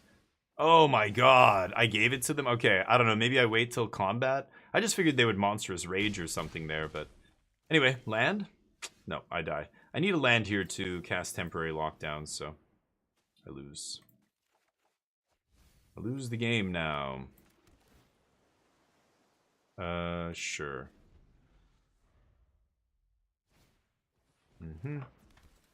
Show me your spells. Okay. Well, we get mana screwed. That's a little sad, but if I had drawn land there, I think it would have been okay. Maybe temp block that turn and survive. I'm not going to change anything else. I think that would make organized battlefield a problem. The venue has limited space. Oh yeah. And you've got to, but you can still be organized, Stoic, even if you don't have a lot of space. You just have to come up with ingenious ways, innovative ways to organize your cards. I saw on Star City Games, I think ages ago, back when SCG had regular, big high level Legacy and Standard, or Legacy and Pioneer, or Legacy and Modern events. They would have these 2 big tournaments every other weekend. And I remember seeing a couple players do the graveyard where it was laid out like in rows, almost like layers. And I thought, oh, it was almost like a weave of cards. And I thought, oh, that's a great way. And I started doing it, and I've done it ever since. It's just the best way to organize your graveyard. I remember seeing, grinders and stuff doing it on SCG events, and that's how I learned it. But you do, it makes sense when you're in a compact space, like exactly what you're saying. It's so much better. Like, I can see my whole graveyard at a glance, yet still not take up a bunch of space. When people put their graveyard in one big vertical, like, column, you very quickly run out of space. And then those people don't know what to do. A lot of them will just go, okay, shoot, they'll just put them all together in one big pile. Well, now your opponent can't see it, so they're going to be asking you what's in your graveyard if they're good, and making sure they know what's up. But you also can't even see it, so every time you look at your graveyard, you're giving your opponent information. I'm watching, when I'm not taking my turn, I'm watching my opponent's faces. All right, I'm going to take Omniscience here. This might be crazy, but I take my turn, I put my cards down on the table, and I watch my opponent take their turn. I watch them draw their card. I watch their face as they're thinking about what they're going to do. I watch them play their land. I watch them cast spells. If they play a spell that I want to react to, I go, okay, hold on. I pick up my cards again. I flick. I look. I ask whatever I need to ask, or I play or not play. I might put my cards back down and go, okay, that resolves. Carry on. They'll go, like... I see too many new players. They're so focused on their own hand, they don't watch their opponent. Learn to put your hand down when it's not your turn. Don't even look at your cards. Memorize what's in your hand. It's not hard. Put them down, and then focus on your opponent. And if they do anything, you can always go, okay, hold on, let me respond. You can pick up your hand again. You have all the time in the world, right? But I gotta stock up here. I'm gonna stock up. Okay, I need a discard outlet. What was I saying? Oh yeah, watching people. So as I'm watching my opponent, they're giving away information. If my opponent draws their card, and then they look at their graveyard, and then they look back at their hand, what does that tell you? That should tell you volumes about what they are going to do, right? It's pretty obvious. I don't want my opponent to ever catch me looking through my graveyard because I just drew a reanimation spell. I want to know what's already in my graveyard, so if I top deck that Zombify, I don't even have to look at the graveyard. I can just look at my hand. I can ask them what they have in play, blah, blah, blah. You're giving away no info. At the highest levels of Magic, it's all about the info, and players who are really good are going to be watching you like a hawk, the way I'm describing, the way I watch. I try to be like that. I try to emulate those kind of players and do that. And they will use it against you, and you're leaking information if you don't, realize this, right? So anyway, we started talking about this because when somebody thought seizes you, you show them your hand. If they don't write it down, or they do, either way, pick your hand up. Like, only leave your hand showing if it's a casual level event, I think. I think I lose this right now. I could activate Blast Zone, kill Monastery. I'm dead. I am dead, though. Meticulous doesn't get me an Omniscience on the top into an Awakening. Okay. Go. Sorry. So anyway, it's an informational thing. It's like flicking the cards in your hand. People don't do it to make themselves look cool or whatever. I don't know. Some people think that like the flicking is just somebody showing off because they play a lot of card games, so they're good at flicking, and it's like this. No, it serves a purpose. If you don't, you just haven't played competitive Magic at a high level. Otherwise, you would know this. But it's I'm dead. I'm dead. Oh, some shitty draws there. We get Mana Screwed in game 2, and then here, I kept an ugly one. Didn't find a temp lock, and yeah, we lose. Okay. GG. GG. Anyway, we're blabbing about other stuff here. I'm also not paying the most attention. The revised instruction booklet. Nice. I love it. I have one of those. Play your creatures below your lands? What? Did it say that to do that in the book? I don't remember that. That's atrocious. They had to literally make a rule against people doing that to make them stop. But yeah, Stoic, you're right. There is probably a bunch of stuff you don't do. There's still stuff I don't do. The better players make you better. And I played with a lot of players much better than I was, and they brought me up a lot in terms of this kind of stuff, being aware of all this stuff, right? And it comes from poker too. Like, I very quickly realized that this is true because I know it to be true in other games of information like poker or backgammon, or if you've played any other games that have, you know, it's information and you're trying to determine bridge. You're trying to determine what your opponents have and what they can do and how it lines up with what you're doing, et cetera, right? It's a game of information. So, and then of course you're using that information to try and make the best moves in the game. But you're leaking information means, yeah, you're giving your opponents the edge, and you don't even realize. A lot of players, like, you draw a card, immediately mix them, and then play your land. You draw a card, oh, you play a land right away? Well, I know you just drew that land. I know you might not have any other land in your hand. Or I know that, you know, you drew that and then you played something else. I know that card you just drew wasn't a land. Or, you know, like, all these things add up, right, over the course of a game. But sorry, I'm trying to catch up with messages. I shut up here and stop rambling. Too confusing, having face-up cards on the table that aren't in play. That's true too, basically. That's a good point. I didn't even think about that. Even from a judging perspective, almost, it's better to, yeah, to not do that, right? Don't leave your hands face up. I get it though. People want to be nice, and they're not like, you know, I'm not trying to be an angle shooter here, you know, kind of thing. I get it, but yeah, don't do it, Charlie. I know, but do it. It's not, I know, like, I'm not offended. I'm not saying you're going to be offended or anything, or that you would be offended or anything, but your opponents might not remember. They might not write it down properly. Any number of things might happen. They might forget to look at their paper, but they easily see your hand sitting face up there. I don't know. I don't like it. Okay. But it is objectively incorrect to do.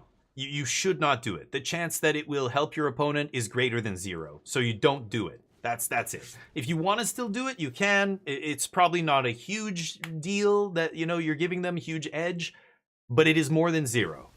So if you're fine with that, you're fine with that. But hey, as far as I'm concerned, if you're playing competitive Magic, it's like racing in F1. If you can shave even 1/10 of a gram of weight off the car, 100th of a gram, or even 1,000th of a gram, you will do it. Your team of engineers will find a way to shave that weight, right?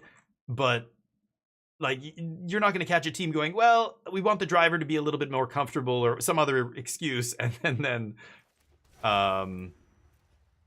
then not, you know, try and build the optimal car. Like, they would not do that. Anywhere we can get an edge, any little edge, no matter how small, translates into more wins, because even 1,000th of a second could be the difference between winning and losing in an F1 race, right? Interesting. I'm gonna take it. Whereas, you know, like, yeah, I don't know. Like, it's like Magic's the same. It's all about edges, especially when you're at a high level. The players are so good that you're never beating someone with your typical tricks. You're not beating them because they built their deck suboptimally. They're not playing enough lands, or their mana's not correct, or they didn't have a good sideboard. Like, none of that. Those are factors at the Pro Tour, right? Everybody's got all that down pat. You're not going to play against players who screw up and play badly and whatever. So where do you find your edges? Well, that's, like, it's information. It's tiny little things. Like, you listen to some hardcore pros talk about the first land. Do you even think about the land that you play first? And usually people think, oh, what can I cast? What are my spells that I have available here? That's not even what you should be considering. Sometimes you already know, you know, your mana so well. The next level is to consider what you can bluff them with. Like, I never lead with the color of mana that is the spell that I'm not playing. This is more in limited, right? If my first spell is green, and I have green and red cards in my deck, and I have a mountain and a forest, if there's no other circumstances, like I'm not playing a double red card or a double green card or something, if I know my 2-drops green, I'll lead with the mountain every time. I will lead with the opposite color or the off color of my first spell. And you could do this a lot in Constructed, but in Limited, it's quite useful, but it only works against opponents that are paying attention to the lands you're playing and trying to figure out da-da-da. But, like, you listen to some pro players talk about this, and they would they would say it's these kind of tiny little things. It's like you're trying to find edges everywhere. So just do every little decision, even as minuscule as that, which most players don't even, that's on a level you're not even considering. My basic land, which basic land? Well, I just want to play my green card first, so I'm going to just play my forest. Like most players will do that, which is giving information. If I'm a good player, I know that most players think like that. My opponent plays a forest in limited, I know, okay, what are the green 2-drops they're going to have next turn? Because your average player will do that. They'll play that way, right? I'm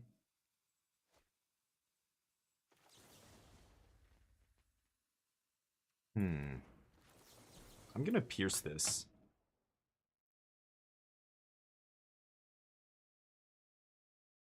So you know, this pro that I was reading, he's saying, yeah, because I know most players play like that, I play the opposite. Because I know that I'm playing against players who are at the level where they are paying attention to that.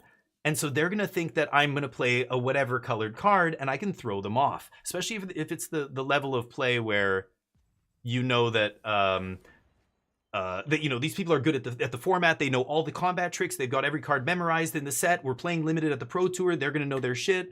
So, you know, trying to throw them off even with that is a tiny little edge case where you can get an edge. You can screw up their information. You're giving them bad information, basically, ideally, and they assume you're going to play a green 2-drop or whatever, and then, or a red one, and then you play a green one, you know, in my example there.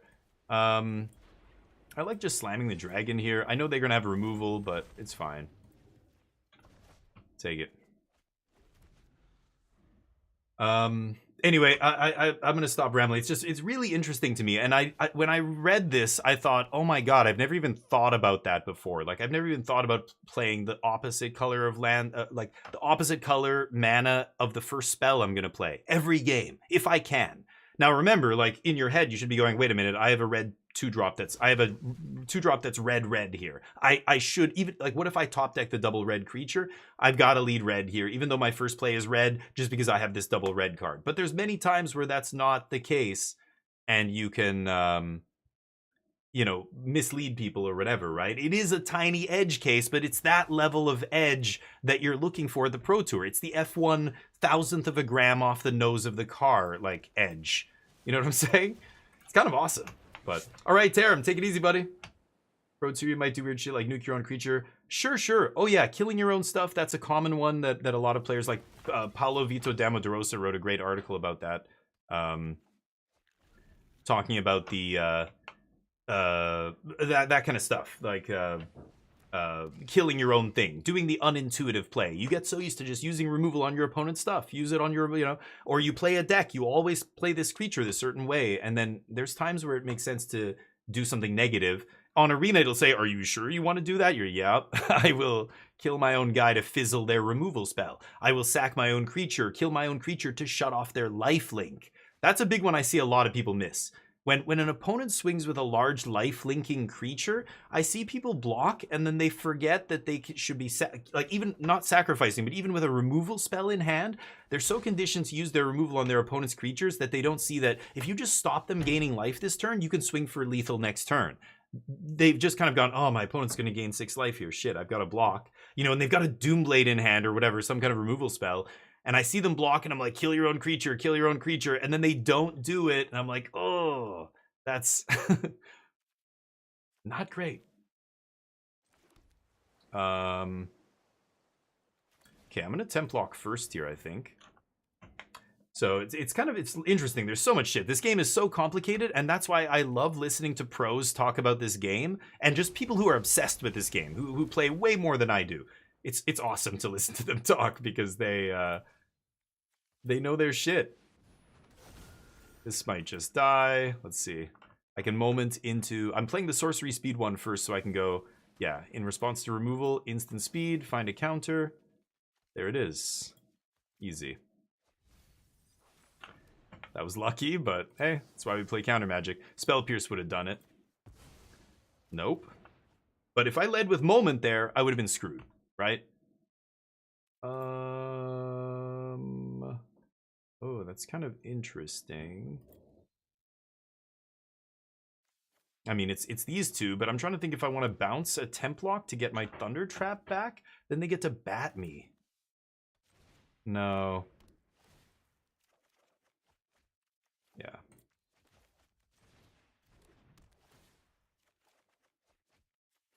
Yeah, now we win. Oh, didn't even want to see it, huh? All right. Now, what are they going to bring in here? Black, red. Like some rogue deck. They're gonna have Stone Brain or something, some stripping effect. I wouldn't be surprised. Defab, Disenchant, Abolisher and Voice. They're gonna have demons in their deck. They've got annexes. Maybe I should bring in Day of Judgment or something here. What did I temp lock? They had Fear and Bat. I don't think I want to change the equation. Take out the Founding.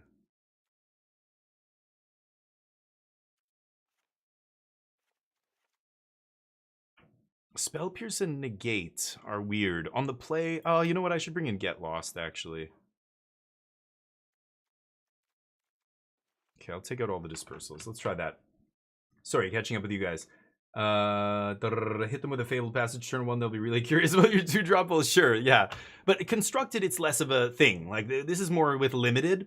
In Limited Magic, you can do this kind of stuff. Like, at the Pro Tour, drafting and stuff. This is the kind of thing I think players are... the level that they're on, right? But in Constructed, I mean, again, most good players will know immediately what you're playing in Constructed as soon as you play your first couple lands. You know, you're leading with a tapped land, surveil, 2-color surveil land and stuff. You're giving away too much info for that to be quite as relevant, but there are still ways to hide the what you're doing. Like if I start on Meticulous Archive, couple lands, and then I stock up, my opponent's probably still not sure if I'm Omniscience or Blue-White Control, right? So, like, you know, and again, I'm the same way. I'm watching my opponent. They play a mountain, or they play a Black-White duel. Okay, are they Esper Pixie, Orzhov Pixie? Like... and then, like, based on the lands, you might not know for the first couple turns, but pretty soon it's pretty obvious. I think in Limited is more where that comes up, but I'm gonna try this, see what happens. Yeah, 1 Founding is plenty. It might even be too many. I honestly, I tried last week a version with 0 win conditions, and it was good. I mean, you don't really have 0 win conditions. You have the 4 dragons. The dragons are already good enough win conditions that you don't need anything else. I'm starting to think. I don't know. But it's a little scary to still play, like, just the dragons. I don't know. But I'm playing the Founding. Founding's still a fine win con because, you know, it's not dead. You can do stuff with Founding, you know, in the early game. Okay. I think I should maybe take land here. Yeah, I think you just need 1 for sure. Yeah. Really confuse them, play islands in your mall. Well, okay, yeah. Obviously that doesn't work. but like, anyway, on my point, I'm trying to bring up situation or examples that maybe people haven't heard of what I'm talking about that I had never heard of until I... Nah. I'm gonna defab this. Go. Alright, now we're digging. Now we're turbo mode. You know, when I had read that the first time, it blew my mind. Like, PVDDR, the player I was talking about there, Brazilian pro, Hall of Fame pro, probably one of the top 3 players to have ever played the game. A lot of people put him in LSV, like, 3rd. Very close. So I could just ignore this? Is it a little too much damage? I could just turbo mill here. I'm gonna ignore Sholdred. It's kind of crazy, but let it resolve. I need a land and I need to mill the... Okay. Oh boy, that's gonna sting. I can't draw with Dragonstorm to put Omniscience in the yard. I needed to find a bounce spell or something here. Okay. Now I've got to go Confounding Riddle into Afara's Dispersal and bounce Sholdred here, I think. Okay. Okay, how much am I taking? 4, 5, 6, 7, 8, 9 on my upkeep, draw step, whatever. Still no Omniscience in the yard. That was an Awakening too, but I can't take Awakening here. I'm just gonna die.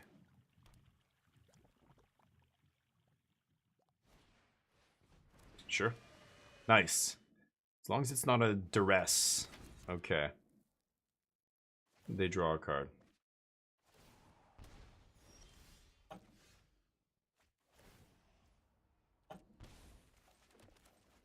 Okay. Their top deck mode. All I've got to do is find some breathing room here. But yeah, they can, any untapped land, they can just make a demon.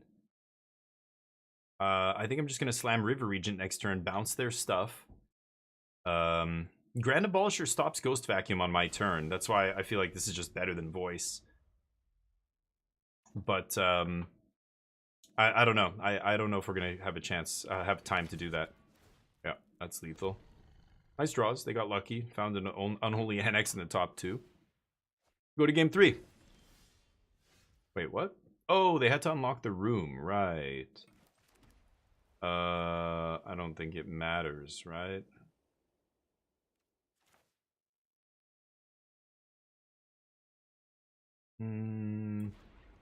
Okay, so I go Marang River Region, I bounce Demon, and I bounce the... But they can just play...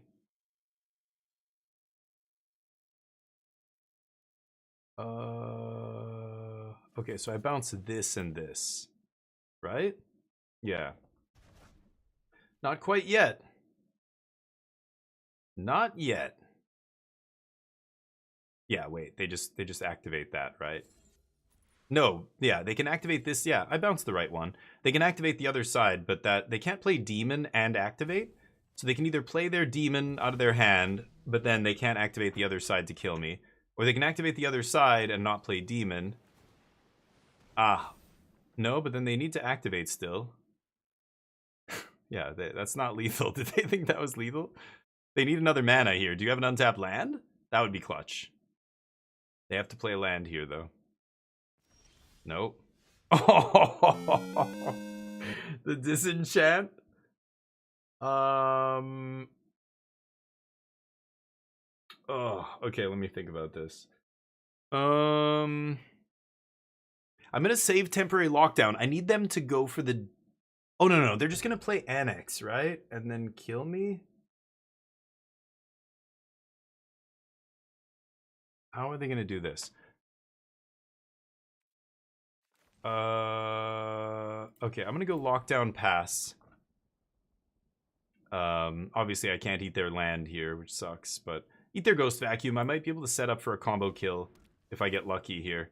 Like, I could find Roiling Dragonstorm into Omniscience, into Abuela's Awakening, discard Omniscience, kill them, right?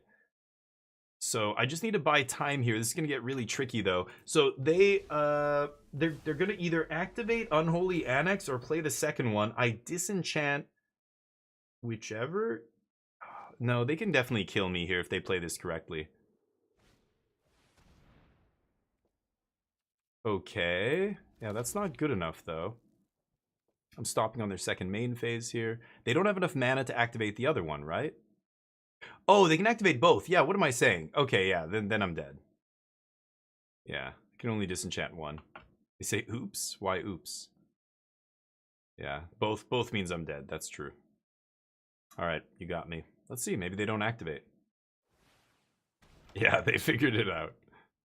Okay, if I had Get Lost, I could kill their Sanctuary, but I can't do it now. Yeah.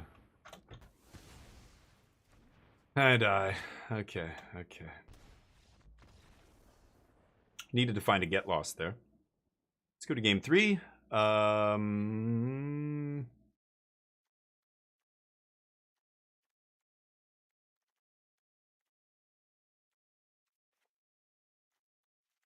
gonna try bringing in negates. Or Spell Pierce? Cut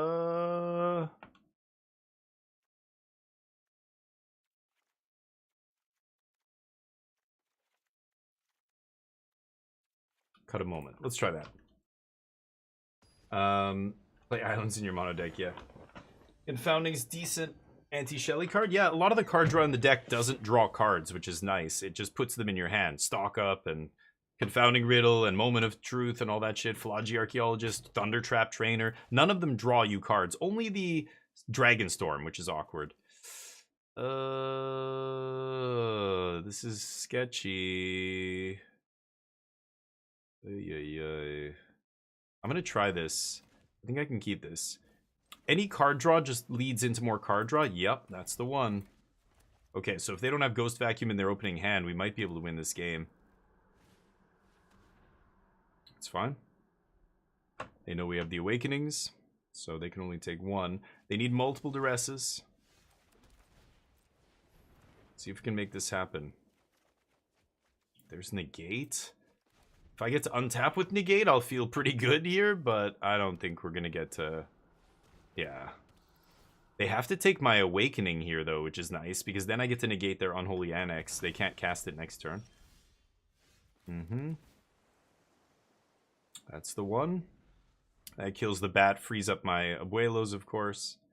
Let's see what they have. They know I have Negate. So I don't think we're going to see an Annex here. Good.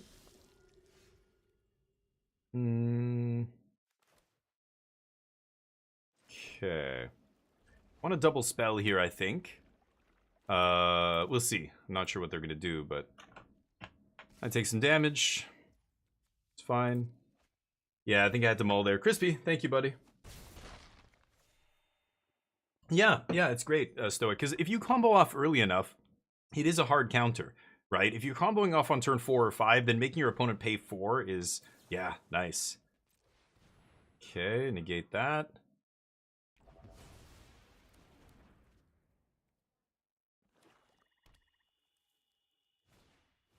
Yes. That's it. So, we're going to get Omniscience into play, and I can combo off now. And they scoop. They don't even want to see it. I had 2 lands in my hand, dude. That's a stupid scoop. They're just salty because they had Duress and Bat and Duress again and all the disruption, and it wasn't enough. I left up 4 mana there because I knew I was going to be negating plus get losting, hopefully. Used all my mana and free up the Abuelos. That means if I top deck any spell, I've also got the... This doesn't really do anything though, right? I could have put Omniscience into play, but I had no card draw. They should have not scooped there. There's no guarantee I win, but if I top deck a draw spell, then who knows? I probably win the game. That was great. It is 4-10. I was going to switch it up here and play Clair Obscur. I'm really loving that game, and I want to keep jamming. Why is it telling me there's crap in the store that I haven't seen? I hate that. Little premature there on the scoop, but what are you going to do? Sure. Goofy crap I'll never play. One more match. Let's do one more. Here we go. And a lot of people will just scoop to you. They know I'm going to play Omniscience there. So as soon as you put Omniscience, they're like, God damn, I hate this deck. And they'll just scoop, right? They want to give me free wins. I'll take those. We take those. It's fine. But don't do that in real life. One more time. Maybe one more. Yes. The MPV. I like it. The MPV file. Oh, and I said before I was going to go back to 24 lands, and I didn't. I should tweak the deck. We'll do it after this, but I'm results-based. I'll put a Dragonstorm on the bottom. I can make blue. Is it Dragonstorm or Ifaras? I guess I'll keep Ifaras so that I have a chance to beat like a red deck here, I guess. Yeah, blue-red, shocker. Okay. I love those scoops roaming. Yeah, like I mean, it's arena. People don't give a shit, and like, who cares? It's the ranked ladder. Like, they just want to save time, and I get it. I totally get it. Let's set up here. I could leave up Dispersal, but I could just win the game on turn 4 if I find Abuelos. So I think I'm going to try and set up for the combo. Just having the combo up is also huge pressure for your opponent. Even if you don't have it, they just have to play differently, right? Unless they're a maniac, they're just going to pretend, like, assume you don't have it or hope they get lucky or something. Those players are great. You play against those players every chance you get if you can. But I think they should have done that in the other order. Maybe they must have just found the Corey Steel off the slight. Okay. I could stock up here. It does give me the best chance of going off next turn. I'm going to stock up. I could Moment plus Ifaras. That looks at a lot of cards. I think I'm just going to double Templock here. Not finding Abuelo's Awakening, but double Templock should buy us enough time to get there. Yeah, they're gonna do double spelled things. Sure. I think Arena got me in the habit of Scooby. Yeah, Stoic. I totally, yeah. Arena's made me play sloppy because I just play so many games and I'm just clicking. Sometimes I misclick and I'm like, oh, whoops. I should be, Or sometimes I don't read and I'm like, wait, what did, oh, I thought it was this card and it's that. I didn't even look closely at it. You know, there's like a million things on the board. Yeah. Dump it, baby. I'm sure you got a monstrous rage. Show me. There it is. Okay, so not lethal? Deal. I love when they attack me for not lethal. Okay, so I've got this plus dispersal. Let's see if they can kill me here. They've got burst lightning in their deck. They could kick burst lightning and kill me, I guess. Not much I can do about that. That's what they have. Okay. Lucky draws. They got the die roll as well, which is huge in these aggro matches. Mono red, is it? Like, if they win the die roll, it's a big advantage. If you win the die roll, it's a big advantage. But this comes in. Oops, no, I don't like Day of Judgment. Beza's good.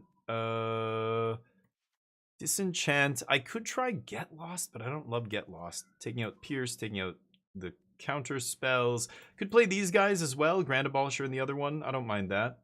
Taking out the Founding. I don't need Founding to win this match. And I'll try taking out one stock up 2 moments. That's what I've been doing recently. Yeah, stock up's crazy. Yeah. Yeah, Lightning Strike. Yeah, they don't play Lightning Strike. That card's terrible. They want to play cheap removal. They'll never play a 2-mana burn spell like that, I think. It's always going to be 1 mana. But Burst Lightning is just the best 1-mana burn spell in Standard, so you just always got to play the full bursts. Okay, I'm on the play this game, so hopefully we can combo off before turn 4 before they get a 4th turn. We'll see. Swifty. Deal.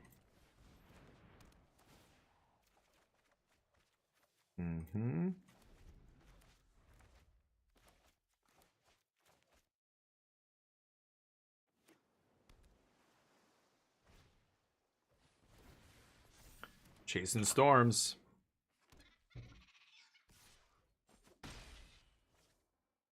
Spell Pierce up. Spell Pierce up for my temp lock, huh? I think I like this. Gonna play around Spell Pierce here. See what we find. Don't really need another one of these, but I guess it plays around removal. Okay.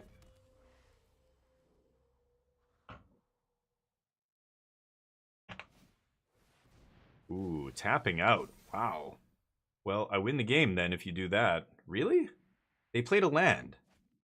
Tapping out for the stock up. That's wild. They're just praying that I don't have the, No,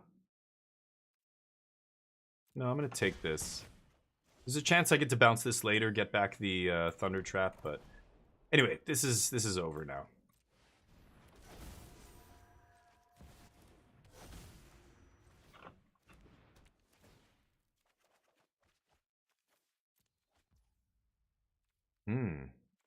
Awkward. Drawing with Beza here. Holy shit. Okay. Very awkward. Okay. Jeez. I wasn't expecting to have to pass the turn, but having a couple of Omniscience in play should still mean that we are going to win this game. Change the equation on whatever here if I want. Let's see. Hopefully they bounce this lockdown. All they get back is a Swift Spear and a Storm Chasers, but we get double Roiling Thunder Traps. So hoping for a Marang River region at some point to pick that up. We shall see.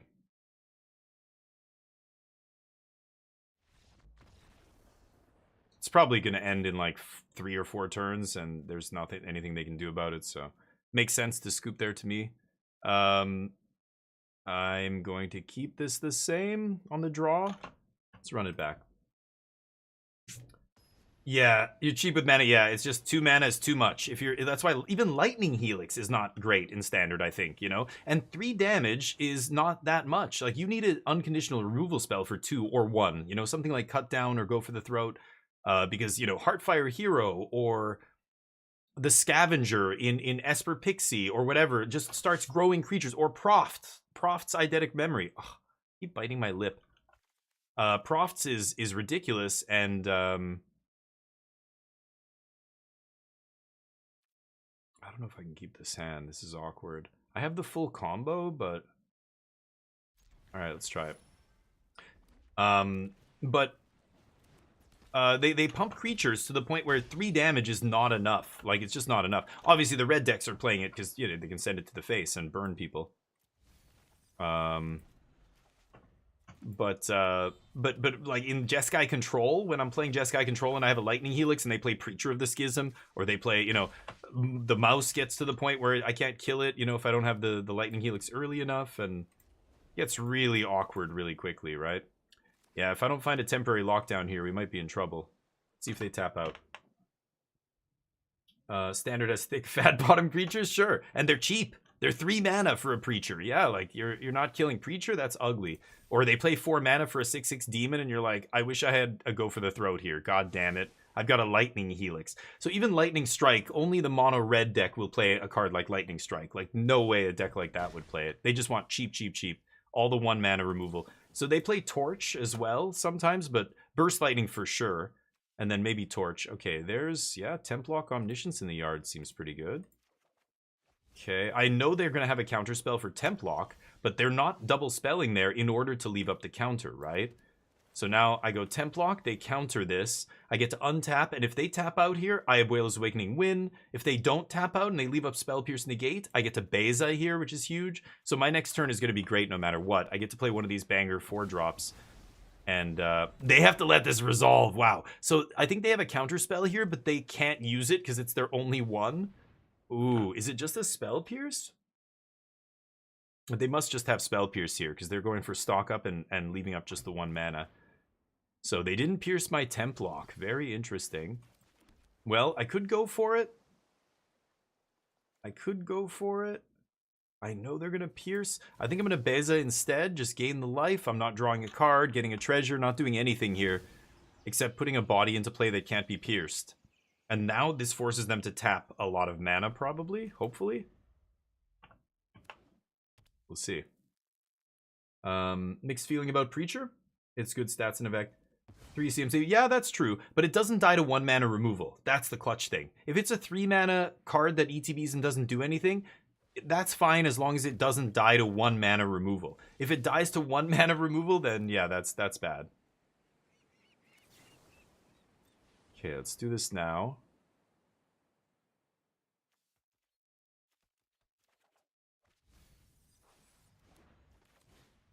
They're not going to pierce this, right? No way. Do it. Do it. Ooh. So we get the pierce out of their hand. They must have another counter, or that's super dangerous. Let's see. Maybe they think I need to find Abuela's Awakening or something, so they're deciding to try and cut me off, head me off at the pass before I find the thing. They don't know that we already have the thing. Okay, this could be a big turn. They should have led with Quarry Steel if they were going to have a huge turn, so it looks like not that big. Really? Yeah, hold up. Okay, show me the rage. Show me your rage. Come on, show me how angry you can get. No, they just tap out here, so yeah. They don't have any more. It was just the Spell Pierce. They were hoping to stop me there, but that said, I don't have anything else either. Oh. I Abuela's Awakening the Dragon Storm and they scooped. I think I clicked on the wrong card there, didn't I? I clicked on the wrong card. They scooped. Easy. Deck's so good, they'll scoop to an Abuelos on a Dragon Storm. They know it's over. It's a blue enchantment. They're like, fuck it, I lose. Oh.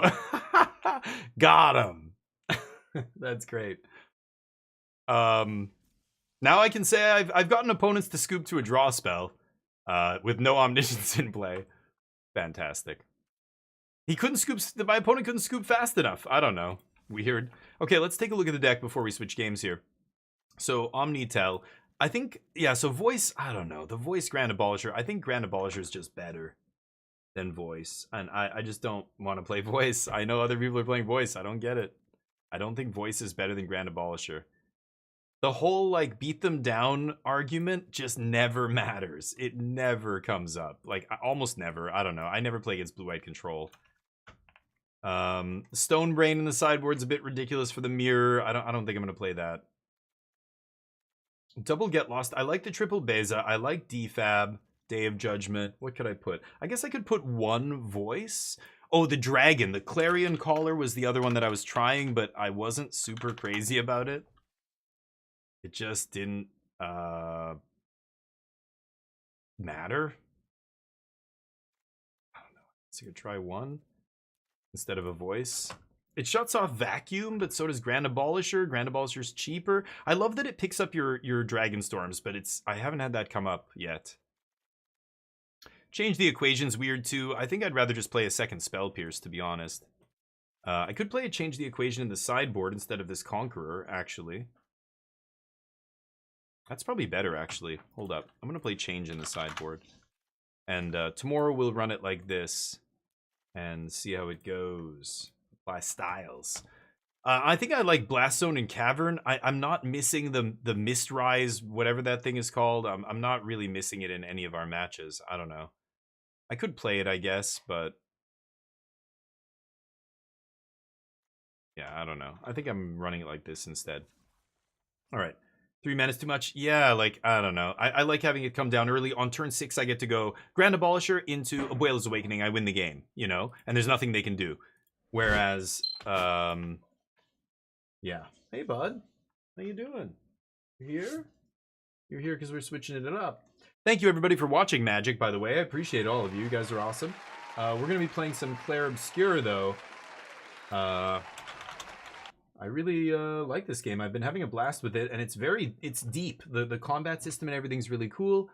So, I don't know. I think most Magic players would like it because it's deep strategy, and you know, like, it's an RPG. First of all, it looks great and everything, but also it's got this really interesting, deep kind of mechanic for its combat system that I've been enjoying. So let's check it out. I am going to move over a little bit here, though. Maybe get small. Hold on, let me just turn off the display there. Okay. And I'm gonna get a drink. I'll be right back. Yes, bud. Soon. Not yet.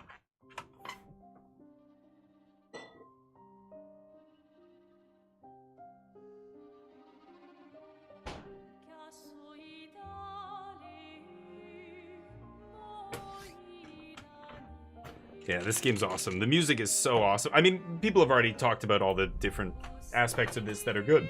Excuse me. The music is gorgeous. So we're in Flying Waters here. We're going to be recording this for YouTube as well. So let's get into it. Hold on. Gotta turn off the intro music here. Alright, here we go. Welcome back, everybody, to the next episode of Clair Obscur. Here we are in the Flying Waters. Oh yeah, we're about to take on a boss, right? Here's my team. I've got Lune, we've got Mael, and Gustav. You got some dandruff on your beard, buddy. Little lighting issues. Anyway, I had dinner with my brother. He's a digital animator. We were talking about this game. He's playing it as well. Oh yeah, we're gonna go into this clearing. We're in this crazy underwater world. And there's a bit of a cutscene here, if I recall. Yeah.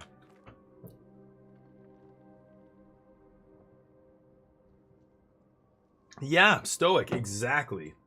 Final Fantasy X Persona 5, yeah. Very cool. So they borrow some stuff from other games. I almost feel like there's a Souls-like element to it with the timing and everything. And of course the JRPG kind of elements and stuff. But the music's gorgeous. The writing's really good. I read a really interesting story. Apparently the lead writer for the game, she was a voice actor. Yeah, this guy's been stalking me throughout the whole level. And as soon as he messes with that rose, we get attacked, right? The voice actress they hired to do one of the voices, she ended up writing the whole game. And now it's like winning awards, or people are talking about it winning awards during award season and all this. Yeah, there's his ex or whatever who died. This thing gets pissed and attacks us. Legend of Dragoon, really? Okay, interesting. I don't remember playing it, but yeah, this guy's large. Yeah, he doesn't like people messing with his garden. Yeah.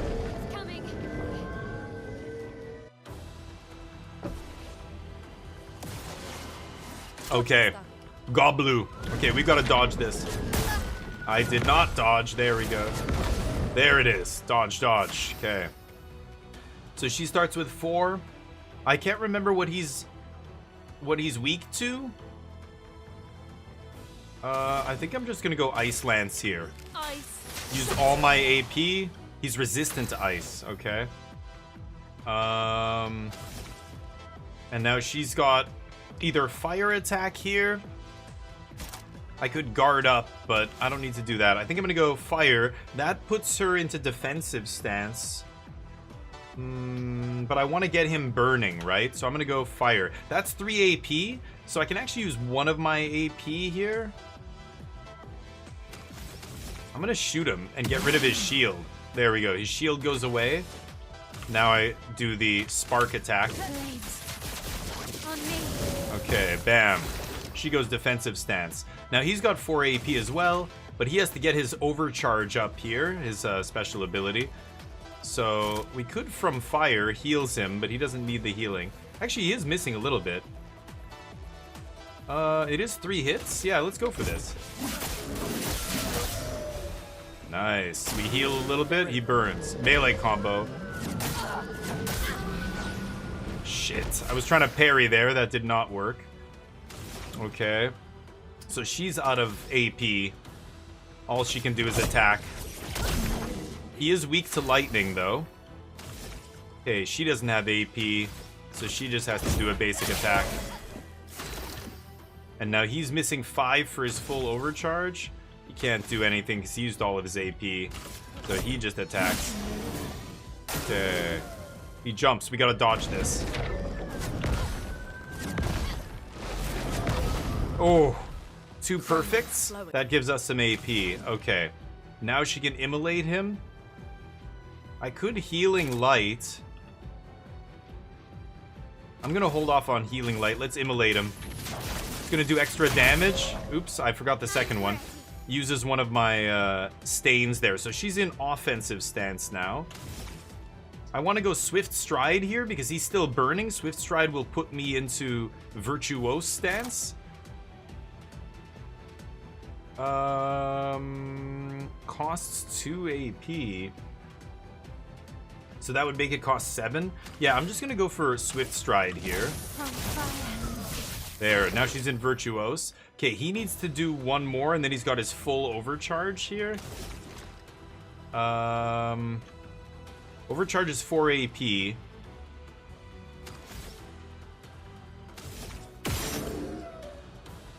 That didn't get overcharge up. Shit. Okay. Oh, I shouldn't have done that. Because now I won't have 4 next turn. He grows flowers. This is nasty. Totally understand, Stoic. Yeah, let me know what you think about it when you start playing it. I think it's quite good. So each character has a different mechanic. Those stains in the top right there. She gets these different stains. And you can see when you, at the bottom, the last line of each of her abilities consumes certain number of stains in order to do stuff. I gain 4 AP if the target is burning. I think I might just go for this. Yeah, she steals his AP there at the end. Okay, now her mechanic is does these different stances. Every time you do one of these attacks, she transfers to a different stance. But that Fleurette Fury, 6 AP, 3 high damage physical hits, and then if she's in Virtuose, she stays in Virtuose, which is nice. So let's go for that. Bam. Ooh. Perfect. Dealing 200% damage. Now, he's fully overcharged, so his special, he's got this overcharge ability, which does a ton of damage. It's based on the number of charges. We've got the max, so this should be huge damage. Bam! 4,300. He's down to half HP. Oh, and he's burning. Okay, we jump. Dodge. Dodge. Dodge. Perfect. That gives us AP. She's got 5 AP. So one of the best things I can do here, thermal transfer says at the bottom, I can consume 2 earth stain, 2 green ones, to get another attack, to get another turn. I like rock slide here. Greatly increased damage, medium earth damage. That's going to end up giving me 2 green, and then I can go off next turn. I'm going to go for rock slide here. This is a big one. Boom. Wow. Huge damage. She's still got her stances. I want to keep her in Virtuose, but I can't here. She doesn't have enough AP. So I could offensive switch. That'll turn her to the offensive stance and deal low fire damage. Or I could save her AP. Could also use an item here. Maybe I do healing? Heal her? Will that keep her? Oh, she lost her stance. So those stances drop even if I don't attack. Okay, I wasn't actually sure about that. He can't do anything. He's got to do a basic attack here. He's absorbing the flowers. Now he's going to do a big, powerful attack here. Oh, he gets shields too. He's got 2 shields. Block. Block. Double parry. So I get to attack him. Knock one of those resistances off. 2 hits of ice damage. Consume. Yeah, and I get another turn. Let's go for this. Bam. That's an extra turn. I play immediately. That's huge. Time walk, baby. So let's go Immolation. Immolation's gonna use an ice stain there to do increased damage. Set him on fire. That seems good. Okay, she's stanceless, unfortunately. Oh, and she's got no AP. I'm just gonna do a basic attack here. Not bad, not bad. Okay, so deal more damage with overcharge. He's not able to overcharge here. Just do the Lumiere Assault. 5-hit combo. That puts him straight to overcharge. He jumps. Gotta dodge this. Dodge. Dodge. Dodge. Nice. Okay. So she's got 1 fire stain. I have no AP to do any of this. The AP is that red number in the red diamond. Red means I don't have any. The blue diamond at the bottom is how many I have. So she's got to do a basic attack here. Okay, she's got 4 AP. So I can go, if he's burning, Swift Stride puts me into Virtuose stance. So let's do Swift Stride here. And now she's Virtuose. He regenerates his flowers, sure.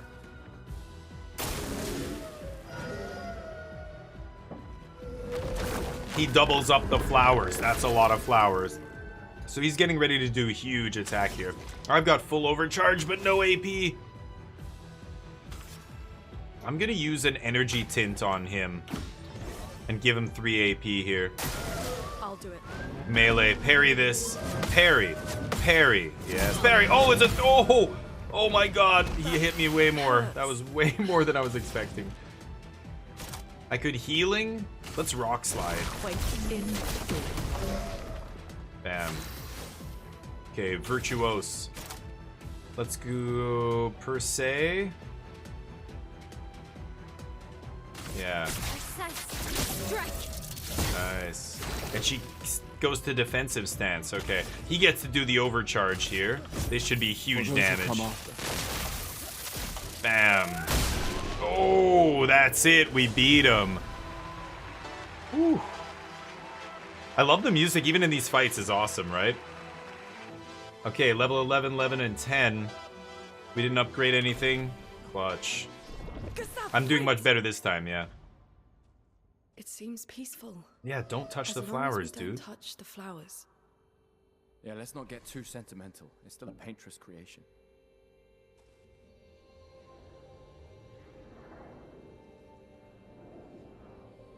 What is she doing? Mael has some kind of bond with them. Remember, she bonded with that guy in the mansion where we found her. Putain! Gustav! Trigger happy idiot. Damn, Maya, what was that? Why are you shooting? It felt familiar somehow. Gustav, Familiar. we won't understand what's going on if we kill everything that moves. Yeah. Look, That a random red bubble. tree. The Gestural village must be ahead. Yeah, the guy told him to look for the red tree, right? You know what Neverons are capable of. She'll be fine. Dude, have you seen her moves? She'll be just fine. Have you She'll seen be her fine. stances? So she's like his adopted daughter almost, right? Okay, nice. Shape of health. Oh, we upgraded the healing tint. Okay. I can't upgrade any of that stuff yet. I've been waiting to do that. Let me see. I don't think I saw any stuff around here, right? I didn't get a chance to look because it started the fight right away, but I don't think there's anything here. Okay. I get to hover with her. She can fly apparently. But there's the red tree. What's up here? Anything? These kelp and stuff, sometimes they have like hidden passageways behind them. No, I can't go up anywhere here. Otherwise the levels are pretty linear, right? Okay, we're leaving this area? No way. Oh wow. Kosowski, what's up? World when people die at a certain age is exactly the original concept for FFX before it got changed? Really? Oh, I didn't realize that. Mael's Nightmare? What is this? What is this?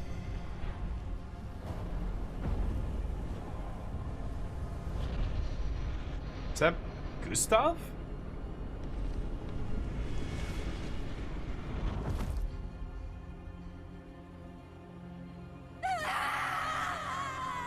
The Paintress? Mael has some connection to the Paintress that we don't understand. Yeah, she's a freaky kid. Hate kids. They're all freaky. It's part of the story, yeah. I imagine. Yeah. He was doing this right in the very first opening Still scene. too far. Yeah, trying to hit it. He's left-handed, by the way. Did you see that? Threw with his mechanical hand there. Being out here isn't what I expected. Really? As What expected. did you expect? A picnic? Of course you knew it was going to be like this. You okay? I mean, I think she's referring to the fact that she has some kind of connection with these Neverons and Out stuff. here's not like death in Lumiere, is it? No. I thought I was used to losing people. Life of a foster child, right? I mean, everybody's a foster child in Lumiere, basically. Not like that. On the beach. That man. Yeah. Yeah. Yeah, I know. So Neverons this- we were prepared for. Chris, nice. And now we finally found other survivors, and it's... I mean, you have know, we? That's the insidious thing about the Gommage. It's predictable, almost gentle. It makes Lumiere complacent and accepting, but the Gommage is equally violent than death. Death is just as final. Yeah. I've been having nightmares. Yeah, me too. Look, if death approaches, I want you to run. No, promise me. Run. Especially if we meet the man from the beach. We can't face him. You see him, you run. Yeah, he wrecked our whole expedition, basically, except And us. if We you do were... the same? Somehow we I'm running survived. as soon as I see a strand of white hair, trust me. You won't even see me, I'm running so fast. Oh, please, you're an old man. I can outrun you any day. Yeah, right. There was a time when 30 was young, you know? Oh, yeah. Sure. 30's young. Was that the guy from the house? Oh yeah.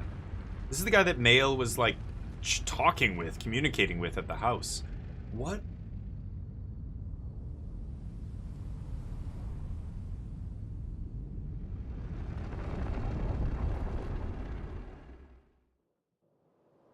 Surprised to find you here. Oh, he did show I up. hope I can Oh, trust him. yeah, he said he was Well, gonna at least show we can up. upgrade our Pictos. Upgrade our Pictos. Is that what this guy does? I guess it auto-saves, yeah. I was gonna save it. The curator offers you his services. Upgrade weapons, upgrade expedition resources? Whoa. I've never done this before. Weapon upgrade. The curator can upgrade weapons. The list of available weapons for the current character is shown on the left side of the screen, sorted by power level or alphabetically. Weapons are the main source of attack power. Passive effects from weapons can't be learnt as Lumina and are only active if the weapon is equipped. Okay, so I think now I'm starting to understand what these letters mean. Weapons also scale their damage from some of your attributes. For example, a weapon that scales with agility means the more agility the character has, more damage the weapon will deal. Its scaling power is defined by the associated letter ranking D to S. S is top. Okay, so D, weapons that scale their damage from some of your attributes. So if this weapon gets a +2 from my vitality, this weapon gets plus from my defense. This weapon gets pluses from vitality and defense, but why is this? Oh, because it's level 4. Wow, that level up is a huge difference there. Okay. Curator. The curator can upgrade your weapons using chroma catalysts.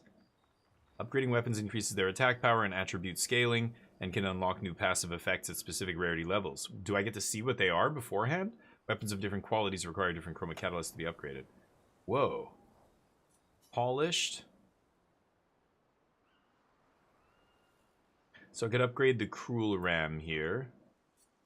No. This only takes 2 to upgrade.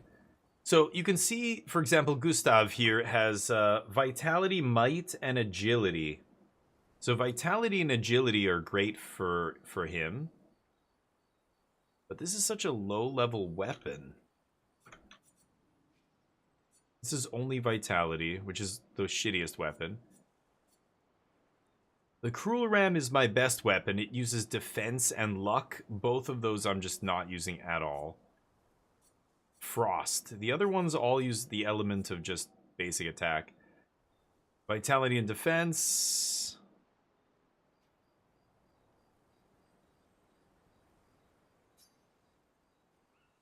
This is using my polished chroma catalyst. These are using regular chroma catalysts. And if I have 32 of these, can't I just... Isn't it better to just upgrade this one a bunch? That seems way better. Right? Because I'm using Vitality and Agility. Yeah. And then I can upgrade it to level 4. Vitality and Agility. Yeah, that seems good. Now that's going to take Polished Chroma Catalyst. Yeah, okay. These 3, once you get to level 3, you have to use the Polished, and I only have 1 of them. I'm going to upgrade the basic one, but let's go to the other guy's equipment. That one's going to use a Polished.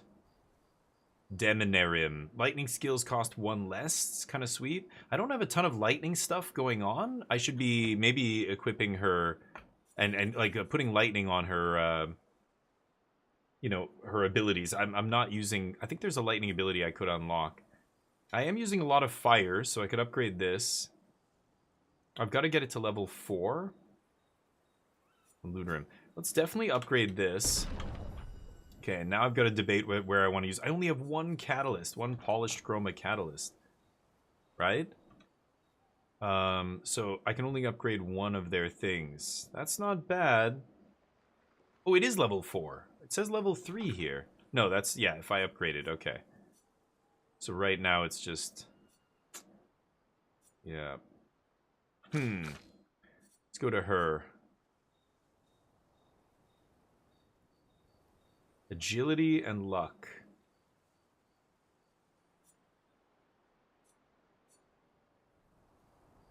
Should be putting points in luck for her. Maybe I should give this guy some defense. Been kind of ignoring his defense and luck. Whose weapon should I upgrade? This goes to 131. Hers goes to... Yeah, lightning skills cost 1 less AP. I've actually got to look at my team here. Immolation, wildfire. Yeah, like I'm not using any lightning skills. I don't even have any. How do I go to my... How do I go to my skills? Skill tree. There we go. This is lightning damage. Oh, I have Thunderfall I could be equipping. So let's use Thunderfall instead of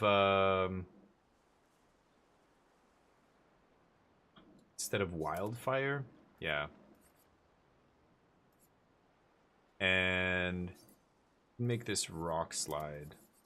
Make this Healing Light. Okay. There we go.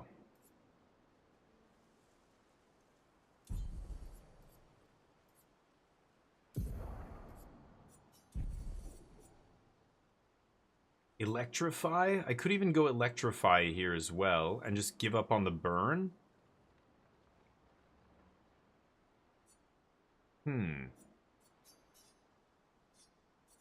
Oh, I have to rest. Yeah, right. I can't do that here. That's interesting. So if I am going to use Thunderfall, maybe I should ditch the Ice Lance. I'm not sure. And just lead with Immolation? Yeah, I think I'm going to do that. I'm going to upgrade her. So because of that, now I'm going to go back and we're going to upgrade. I'm going to... Oh, sorry, buddy. We're going to upgrade her weapon. Yeah, let's upgrade this one. Okay. Lightning skills cost 1 less. That's huge. So Thunderfall costs 4 instead of 5. But now we have no polished catalyst, so we can't upgrade any of their weapons. Okay, what else does he do? Upgrade my resources. Expedition resources. The curator can increase Lumina points for each character. Whoa, and improve tints by increasing their potency? What? Oh, these tints. Okay. Adding a Lumina point to a character costs 1 color of Lumina. There's no limit. Holy shit, really? Improving tints requires special items. Each tint requires a different item. Improving tints increases their effectiveness. They can only be improved twice. So I have the Shape of Health. Upgrade. And then I can add Lumina points. So I have 19 color of Lumina. Holy crap.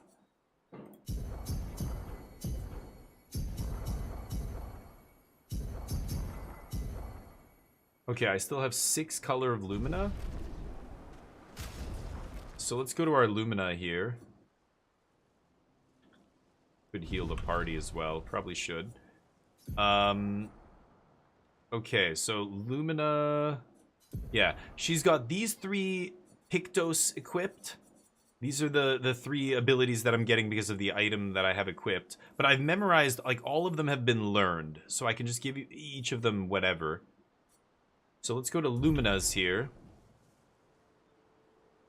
And, I mean, I could give her these powerful things. I've got 5 extra points here. I take off marking shots. Yeah,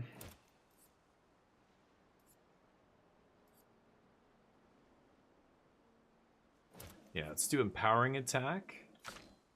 Okay, same with him. Marking shots, burning shots. Take off marking. And then I can go augmented attack. Staggering attack. Okay. She's got 8. Augmented attack's huge. Just increased base attack damage is massive. Empowering attack.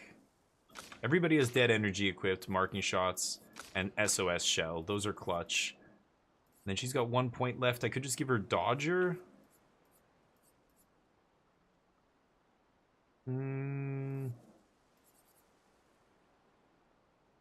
I'd love to do empowering attack here. Okay, let's do it like that. And we still have more points I could give them, but I'll give them 15 each. That seems good. Wow, that is crazy.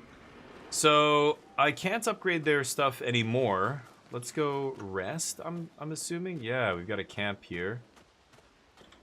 Okay, so yeah, we slowly start to fill out the camp with these dudes. Camp followers. Okay, upgrade attributes. I don't think anybody has any points. No. Learn skills. Okay, so I can give her this. Yeah, let's learn this skill.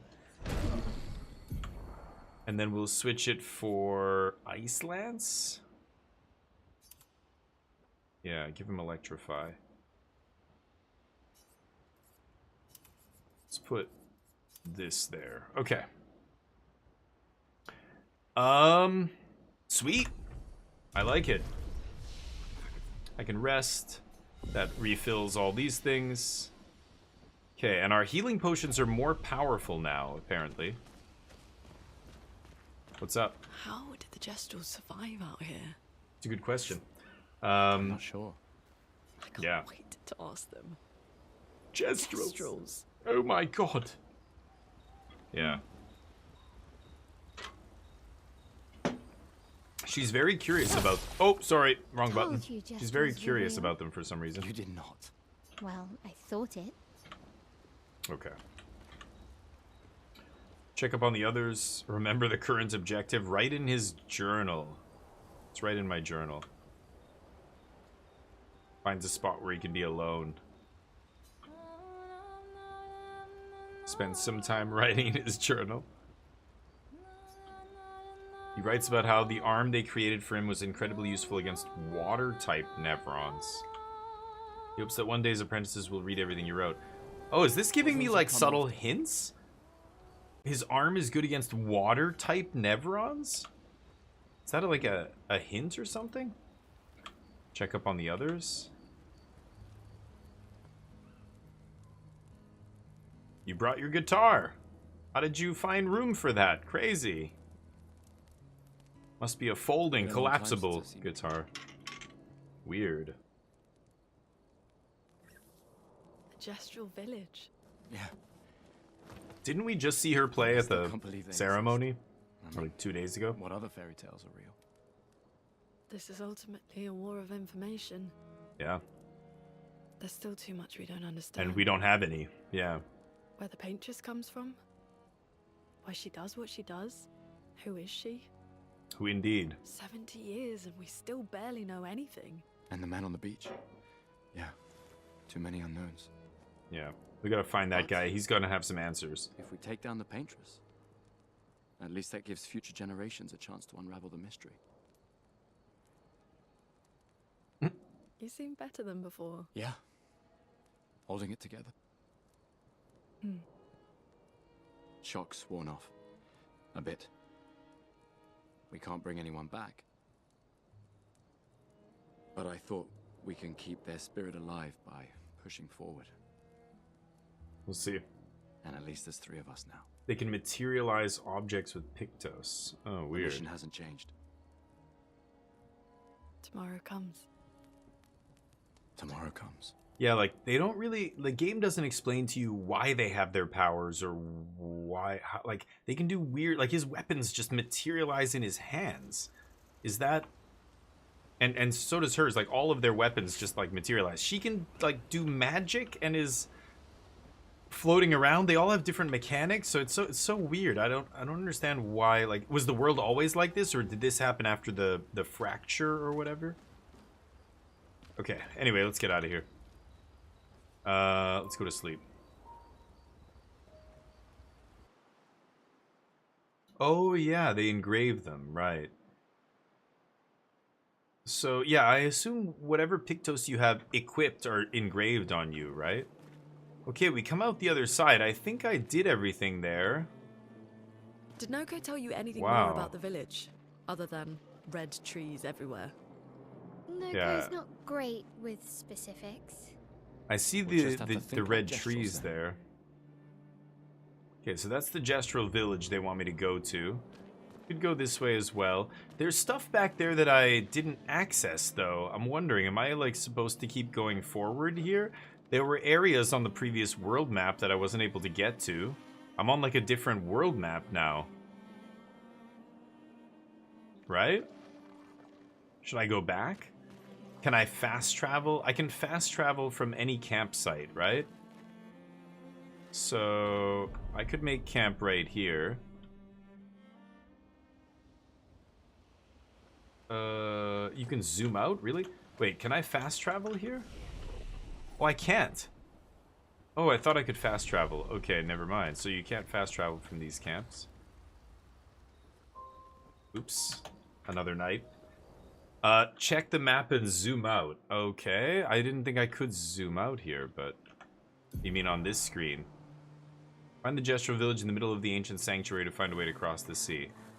So there's the ancient sanctuary. We can see it right in front of us. But these areas... I can't zoom in on. I passed through a couple of them. There were some that I couldn't access here. This area looks like I can access it from this map. But this was like a previous map with these places on it, right? One of them I definitely wasn't able to get into. I just assumed I'd come back to it later. But, I don't know. Like, am I gonna be able to go back later? How do I go back? Do I have to traverse the flying waters, like, from one end to the other? Kind of curious. Should I try going back now and just seeing if I could go back? You think I should keep going forward? I'll keep going forward, but... Yeah, it's kind of weird. Okay. Let's take these guys on. Hey, you! Yeah. I want to go back and see if I can. I don't know, but okay. He can start with a shot on one of these guys. Powerless because of my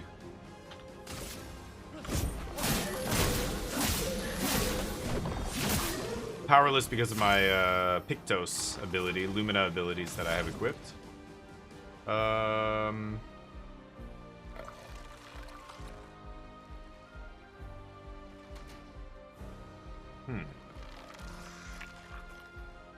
Electrify makes double. Oops, wait. Thunderfall consumes red. I think I'm gonna go Immolation here.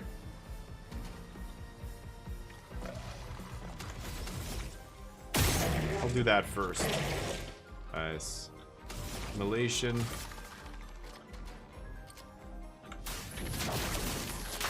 Oh, I screwed up the second one. Okay, she can also light people on fire.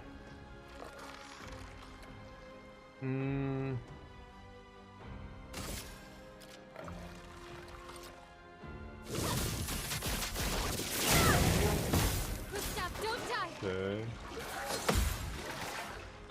Oh, shit. 2 attacks. Get ready. Oh, I thought that guy was gonna...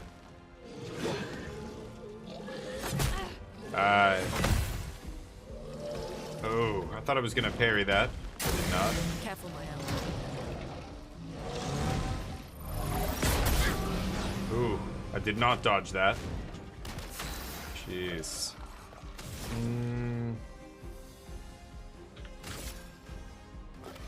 Wait, consume to generate a light stain. Okay, that's fine. Thunder. Okay.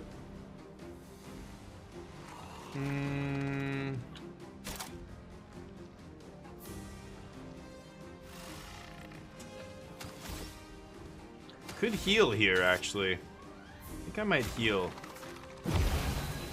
Just heal yourself.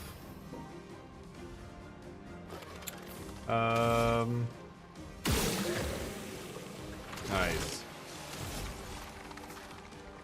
Overcharge. I could even just do a 7 overcharge here, and that's probably enough to kill this guy. Let me take this! Yeah, there we go.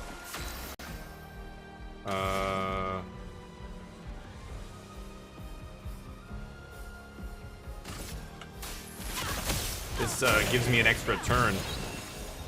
Yeah. Nope, it doesn't, apparently. Okay.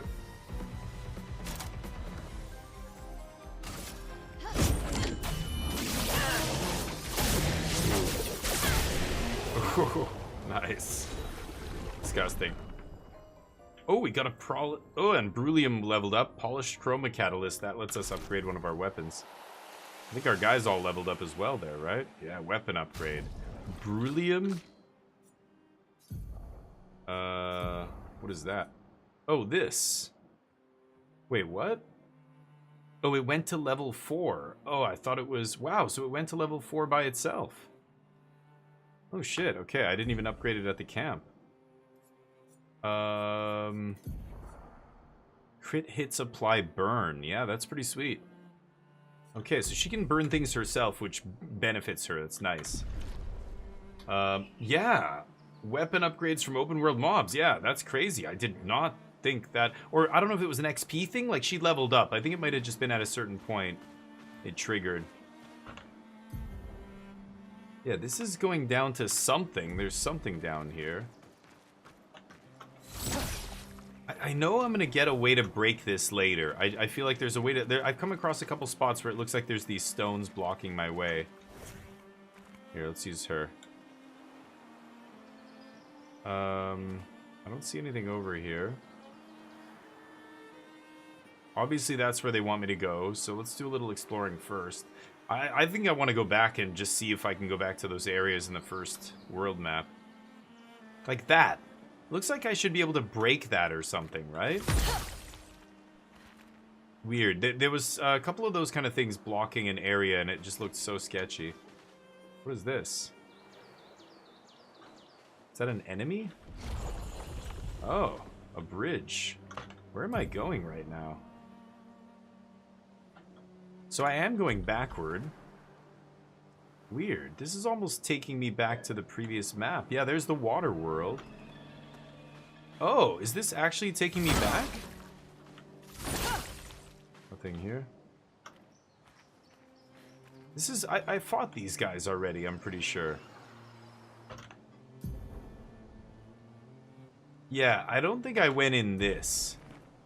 I'm gonna go in here. There's no quick save in this game. Abyss Cave, danger. Oh yeah, that's why I didn't go. So if it tells you danger, does that mean you're not high enough level for this place? Should I try it? Because otherwise then I must have to come all the way back later to do this if I'm higher level, right? Or it's just a really tough enemy, and if I beat this fight, I get sweet loot. I kind of want to try it. I'm going to check out the cave. Let's see if this is a big mistake.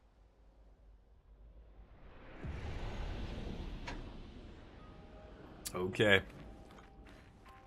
Abyss Cave. Ooh, campsite. Whoa. Glowing sheep. Okay. Yeah, maybe I should start putting points in something else. Oh, who leveled up? She leveled up. Luck.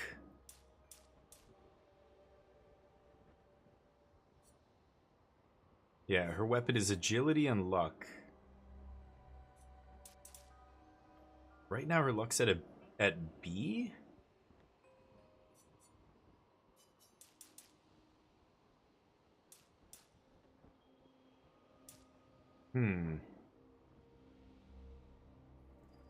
Plus 13. Is that... It's telling me I'm getting plus from my... Pictos.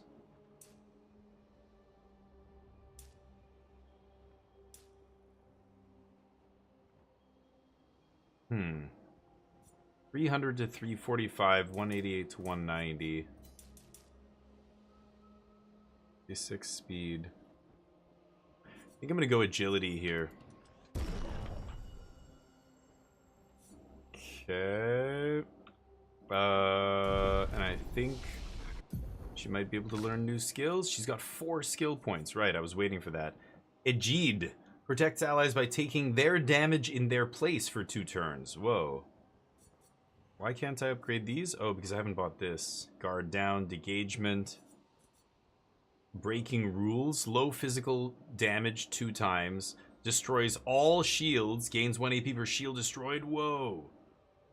If the target's defenseless, play a second turn. Okay, I'm going to go for that. That seems insane. Where do I want to put that? Guard up's been kind of mediocre.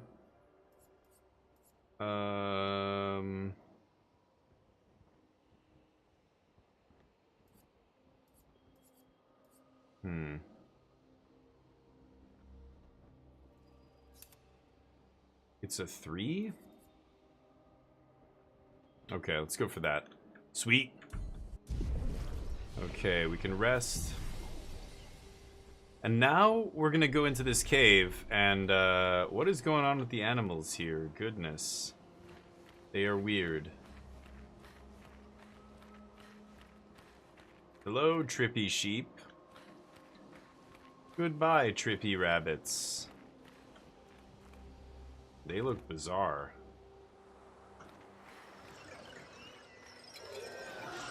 Alright, can we just talk it out? No. Oh boy. Here we go. On me. Chromatic Abest.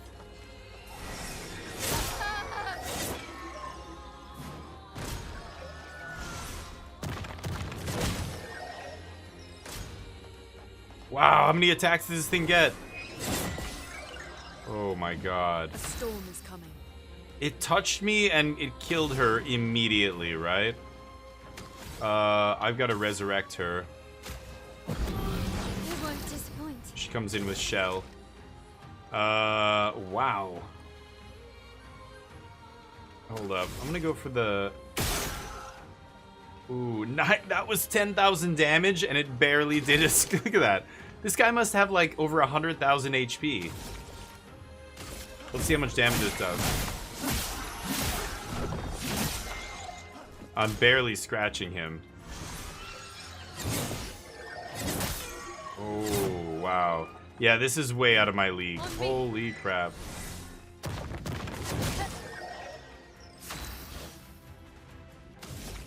Oh, boy. Flames. On me.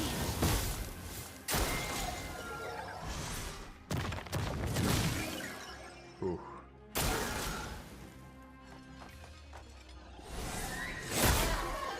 No. Tried to parry it.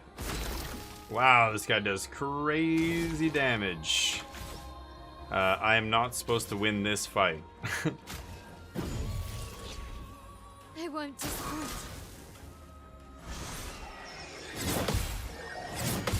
Parry. Oh, I almost got the last one. Oh boy. Oh, that was too quick. Okay, okay. Danger. Got it. Danger. Yeah. Yeah, he one-shots me. I did 10,000 damage, or 9,999, and it was like a tenth of his life total. Okay, good to know. We will be back later. Much later. But good to know. Okay, that is a dangerous cave. No kidding. And then there was another area here that I hadn't been able to get into. I think it was on that side, right? Okay, there's random giant dork there. Came across here before. Turned on that bridge, right? That was the water world we went through. I think, oh yes, this stuff. I need to find a way to break this stuff and then I can access these places. Okay, so now I remember. So I think I'm being blocked here and here by something I can't access. And then if I can make it all the way through, maybe I can get all the way over there. Okay, the cave, yeah. And I've been everywhere else. I think I've been to this, right? What is that thing? Okay, so let's go all the way back. Nothing at the beach there. I'm not going to go through the giant water level again. Okay. Yeah, that guy is insane. I could have tried to fight him and just try and, you know, get the perfects every single time. But that is a tall order. I like how you can avoid fights. Like, I don't have to take all this. I could, to level up, I can go back and start farming and stuff, but...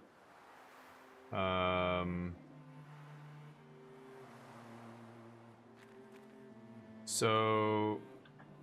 What is this? That's Abest Cave. This is something I've never been to before, right?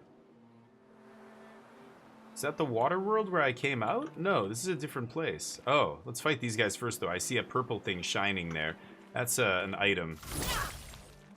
Nope. There we go. Friend did it with dodging before getting nailed. Wow, 2.5 hours? Yeah. Not interested in playing that long.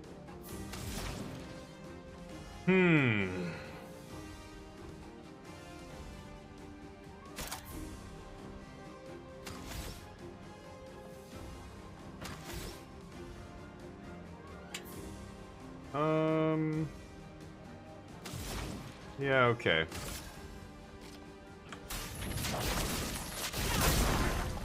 Finesse and grace.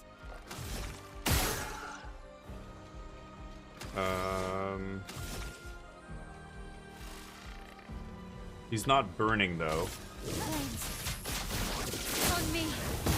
Burn that guy for 7. There we go. Burn him. He's gonna die. I think I can finish this guy. Oh, he's resistant. Never mind. That guy burns. That guy burns. Parry. Woo! What a parry. Ah. Did not parry quick enough. Got no AP. Ooh, nice.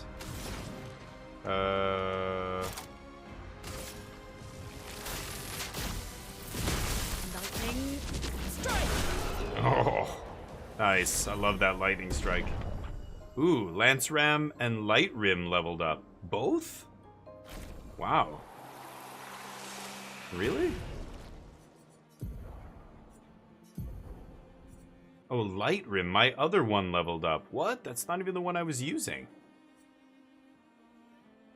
Okay, I could go with fire skills here. I could switch. So let's see how that goes.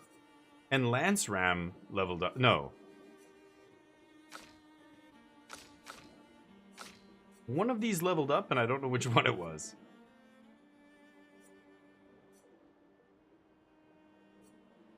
Am I using Abyssal Ram? I'm supposed to be using Lance Ram. There we go. Okay. Wow, that's crazy, dude. Light Rim, yeah. Weapon upgrade. Interesting. Okay, Color of Lumina, good. Nothing there. What is this? Blabbery. Hiya, humans. Care for a good deal? Love a good deal. Always on the hunt for a good deal. Find a missing expeditioner to unlock this item in this shop. A missing expeditioner. Haircut for male. They're just haircuts? Okay. Goblu? A music record. That was the giant dude that I beat in the underwater level. Ta-ta. Okay. New outfits unlocked, huh? Lune? I mean, she looks great. Not gonna lie.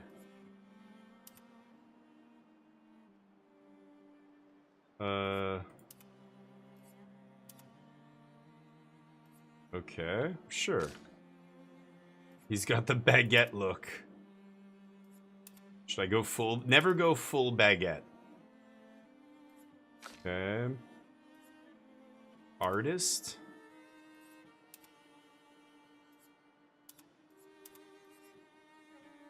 I'll keep her with the short hair here. Okay. Music record. Yeah. Okay, let's take a look up here. Not sure what this is.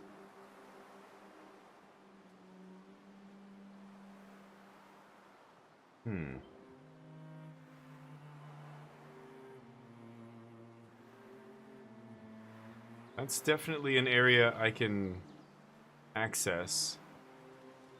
Look at all these weird things hanging around here. Is he gonna tell me what it is? Whoa. Okay. I really shouldn't go... Oh, that was the shop. That was that guy. I really shouldn't go to a different area yet, right? I really should just go to the area that I'm supposed to go to. Yeah, I kind of wanted to just see what was over here, but... Okay, nothing much. Yeah, the really soft lighting, the really blurry backgrounds, you can tell they're doing a lot to hide kind of imperfections and, you know, lower quality stuff. But...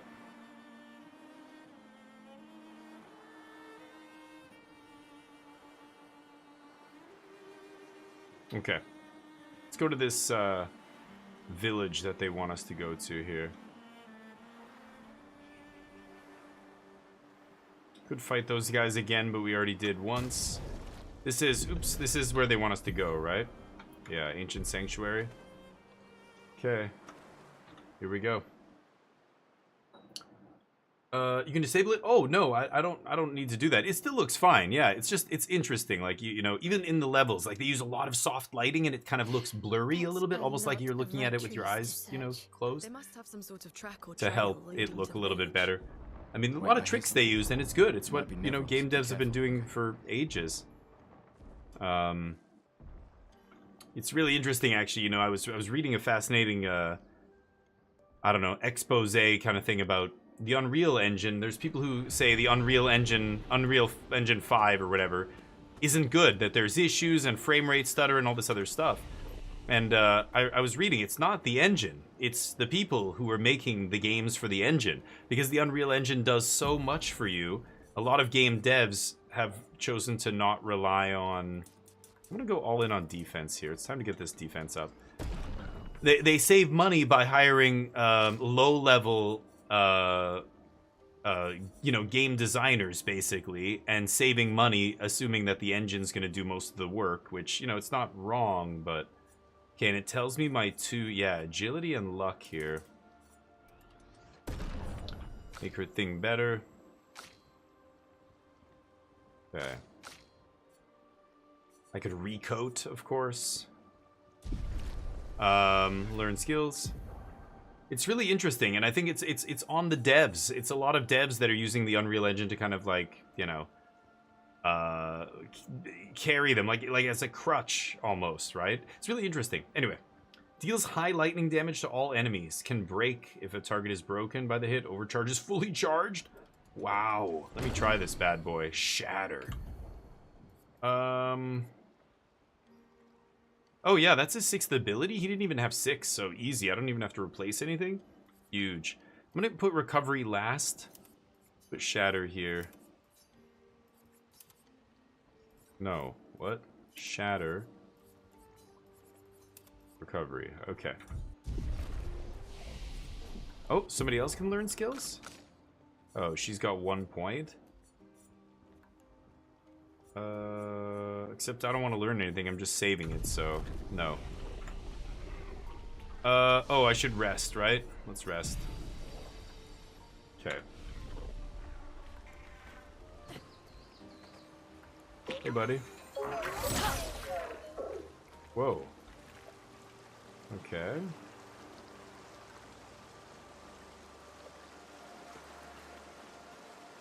What is this?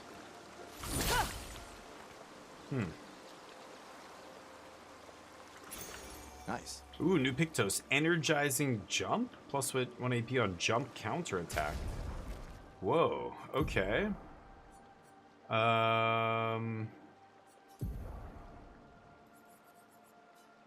Energizing jump.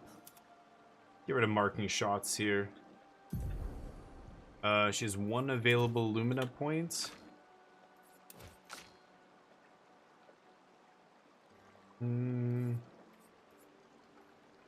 Okay, she's got 1 wasted here. That's fine. Okay. Not much else here. These giant puppet-looking things are making me a little nervous. Puppet hands, puppet arms everywhere. Okay, let's try and catch this bugger. Wow.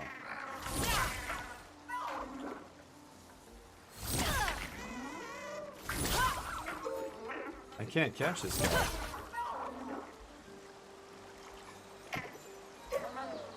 Ah, now you're stuck. Okay, I caught him to land on that thing. Petanque. Okay, so one of the girls, yeah, the other one has the one that breaks all the shields, which is nice.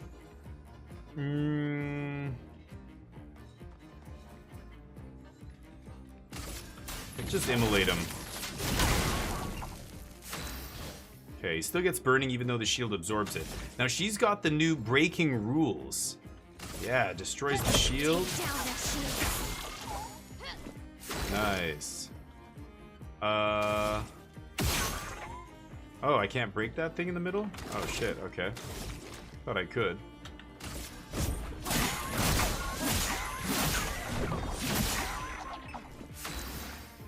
He's got a lot of HP, this guy.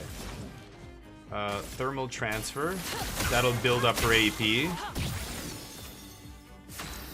Ooh, and she goes to offensive stance here. 7 AP. So let's go per se. This puts her into virtuose stance. Nope, not into the virtuose. Okay. Not a lot of AP with this guy, so let's just do basic attack here. Overcharge. Gains 3 shields. Melee attack.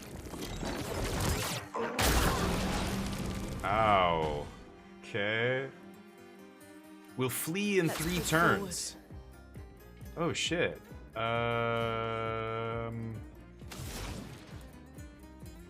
Okay.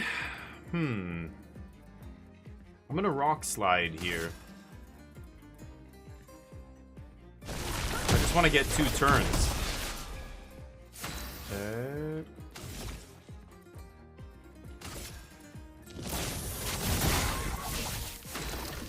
Three turns. Can I kill this guy in 3 turns?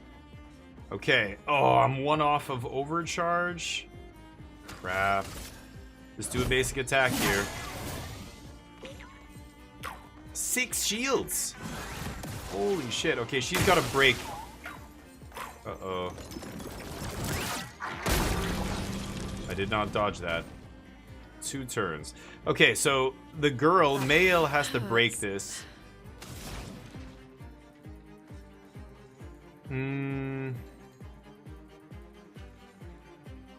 I get 2 turns if I thermal transfer here.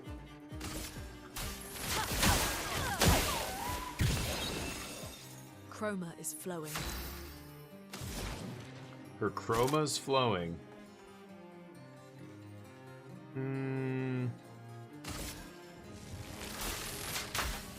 Oh, I missed. Okay. She's in virtuoso mode.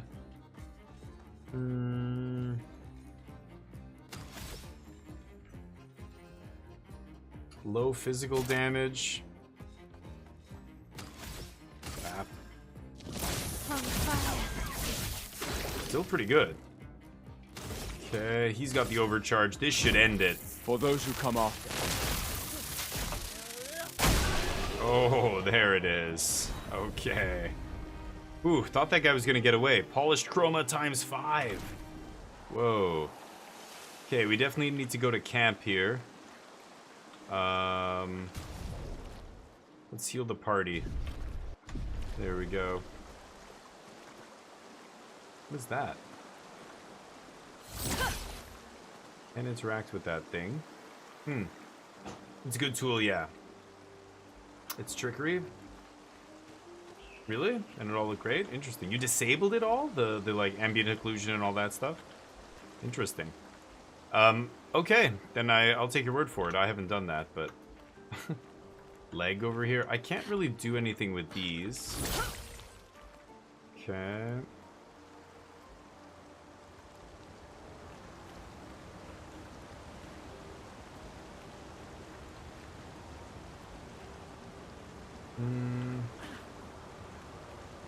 Aha. I was gonna say, I want to make sure I don't miss anything down here. Sure enough. An advantage. Burning mark. Apply burn on hitting a marked enemy. It's not amazing, but I will equip it just to have something equipped here.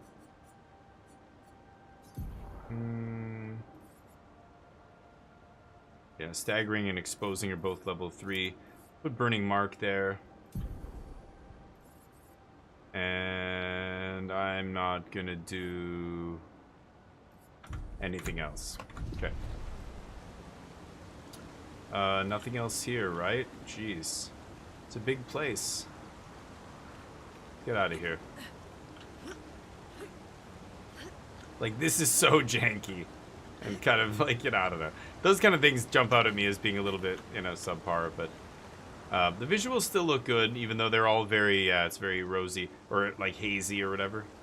But if you say you turned it off and it still looked good, that's, yeah, it's interesting. I think it would look a little bit less good, but I don't think it would look bad. What is this guy? Young boy, another expedition. 33. Who are you? Me? A dream, an illusion. I don't really remember. He's got a hat on? Weird. What I did all of this for. I miss laughing with everyone. Who are you talking about? Clair.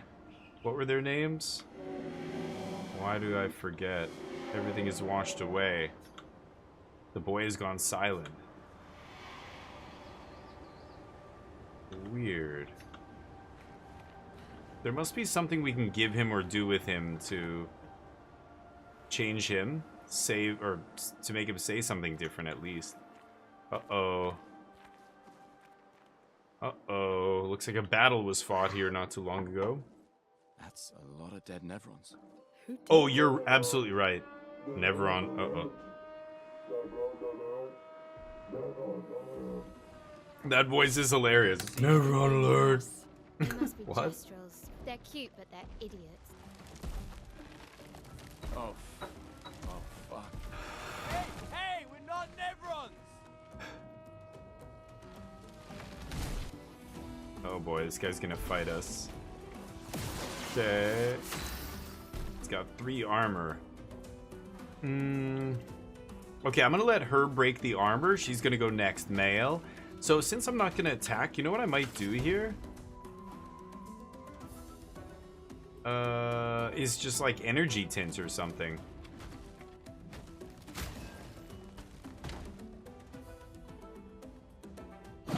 Yeah. Finesse and grace. So, wait a minute. I can use breaking rules. She jumps into offensive stance. She slams his shield. Oh. Marked all of us. Raises its shield. Defensive stance of some sort? Yeah. Doesn't look like I'm breaking through here. I could recovery.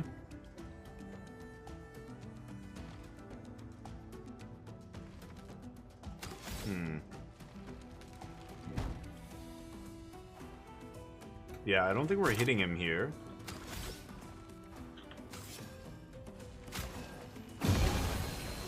I'll heal her. Is flowing.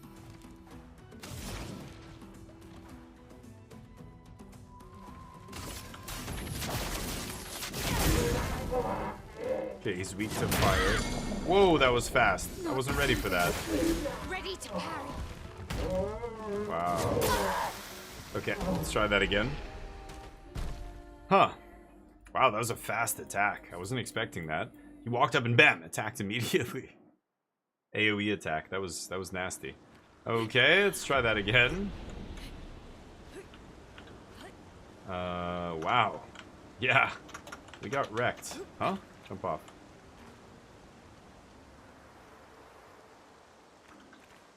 Find a way to cross, blah, blah, blah. There was nothing else I could do over here, right? It was just only this. Okay, we talked to the boy.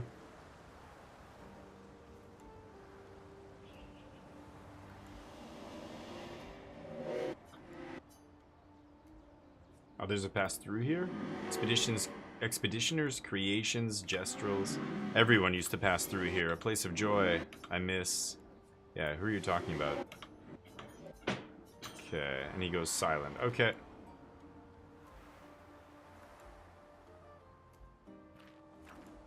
Here we go. Oh, that's the campsite right there. As soon as we finish this fight. Can I skip it?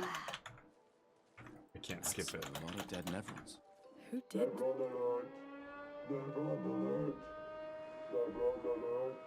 That's the guy who's about to fight us. Never on alert! See, I think they mean us. His voice. They must be It's a great desperate. voice for that They're character. Cute, but they're idiots. They're cute. I don't want to call it cute if it's like trying to murder us. hey, we're not Nevrons! Oh boy.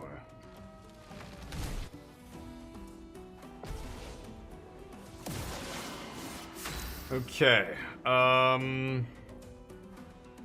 So again, she's gonna break his guard. So I could just use item here. Who do I want to give the energy to? It's weird. Maybe him? Let's give Gustav the AP here. So skill, breaking rules. There goes all of his stuff. Clunky combo.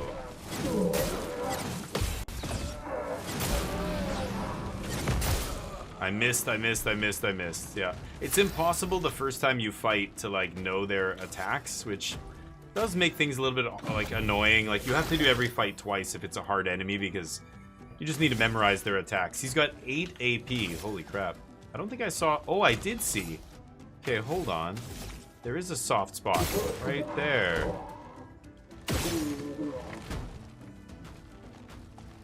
What did it say? Something happened. His what? Something... It said something. His something... I don't know. That was weird. The skip button on PC? Yeah, I couldn't skip for some reason. Okay, I'm in offensive stance here. So...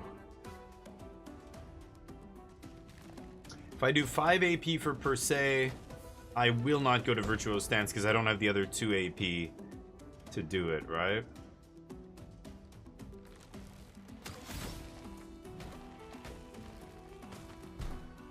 He's not burning, so I can't switch there. Finesse and precision. Funky combo. Okay, let's parry this. Oh, the last one. Let's push forward.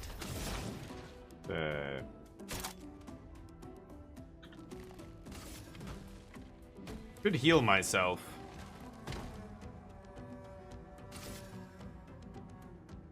I'm just gonna rock slide. Quake in mid.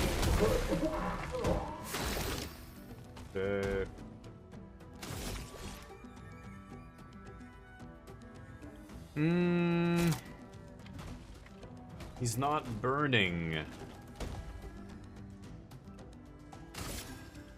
This puts him maybe to 9 overcharge. 8. Okay, she's stanceless and has no AP. Awkward. Maybe she should have used a potion there. Okay.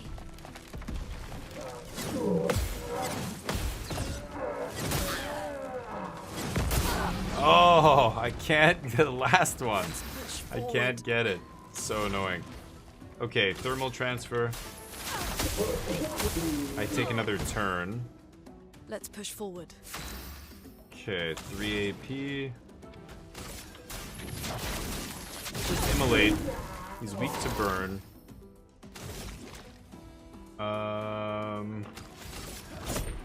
Basic attack here. Not looking good. Okay, and he's burning. So I could Swift Stride here. I think I like Swift Stride. That'll switch us to Virtuoso AP. I'm ready.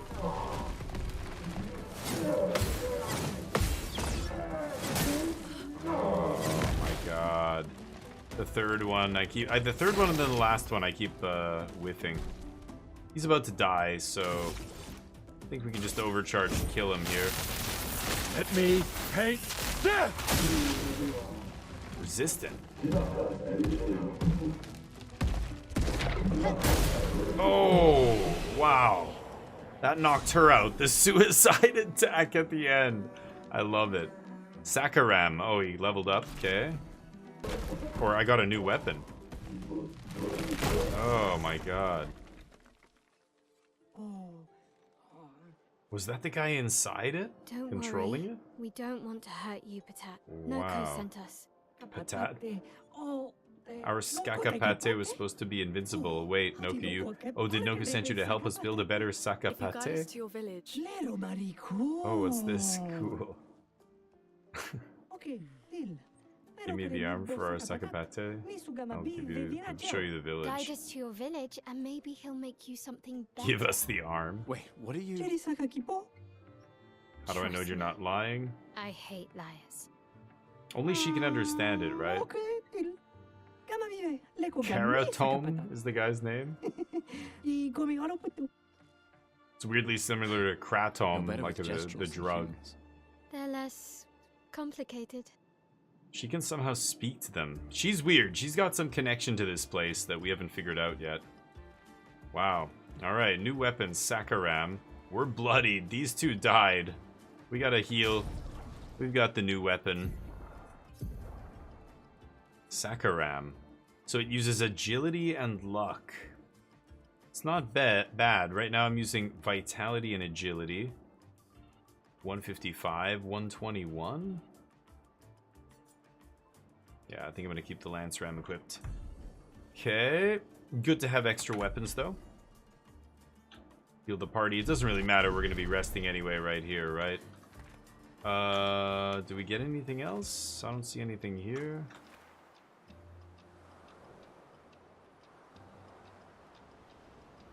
Oh, that's where I came from. Sorry.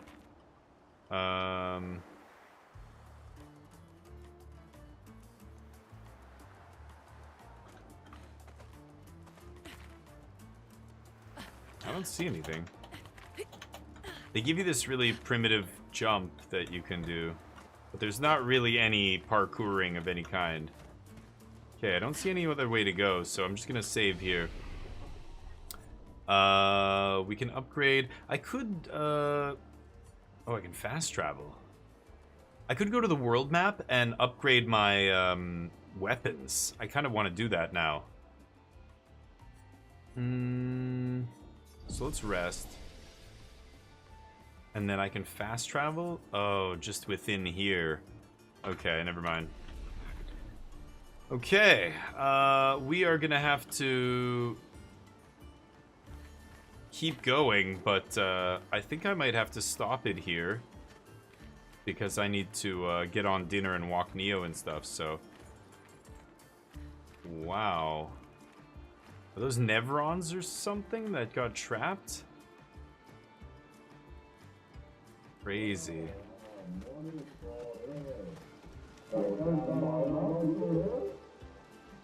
We're gonna have to fight this guy. It's like a construct, and when we beat it... Oh, yeah, he's coming. Okay, one more fight. Oh, boy. let the ink flow. Okay. Let's start with immolation here. They seem to be weak to burning. Spill some ink. Spark. Let's go Swift Stride because he's burning. I switched to Virtuoso. Okay.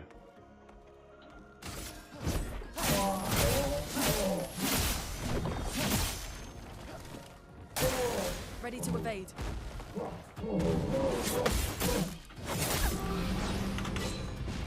Okay, a 1-2. A 1-2 combo. Not so bad. Go for the lightning. Strike. Oh, he's resistant to lightning. Okay. Good to know. He's still burning.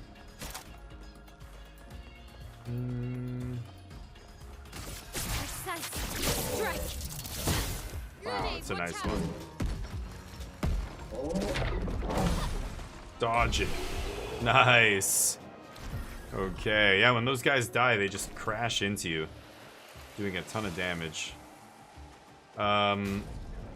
Yeah, Lune's hurt, but I think we'll be fine. All right.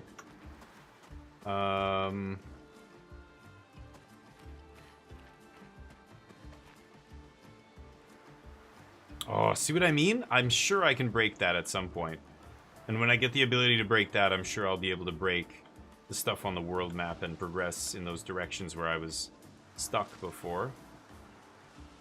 We're on the other side of this here.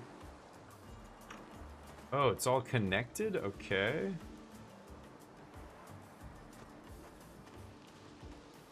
What is back here? Another dude in there.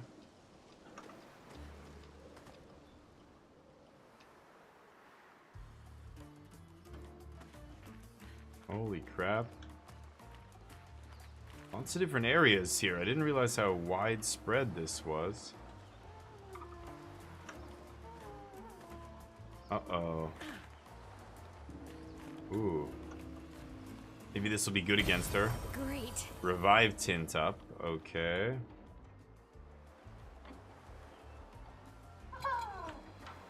Uh-oh.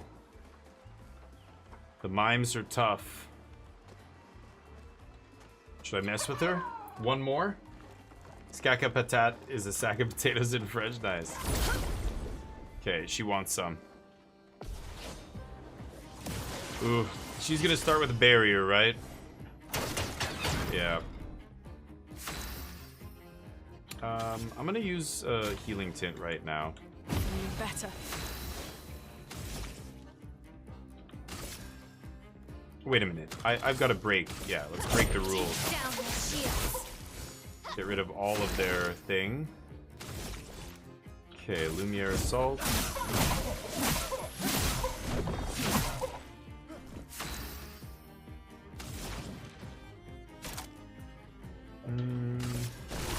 Quaking fear. Barely any damage.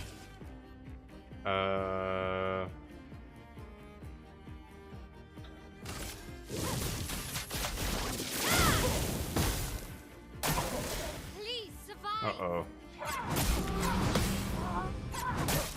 Oh, I couldn't parry the last one. God damn it.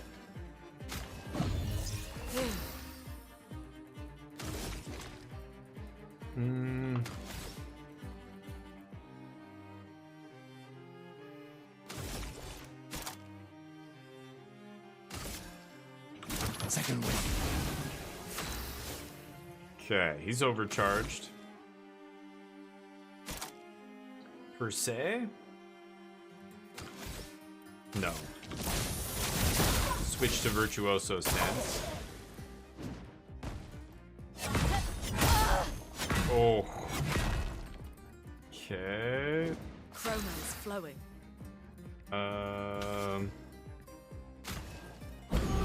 Bring her back. I'm better. Oh, I can't do the overcharge attack.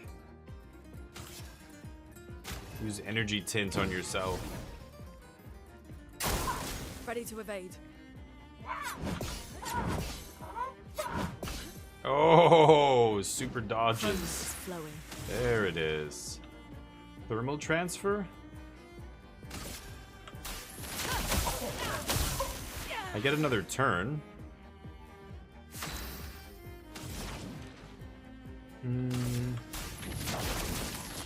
Oh, I missed the second one. I'm an idiot. Okay, she's got a ton of AP.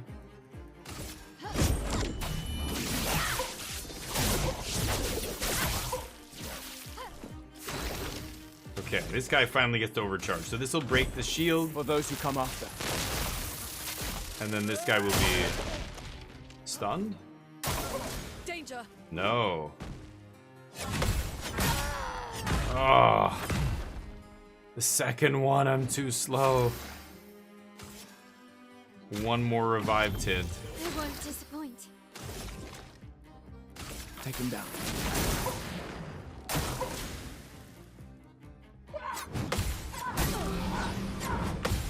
Oh. God damn it. Looking good.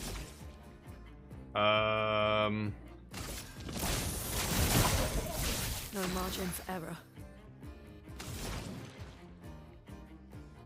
Oh my god. Thunderfall. This is tough. Lightning strike. Barely doing any damage to him.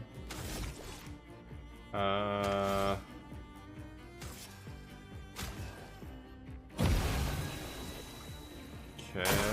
Lune, watch out! Ah!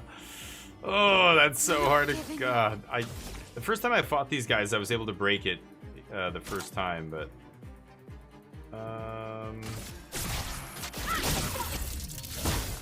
Okay, she goes defensive. Oh, boy.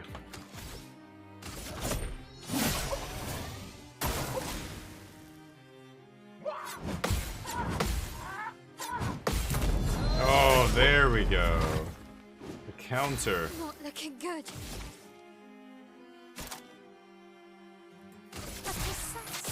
Strike.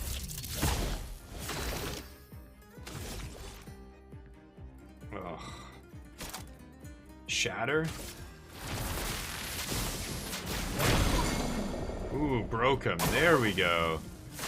Not looking good. Okay, now I think I can get him. I needed to break him there. Yeah, I think we're doing more damage now. Okay, here's the overcharge. No, I can't do it. Maya, look out! Oh, God. Oh, there we go. Holy shit. Lyric Fury.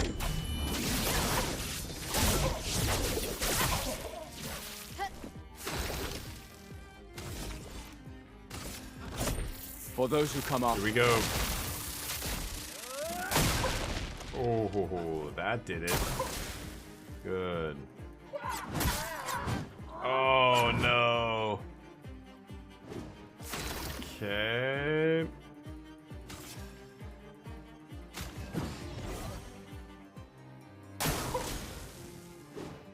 Oh, God.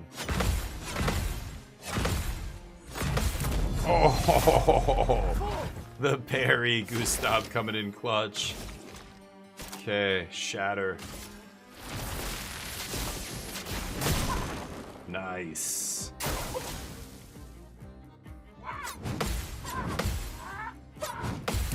Oh, yes, there it is. Gustav comes in clutch at the very end. Amazing. New outfit unlocked. Alright, perfect. Gustav's going full mime.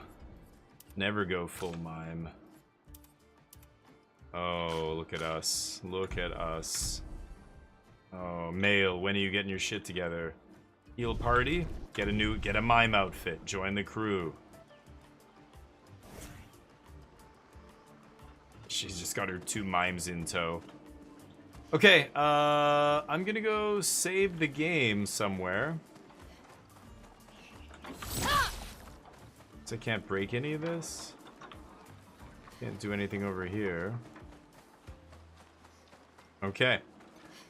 Let's go back to the area we came from. I think I want to try and save it.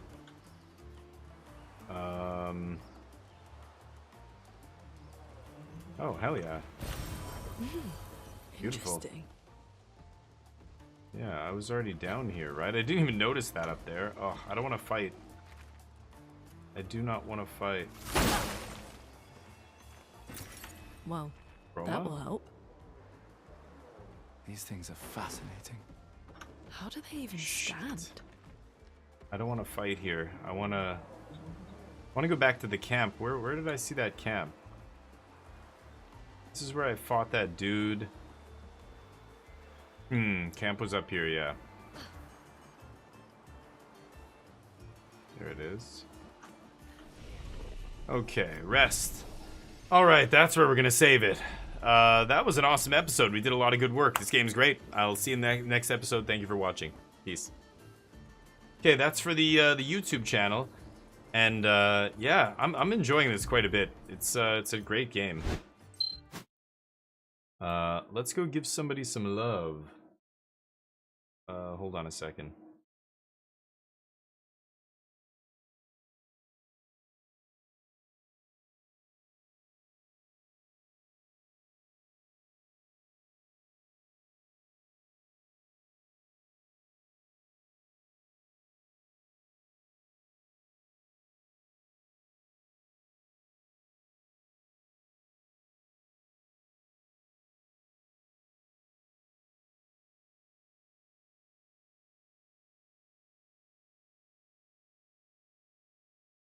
Okay, there we go.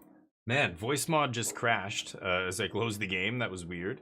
Let's go give somebody some love. We'll find somebody playing Clair Obscur. I could raid somebody playing Magic, but I don't see anybody playing Magic. Okay, let's give somebody some love. Who do we have here? Somewhere around us in terms of viewership. Somebody who is speaking English. Are you speaking English? Yeah, I think so. I bet IB the Grim. Let's give IB the Grim some love. Give them a follow. Give them some kind words. You know, make them feel good. Make their day. And you can always unfollow people later down the road or whatever if you don't, you know, like their channel or whatever else. Most people I just stay followed, actually. I will say that somebody who I raid, if they don't follow me back, if they don't come to my channel and follow within a couple weeks, next time I see them, I'll usually be like, oh yeah, I'm done here. But at least give them the follow off the raid. It always feels great and, you know, makes people's day. That's the message I'm going to spam in, or not spam, but post in their chat. Let's give them some help. Looks like, ooh, they're close to where we were. I don't know. No, they're further than me. Oh yeah, they're way further than me. Holy shit. Okay, they are probably way better at me at this game than I am, or further in the game at the very least. So give them some love. I'll see you tomorrow. More magic, more shenanigans, probably more Clair Obscur. We'll see. Until then, peace.